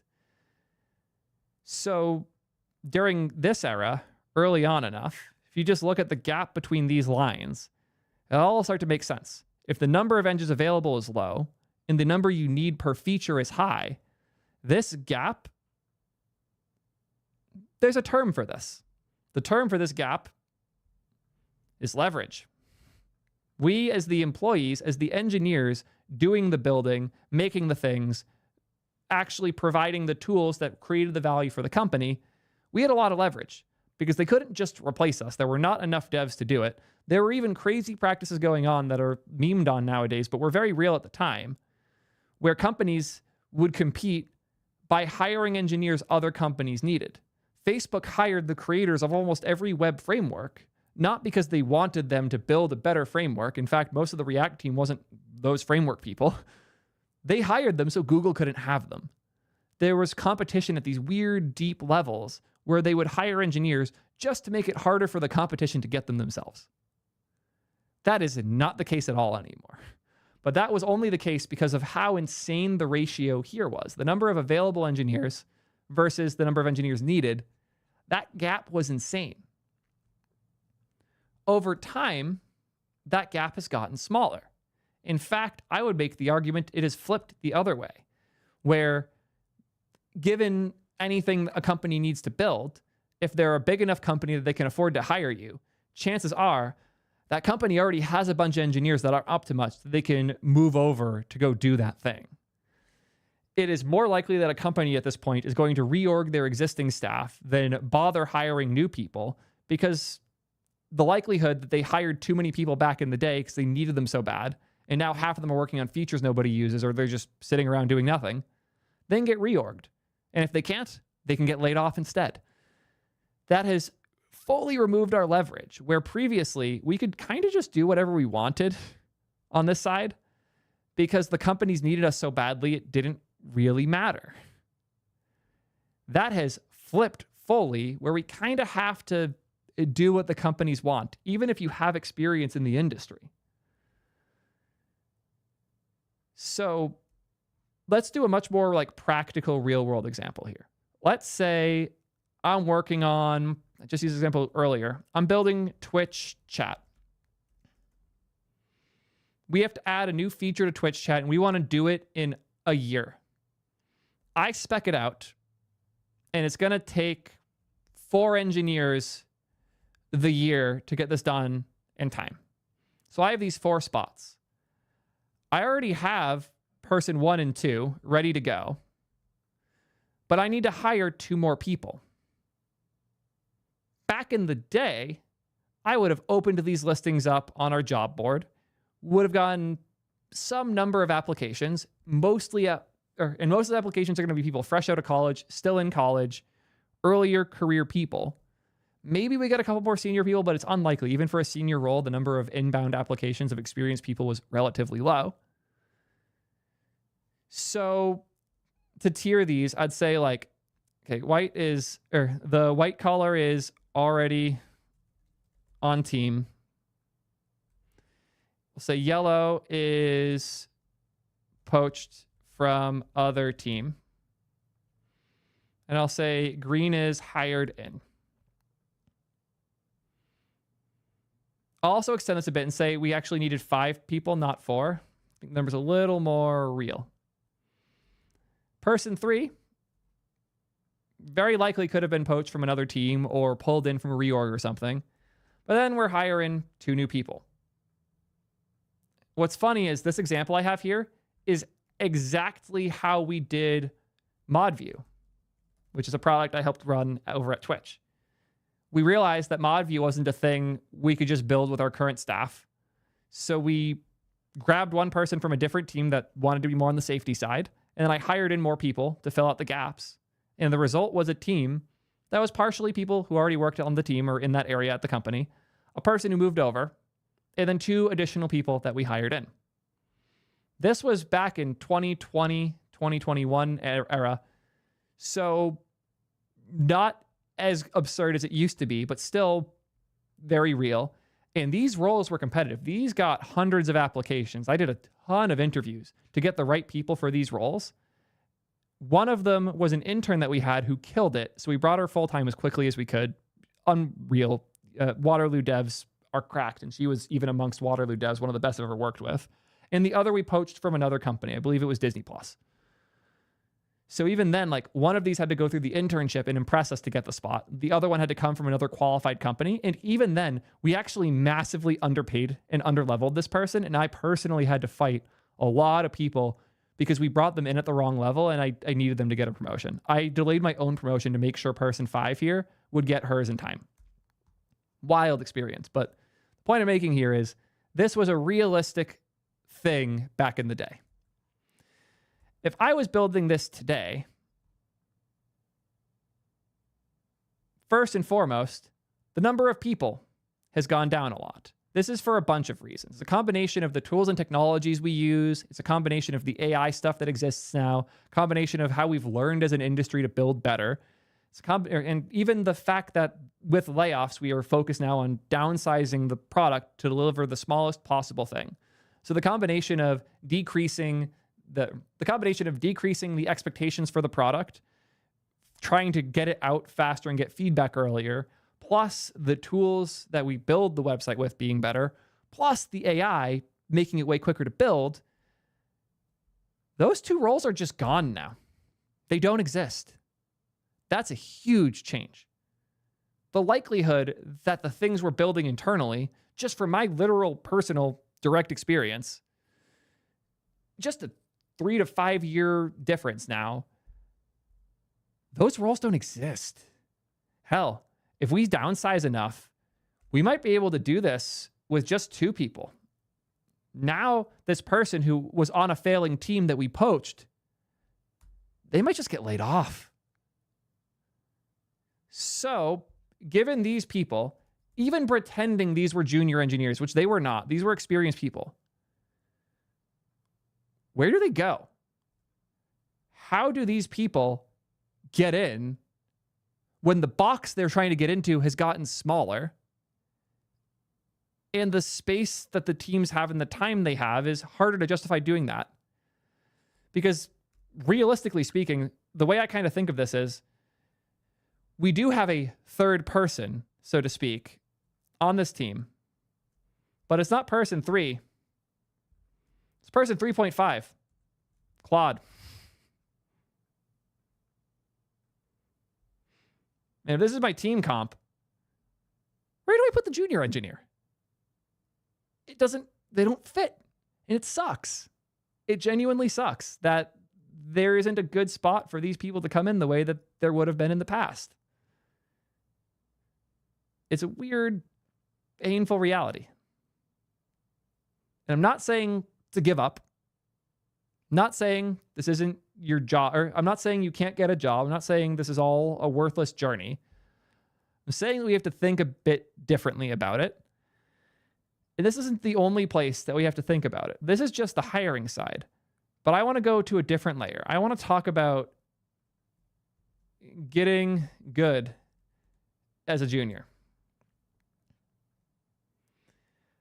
When I was learning to program, we didn't have AI. We had Stack Overflow. It was not always the most accurate thing. So when I ran into a hard problem, I had a crazy process to try and solve it. I would hack at it to my best ability, isolate the problem, Google search the isolated parts to see if I could find anything, and after doing it for a while and giving up, I would very shyly go up to my manager, who was an incredible dev, and ask him, hey, can you help me with this? I have no idea what's going on. And they would hold my hand through it and often just force me to rethink the whole problem. I was like if I was trying to figure out why this element was rendering with the wrong data, he could come in and say, why are you rendering that element at all? That doesn't need to exist. And be like, oh, yeah, I was so deep in the weeds, I never came up. And if we think of problems as having layers, where there is really deep in here, you'd have like a type or uncaught exception is an example of like a really deep down the stack, so to speak, error you'd get. And if we were to think higher up in the stack, the problem is more,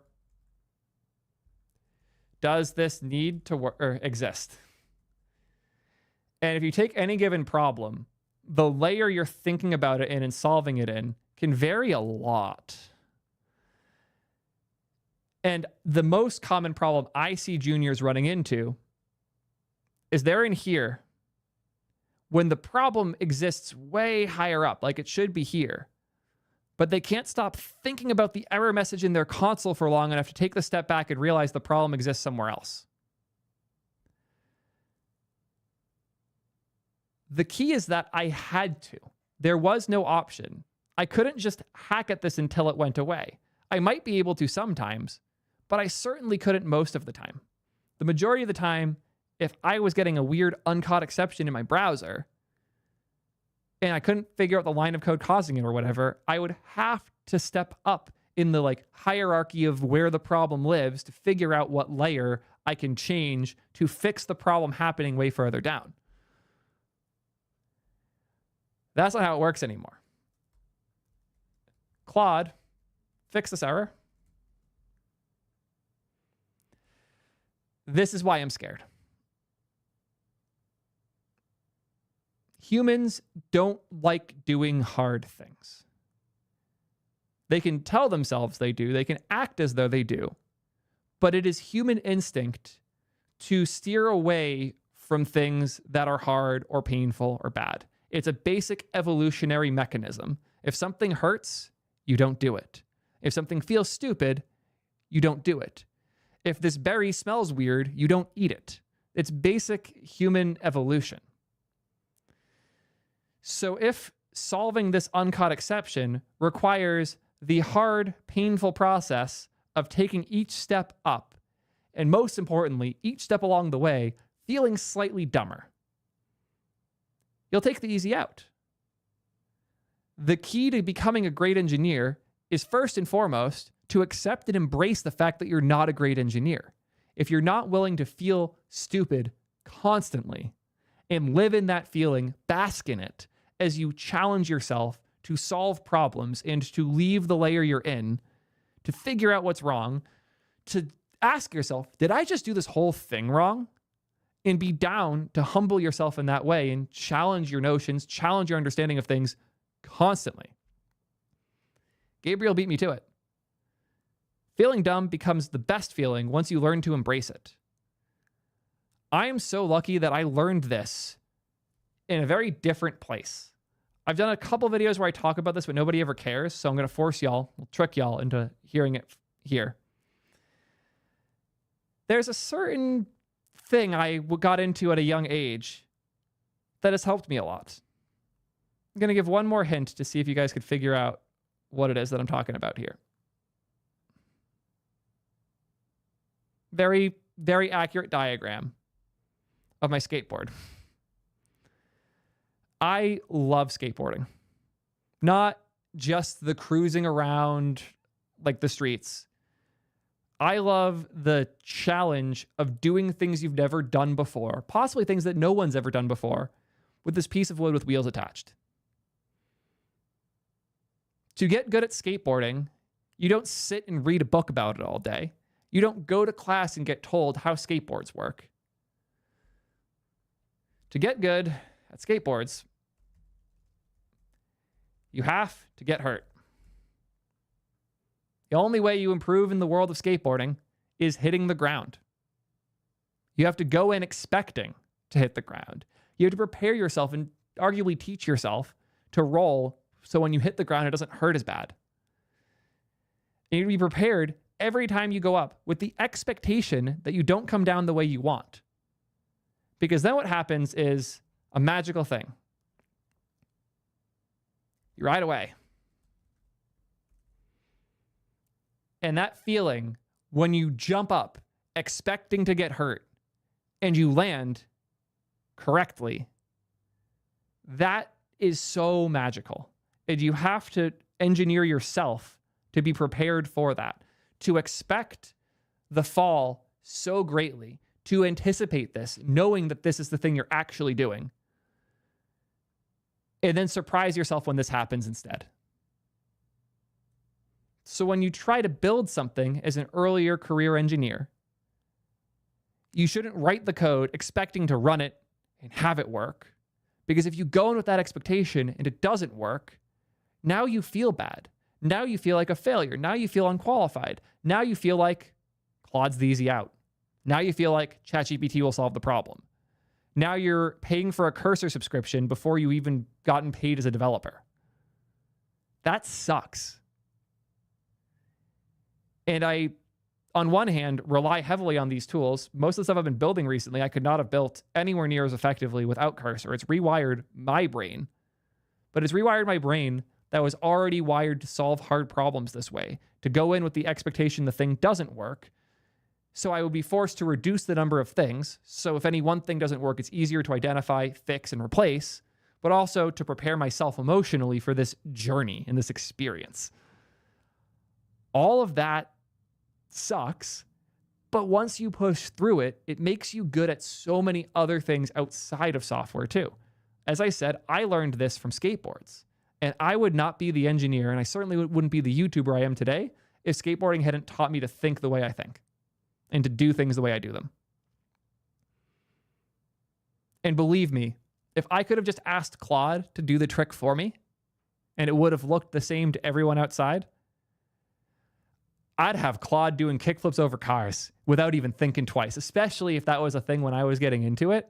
Oh man, that would have ruined my entire life as a skater. And I probably would have quit skating a year or two in instead of doing it for 20 years now.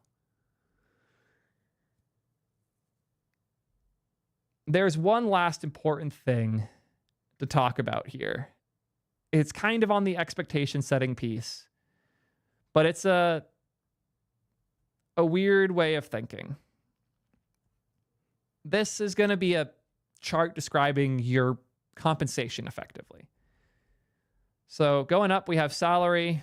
Going to the right, we have time. It's really intuitive to think, like as a dev, your salary just goes up over time. This is the most unrealistic chart you could possibly use to think about how compensation works in a field like software dev. This might be how YouTube compensation works, probably a little more curved. This might be how sales for your SaaS or the MRR for your product goes. This might be the number of lines in your code base, but this is not how your compensation works. The harsh reality of compensation in the tech field is it's going to be zero until you hit a certain point. And then all of a sudden, it's going to be pretty high. And it's going to stay there for a bit. And then you'll get a promotion. And you'll get another promotion. This is how your salary is going to work in the dev world. And this feels awful because you're imagining this. Hell, you might even be imagining this. Like halfway through, you got out of college, or halfway through college, you figured your shit out. Maybe you got an internship. Maybe here you got a little internship. And then immediately you were back down to nothing for the rest of college. And now you feel trapped. That sucks. And now in the current era, especially like post layoffs world, that doesn't exist anymore. So now you're in this weird limbo area here where you don't know enough to get the job that pays you this. You're not qualified yet to be here, but you don't get anything for being here. So the weird reality is like, and this is going to be very US job market centric. If you're a software dev in the US, 100K, 150K, 200K. You don't start at 20K and work your way up. If you're not worth $100,000 a year as a software dev in the US, you're worth $0 a year as a software dev in the US. And that sucks because if you're not above a certain quality bar, like if we draw this out as a bar to represent when you can get a job, until you can cross this line, you cannot make money as a dev. And that sucks. Previously, it was so hard to find devs that this bar was lowered and people were allowed to make these salaries that probably shouldn't have been. But the reason they did that was it was so hard to find people at these ranges that they would bet on somebody at a lower tier here in hopes that they would be so good they could be promoted to these roles and deliver good quality in the next 2 to 3 years. It was a bet. It was an investment. It's not an investment that makes any sense to make now.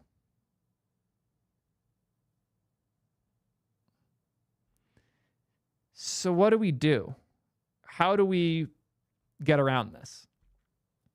There's another way to think of this quality bar, the bar for whether or not someone should be hired. Don't think of this just as, are you good enough or not? Because even if you're theoretically a god dev that is better than all the senior plus plus people making $400,000 or more a year doesn't get you anything if you don't have trust yet. The most important thing today, the thing in the most short supply, is trust. Previously, the combination of the money we had and a number of potential hires that we had meant that the lack of trust for the people we could possibly hire was whatever. We just hire whoever and hope it went well. To go back to my decision here, I knew I could trust people 1 and 2 because they were already on my team. I could probably trust person 3 because they already worked at the company. I knew the people who hired them. I knew the team they were on, the people there. I could look at their commits and see, oh, they're pretty good. Person 4 was an intern. We had paid them a smaller amount of money to figure out if they were good or not, figured out they were really good, and immediately grabbed them as quickly as we could. In person 5, they had a role at a different company that they performed well in. It was worth taking the risk, rolling the dice, and hoping they would do well because they did well in the interview and their previous experience showed they were likely qualified for this role. If we needed to hire more people here more aggressively, we could very easily have had a person 6 that we didn't know as much about, that was more of a risky bet because we didn't have enough people we trusted to fill the slots. If I have a stack of resumes from like different people, these aren't just ranked by the potential quality. These certainly aren't ranked by which school you got a degree from. I'm going to rank the pile of resumes coming in by how likely I am, or I'm going to rank this pile of resumes by the likelihood that this person will perform well in the role. And I'm not calculating that based on all the fun things you put in your fucking resume. Certainly not. I'm ranking these based on how much I trust that you can pull that off. So how can you build that trust? If you don't work at my company, I can't see your code. Unless you're posting it publicly, then I can. And I'm not saying go spam a bunch of repos with open source commits. I have a whole video about why contributing to open source is not the key to getting a job. But if you're already building, you're already watching videos like mine, you're taking part in this ecosystem, show your work a bit. Maybe write a blog post about how you tried 2 different solutions and what you liked and didn't like about them. Give me things I can see to trust the fact that you have challenged yourself and you have bettered yourself, that you're not just generating templates with AI things and posting them to a GitHub repo hoping to get a job. Because there's a lot of that nowadays. People chat GPTing their resume and their accounts on GitHub to look like they're really good. But if you're a good engineer, it's pretty easy to read a blog post and say, oh, this person's still learning. Or what you'll learn as you get more senior is it's pretty easy to see from how someone's talking about a thing, if they know what the fuck they're talking about or not, and if they know that or not. If I was to read a blog post from a junior engineer, it's like, I tried these 2 solutions. I didn't understand this part, but I did understand this other part, and I liked it a lot. So that's how I made my decision. I don't care that you said you didn't know the other thing. In fact, that's a good signal, because now I know I can trust you more. Because when you don't know something, you're going to tell me. If you're willing to admit that publicly, you're certainly going to be down to admit it to your team. That's awesome. But if you're talking about a bunch of tech you don't understand, and I'm reading a paragraph and realize at the end, oh, you chat GPT'd what is React and pasted it in here. You don't know anything about any of this. And I go check your GitHub and you have your React website. And the website is literally a single JavaScript file that is a single component where you pasted someone else's HTML template in. I shit you not, I saw that twice from candidates applying to work at Twitch, where they had a React site that was just an HTML template pasted into a single component. No state, no logic, nothing. Just a shittier way of doing HTML. And if none of those words meant anything to you, you're not ready for your first job yet, and that's fine. Get back to learning. Stop watching my videos. They're just going to distract you. Go build shit. Yeah. The thing I want to emphasize, and it's a really important point,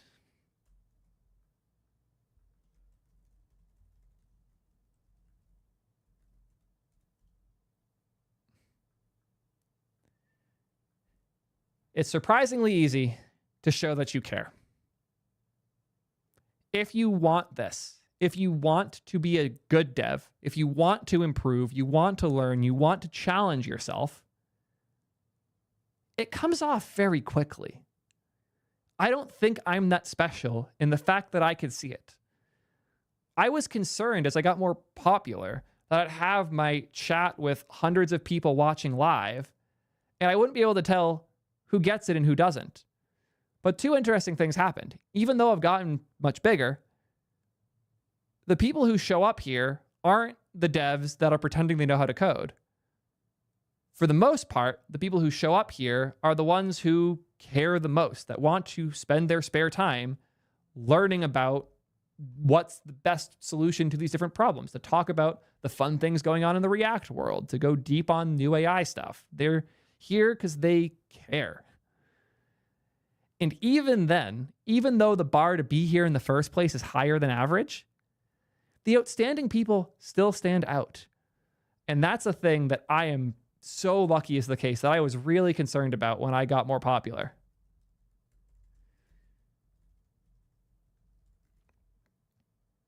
Outstanding people will always stand out. Even in a chaotic world where there are way more people trying to get a job than there are devs necessary to build things, even as the amount of money we have in the industry is going down, even as AI is destroying all of these juniors, outstanding people still stand out. When an awesome person shows up in my chat, it's not that hard to notice. Because even if they're way more junior, even if they're still in college, maybe they're a year or two into coding, the way they ask questions, the thought they put behind their words, and the effort they put in to better themselves, it's always noticeable. And if you happen to be applying to a place or interviewing with somebody that can't see that, that's their problem, and you're dodging a bullet. But from my experience, the people who care enough to challenge themselves, to learn, to grow, to do better, they tend to end up in the same places that people like me end up, people like my team end up. In fact, that's how my team formed. It was all people that hung out in the same places as me, cared about the same things I cared about, and demonstrated that care. And anything from an informative question to a really interesting link in the question of, hey, what do you think about this? Those conversations and interactions and resources that are formed around those things, that's how you stand out. And in a world where you're not competing with 5 resumes, but you're competing with 500 to 5,000 AI-generated slop garbage applications, you don't solve this problem by being slop AI-generated application number 5001. You don't solve it by buying someone's course on how to make a good resume. You don't solve it by making a bunch of crappy ChatGPT-generated things on your GitHub and use it to flex the commit counts. You do it by caring. You do it by getting better. You do it by not relying on the AI to do the hard things, but falling in love with doing those hard things yourself. You got to get your feet wet. And when you do that, when you dive in, when you spend your time in these spaces, challenging yourself in these ways, the likelihood you get to that 100K role goes up a ton. Because if you're currently here, in order to get to a higher quality, in order to get up to the point where you can be hired at that 100K range, you have to challenge yourself and grow. But you also have to be noticed. So if you can find ways to combine the two, to do the thing that grows you in a way that also increases your visibility and presence in the space, your likelihood of finding success goes up exponentially.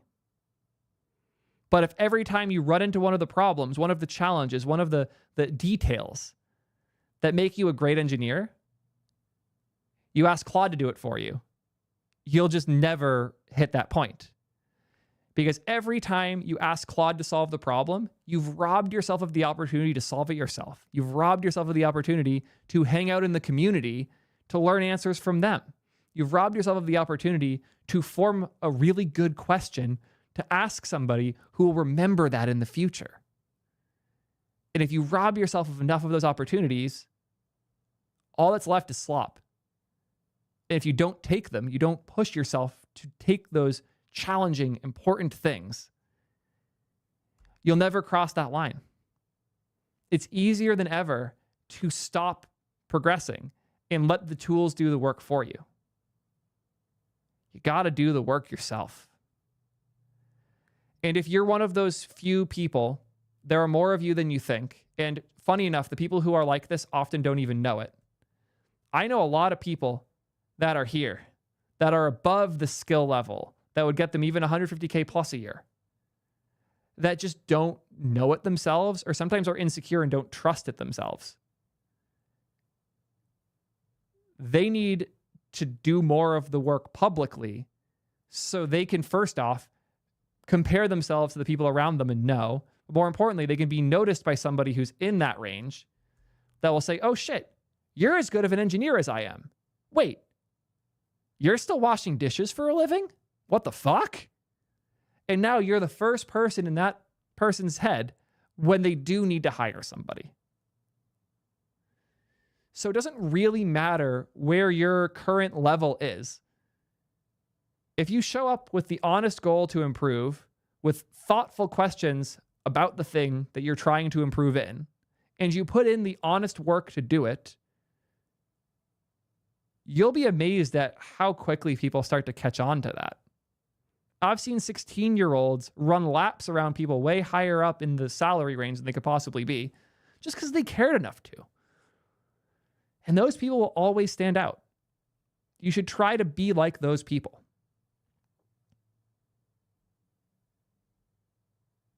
I had another important point I wanted to make here.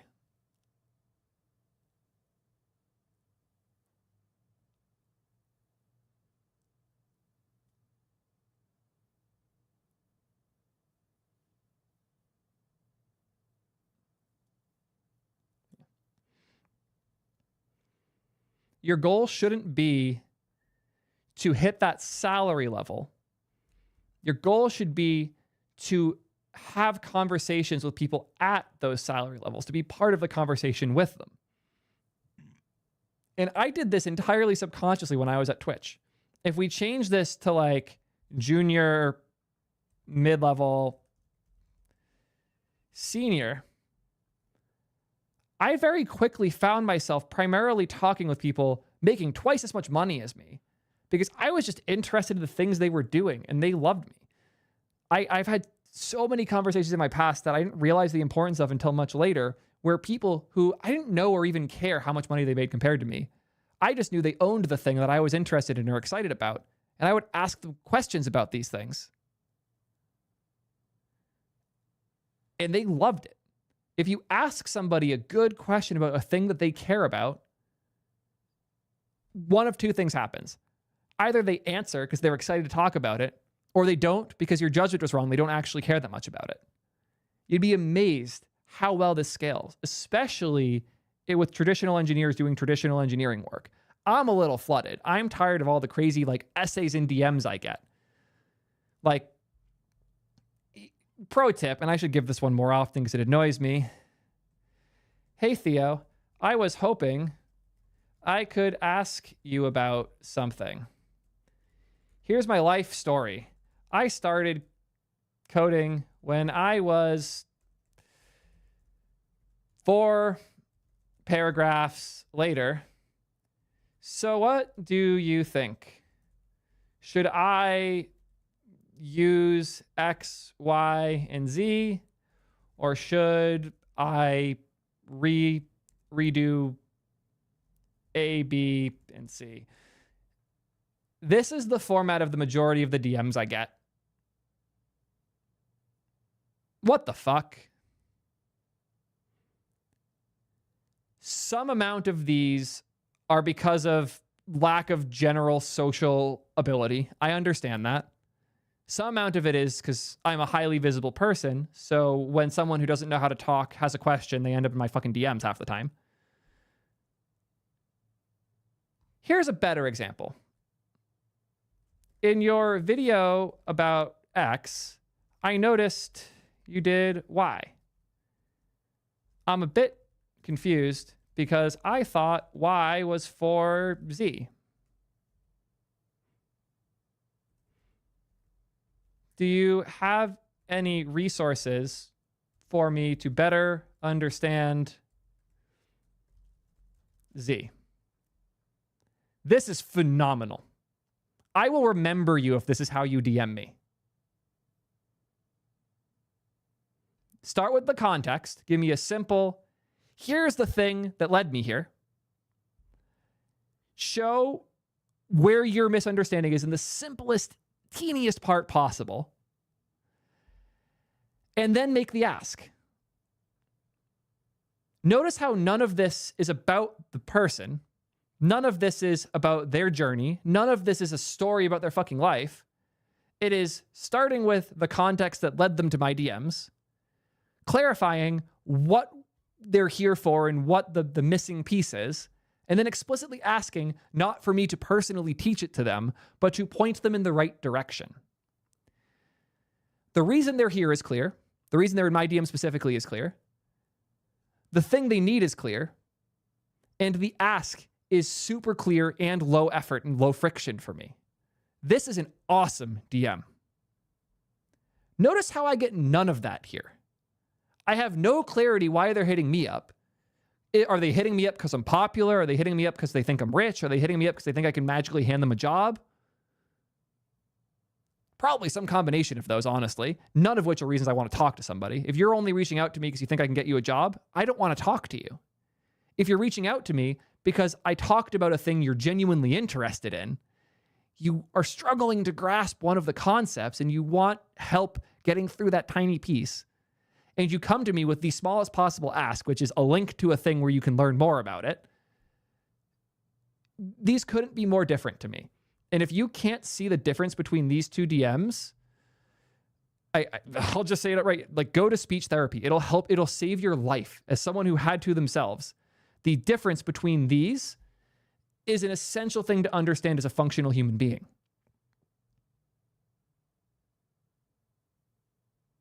And because so much of the shit I get is this, it's really easy to stand out with this. I almost want to pull up my Twitch chat right now and highlight some of these things, but I won't do it. I don't want to be mean and bully people that way. I just want to emphasize the fact that simple, clear, concise communications that are relevant to the person you're reaching out to are so important. And if you can get good at that, this is such a rare skill in engineering that I'll hire you for this, even if I don't know how good your code is. One of my community members in chat right now, in bed, I hired her to help with a lot of the video process because she was always so concise and clear with everything she did. She was more likely to drop a useful link than she was to drop an essay about some shit. She was so useful and asked the right questions and brought the right resources that I brought her on to help with the video review and like information gathering process. And she's significantly improved how fast we can get videos out. And when she hits me up with interest in other companies, I am so happy to write her a referral places. We also have Gabriel in my chat here, who was similarly super, super helpful, was almost always the one dropping the links that I was covering and like the right links and sources for the things I was talking about live. I hit him up like, I feel bad that I'm not paying you to do this. So I started paying Gabriel, learned how hilariously underpaid he was as an engineer in Venezuela. Yeah. And since then, he has gotten a much better job from a referral from me. And I kind of screwed myself because he doesn't have as much time to help us out anymore because he has a real full-time engineering job. But all of this came from the fact that these people cared enough, and just by caring and talking about what they care about, they stood out really quickly. Oh, hi, Jess. You see about software and game dev, you noticed I was cute. Oh, good to see you as always, Jess. We should talk more soon. Wait, you're 30 now, aren't you? You're old. Huh. I'm not old for another month. Oldie. What's it like? How's the big 3-0? I'm scared shitless. Yeah, I'm not ready. I'm not ready at all. It's amazing. That's good to hear. Makes me feel better. I'm not ready for the 3-0. 30 is old if you're used to your whole life being the guy who's too young to be in the conversation.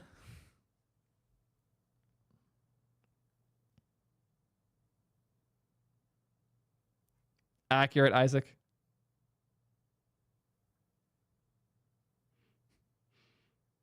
Appreciate you all. Back to it, though. Wrong buttons. Cool.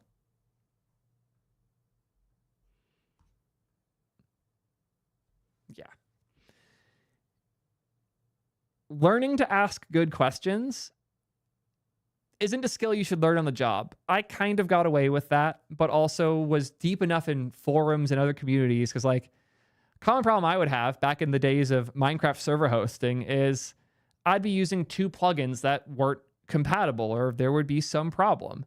And if I was to go to the forum for one of those plugins, like, hey, I'm trying to use Craft Bucket with World Guard on my SMP server with nonsense about details nobody cares about.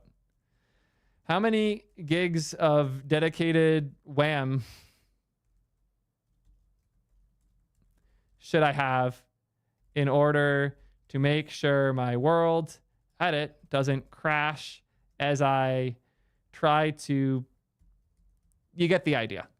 This is fucking nonsense. And the response to this would be equally nonsense or flaming me or just no reply at all. But if I came in with, hey, I get specific error when trying to do specific thing. I tried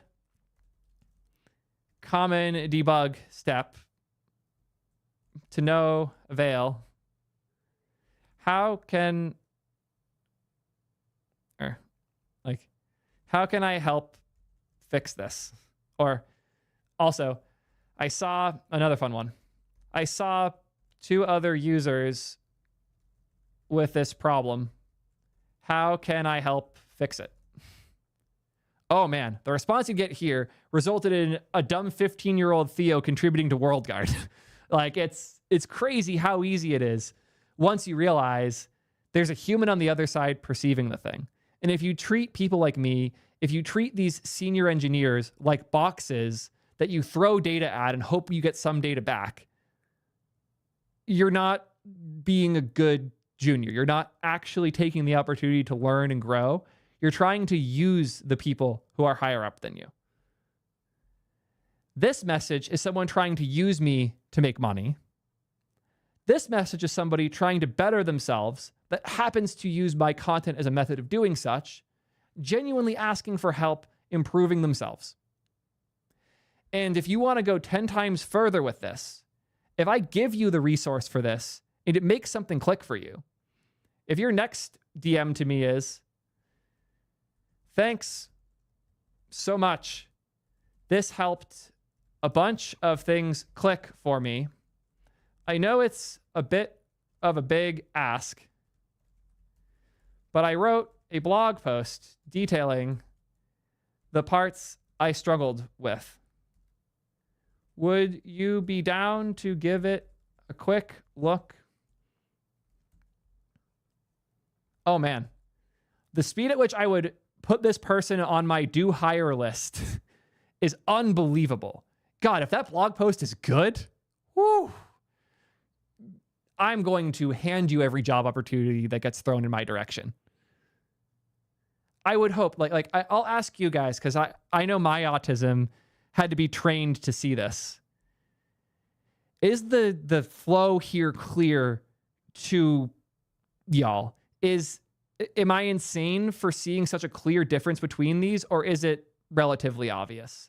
I think now it is relatively obvious. There's a point in my life where I didn't, and I just want to know that 16-year-old Theo learning this wasn't insane. And this is obvious because I think this is obvious. Like, obviously, the person here isn't improving themselves. They just want to make money. Obviously, the person here is taking advantage of every opportunity, every resource, everything they have, and is going out of their way to not waste my time, but also unblock themselves.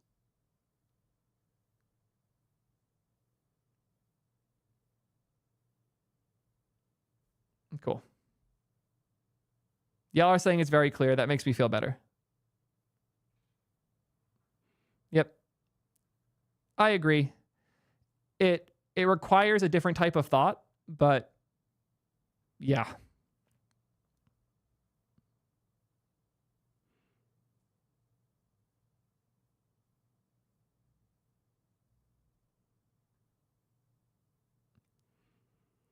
There's a lot of people who don't actually like coding and do it for the money. Those people are going to struggle a lot nowadays.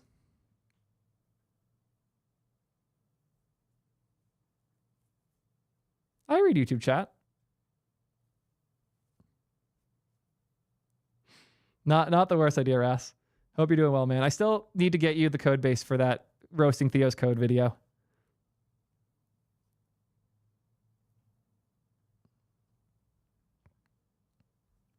Yeah. I think I made my key point. Let's summarize the rants I went on here. Rant 1.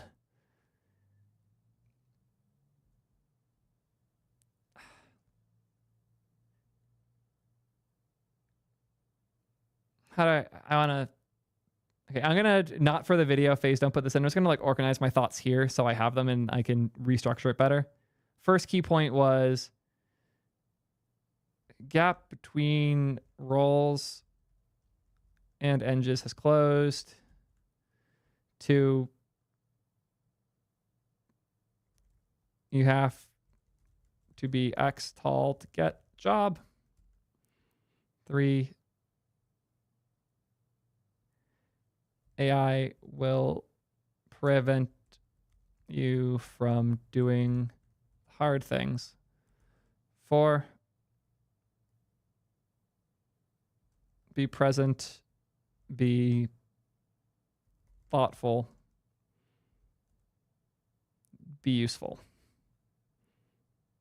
I think that's the key points throughout.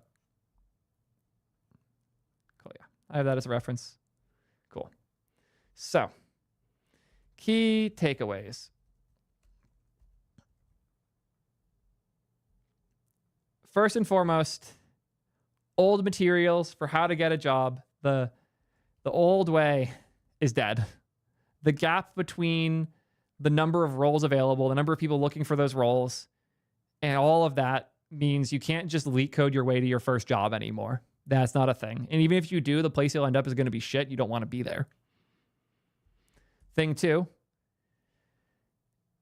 you have to be good to get a job. It kind of plays into point 1, but now more than ever, it's hard for a company to justify hiring someone who isn't there yet when there are 10 people who already are looking for the role.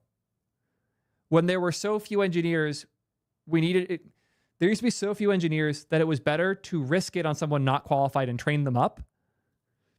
That's not the case anymore. It's just not worth it. And that means you have to train yourself, which means you have to stop relying on AI tools to get through the hard parts.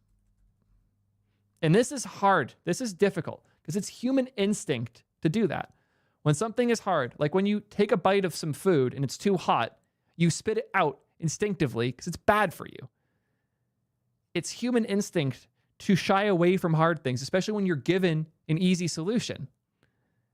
But you have to kick the habit because if you don't, you'll never hit the level that you need to in order to get one of these roles. But even if you are there, even if you are good enough to have the job, you have to build trust to get it. You will not get that job if there aren't people in the industry who have seen what you're capable of. And I'm not saying, as I mentioned before, spam GitHub with crappy open source repos and spam maintainers with crappy pull requests. I'm saying be present in the space, be part of the conversation, ask interesting questions, and don't waste my time when you do it. If you can figure those things out, it might take longer than it used to get a job. You might come out of college and be hanging out in these communities for 2 years while you're doing a part-time gig, but you will make it. You just have to care enough and not give up. And if you don't do those things, if you slack on any of these parts, if you don't push yourself through the hard stuff, you don't take part in the community, and you don't do the necessary pieces to build trust and build yourself, you're not going to luck through it. Previously, you'd basically just throw your resume at enough companies that one would be desperate enough to hire you, and that's how I got in. The way I got in is done. The way I got into this industry is closed now. And it feels bad giving advice to people who are in a very different position than I was, where I wouldn't have done all of this and I wouldn't have gotten the job. But I'm on the other side now. I do a lot of hiring. I help a lot of other companies with hiring. I think about these things a lot. And if I was thinking about somebody who deeply understood these things, who asked me really good questions and showed meaningful growth over the last year or so, I don't care if they've never had a job before. I'm hiring that person way before I hire a more experienced dev that I don't have that level of trust with. Trust is a rare commodity nowadays. And if you can find ways to build it while also building up yourself, you're going to kill it. I have no concerns for you. But if you struggle through the hard parts of a problem, you solve them with Claude, and then you DM me a life essay about helping you get a job, you're not going to make it. You're so far from the reality we live in that I can't help you. You need to reset yourself and reset the expectations. You need to stop acting like you deserve a thing you don't understand. You need to take a step back, evaluate if you care or not, evaluate if you want to be a better engineer, and evaluate why. If you're doing it, if you're trying to hit this bar so you can get the job and get paid, that era's closing fast.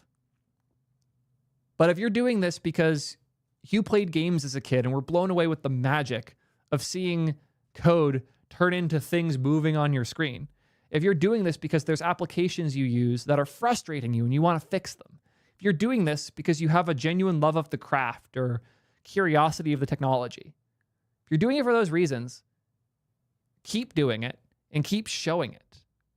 I got in for Minecraft.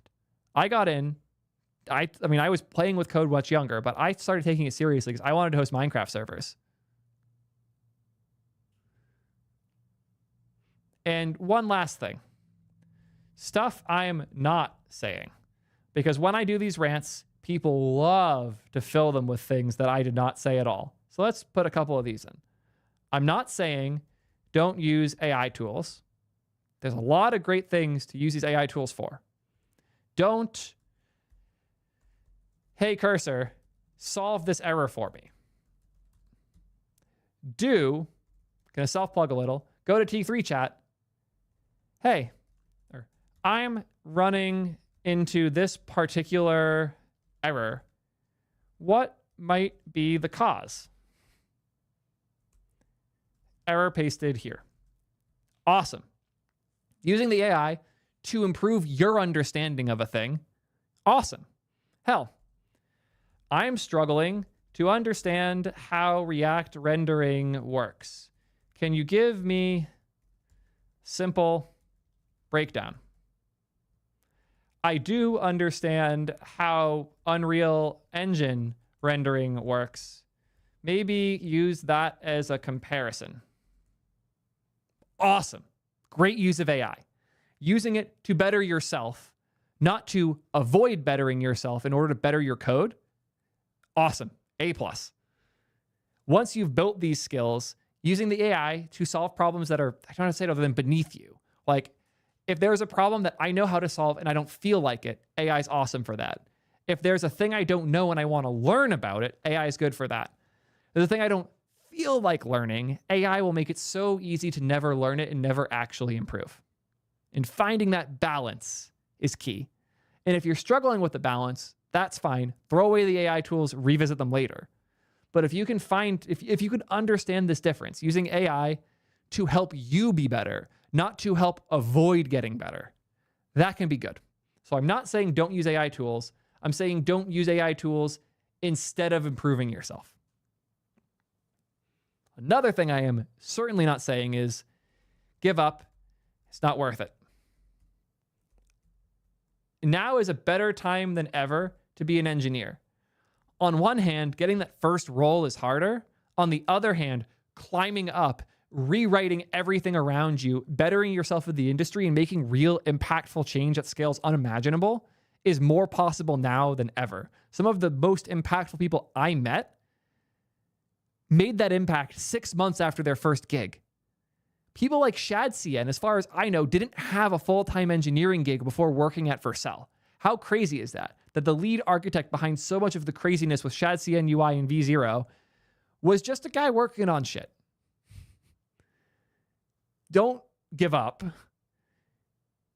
Once you're through, you can have more impact than you can even imagine now. It's a better time than ever to get in if you care, and it is a miserable time to get in if you don't. So I will do the 2.5. If you don't care, rip. That I am saying. That I am definitely saying. But if you're here in the first place, if you're however many minutes into this video, you probably care more than most. You'll be fine. You belong here. I am also definitely not saying give up on GitHub.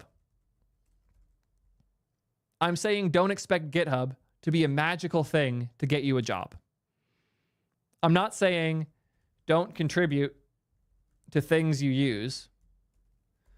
I'm saying don't hunt for GitHub repos to spam with crappy PRs so that you can claim you contributed to things. But if you're using a tool and you're running into a problem and you cut a detailed issue with a reproduction process and maybe even a StackBlitz link saying, hey, here's how I contribute, or if you do all those things to show a problem you had and it's actually useful, minimal, clear communication, and then you offer to do a pull request to fix it, that is so easy to hire for. It's unbelievable. If you can do that whole process, awesome. That's way more important than how well you know a certain framework. I ain't even vaguely hinted this, but people love accusing me of saying this. You can't get a job if you don't learn React. I've never said anything even vaguely like this, so I don't know why it keeps coming up, but I felt obligated to call that out here. You can get a job. Like, half the people I hired weren't React engineers when I hired them. I don't care. Use whatever you care enough about to get excited when you talk about it.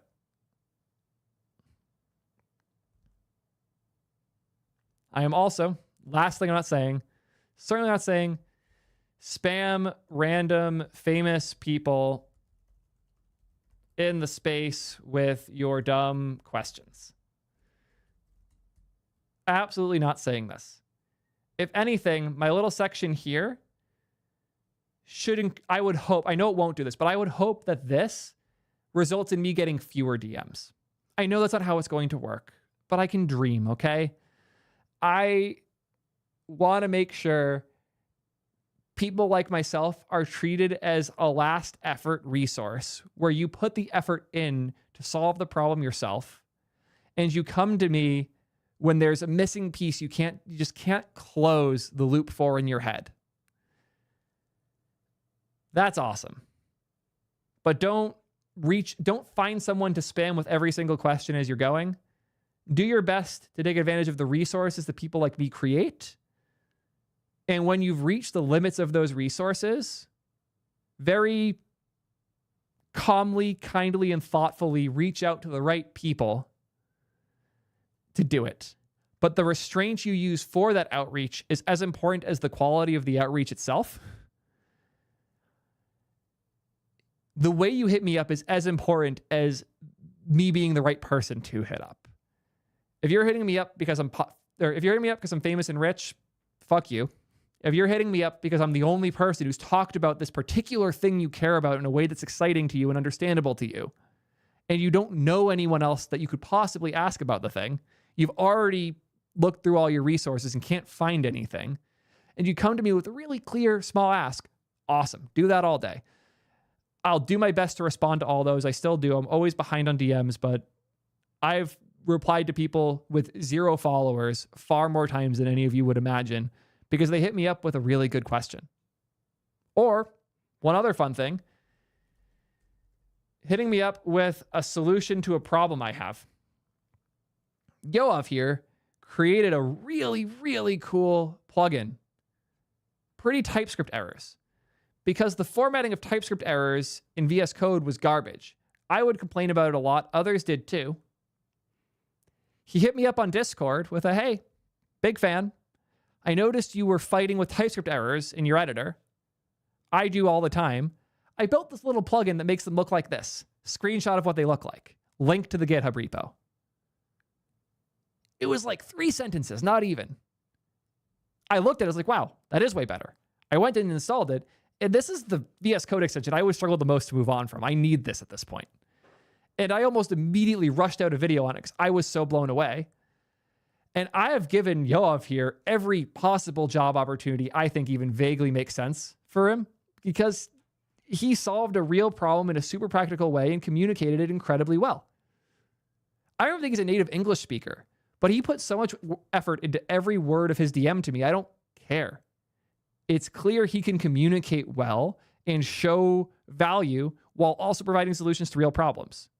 And if you can hit all of those, if you can communicate well, if you can put effort into solving problems, identify the right problems, and show the work for those solutions in a way that's considerate, whew, you're going to kill it. And I'm not expecting everyone to get this right first try. You're going to stumble. You're going to make mistakes. But I'm not saying any of these things. I'm not saying don't do it. I'm not saying give up. I'm certainly not saying spam us. I'm saying be thoughtful in how you learn and grow and challenge yourself to keep getting better regardless of where you're going to be tomorrow. And as long as you do that, as long as you think through what it means to improve as a dev, as long as you care enough to put the work in every day, you're going to make it. So don't give up. Just keep pushing. It's harder than it was for me. I really hope this isn't coming off as me gatekeeping and pulling the ladder up from behind me. I'm trying my best to do the opposite, to point at the ladder, the much harder to use ladder than it was when I got started, to make sure the people who care enough to get up here with me make it. And I hope this helps a couple of you get there. Even if just one of you does, this one was worth it. And to the half of you who haven't hit the sub button yet, what the fuck? How are you this far in the video? And I'm putting all this work in for free, by the way. You're not going to... Anyways, sorry for being a little selfish at the end, but this is a lot of work. This is, like, do you see how much we drew here today? It's almost looking like a Melky doc at this point. Anyways, that's all I got to say on this one. Hopefully this is helpful to you. If not, I'm sorry. If yes, awesome. Excited to see where you end up in a few years. And if in a year or two you end up with that job and this video was in some way helpful for you to get there, send me a DM about it. Those are my favorite DMs. The, hey, this one random thing you said flipped my brain and now I'm doing well. That's a cool DM to send. And I really hope you get to send that one someday. Until next time, hope this helps. Keep coding, nerds. And stop letting AI solve all your problems for you. Seriously, you're just going to destroy your entire career if you stop actually solving problems and just let Claude do all the... phase. Slowly zoom in there as I go insane. Anyways.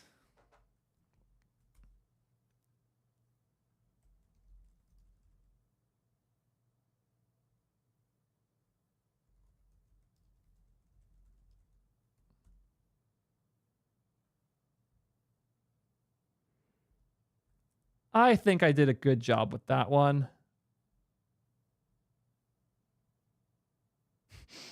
God damn it, Mickey.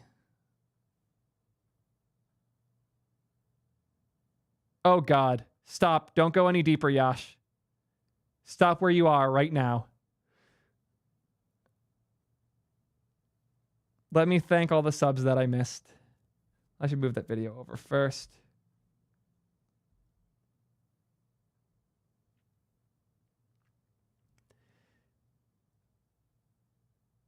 Did I get you diffuse? In case I didn't, thank you so much for the support. I think I got you Atomizer. I remember getting the heal, so I've caught up there for sure. Red Bearded Ninja with the tier 1. Thank you so much for the support. Cartboy with the Prime. Appreciate that a ton. Water Runaby, 22 months of hitting that Prime button. Appreciate that a ton. We got XZ here with the Prime as well. Hype Train from Anon with 5 gift subs. Thank you so much. Don't know if I know who that is. And then Emily gifting a sub over to Sporto after those gifts. Appreciate that so much. Thank you all again.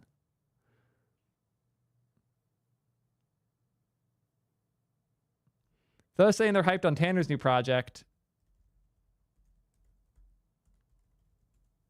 Got a fun thing for you to see. Spoiler for what I have been doing. I may have rewritten T3 chat twice. Well, once and a half with Tanner doing most of the work for the other one. This is going to be an insane fucking video when we get there. Y'all have no idea. Why is GitHub so bad? Yeah. I got a lot of work to do. Did you actually just watch all of that and think this is... I'm sorry, you don't need my help specifically. If that video didn't give you what you need a wake-up call, and hopefully that button will help.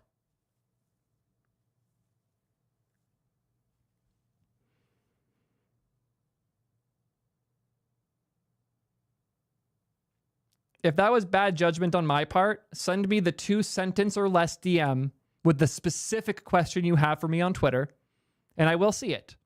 And if it is actually 2 sentences and it is actually something relevant to me specifically, I will answer and I'll unban you. If none of that is the case, you're not going to make it in this industry. It's funny because like the whole reason I did this video today is because your messages specifically were pissing me off so much. So yeah, that was when I said in the middle of the video, like I would call out chatters. You were the one. So if I am wrong, you have a much harder hill to climb up to prove it. But you're the person that video was about. And I really hope this is a wake-up call.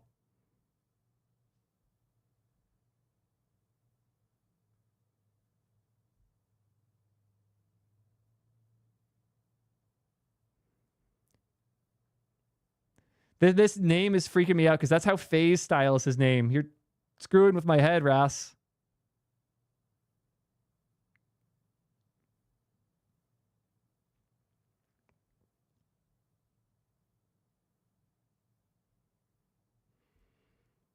How we do? We got 5 vids. Not as many as I was hoping, but it's also 7:30. So I think it's time to figure out who we're raiding next. Ooh, 16E thoughts. I was considering doing a video about this because there's one particular thing about the 16E that isn't being talked about anywhere near enough. And I'm curious if you guys can figure it out before I get to it. Giving you all a chance in chat.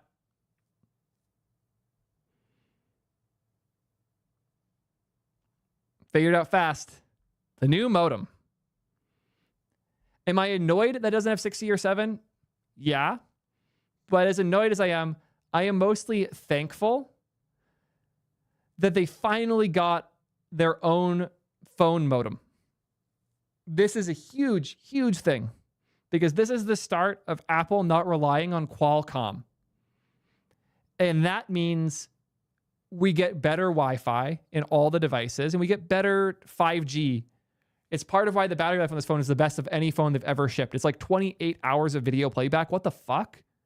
That's because the cell modem is one of the worst things for battery usage. It is also why my MacBook and why the new MacBook they just put out doesn't have Wi-Fi 7 because they didn't want to deal with Qualcomm's bullshit for it. They did a one last hurrah with the iPhone 16 Pro and the iPhone 16 Standard, funny enough, with Wi-Fi 7 and a Qualcomm chip. The iPhone 16 was the last manufactured Apple device that will ship with that. They put the GIMP the same way that like with the M series Max, they put the really cheap, super weak but still good version in the MacBook Air and the Mac Mini. And then 9 months later, M1 Pro and Max happened with the Pro computers. They're doing that with modems now. It's going to be a big deal. It's going to fundamentally change Apple's position compared to all the competition. And I am so excited.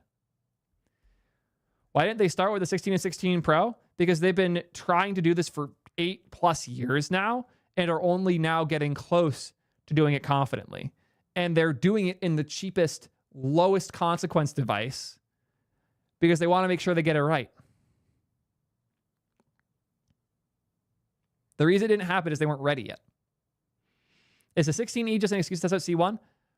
Honestly, quite possibly.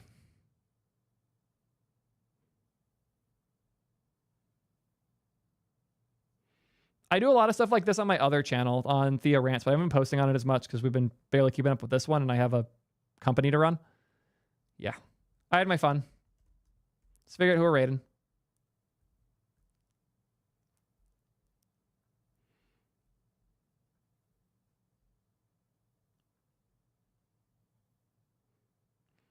Oh, a game about digging shipped? Fuck. I actually really want to play that.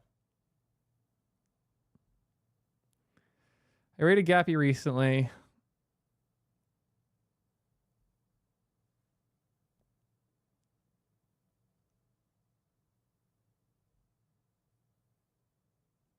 Talion will be fun. Let's throw you guys at Talion. Oh, is Prime still live?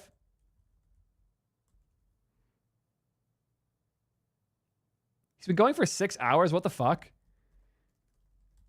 Prime it is. Have fun, nerds. Oh, we need a good spam.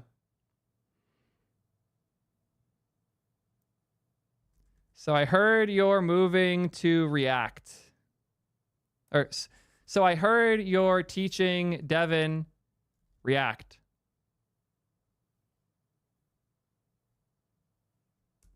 There you go. Get this copy pasted. Get this in your clipboard. Get ready for the raid. See you probably next week. I'm not going to pretend I'm going to do a weekend stream. I'm not. I'm too busy. Yeah. See you guys next week. Peace.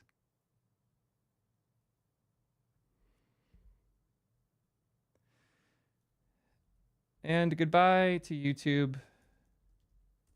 as well.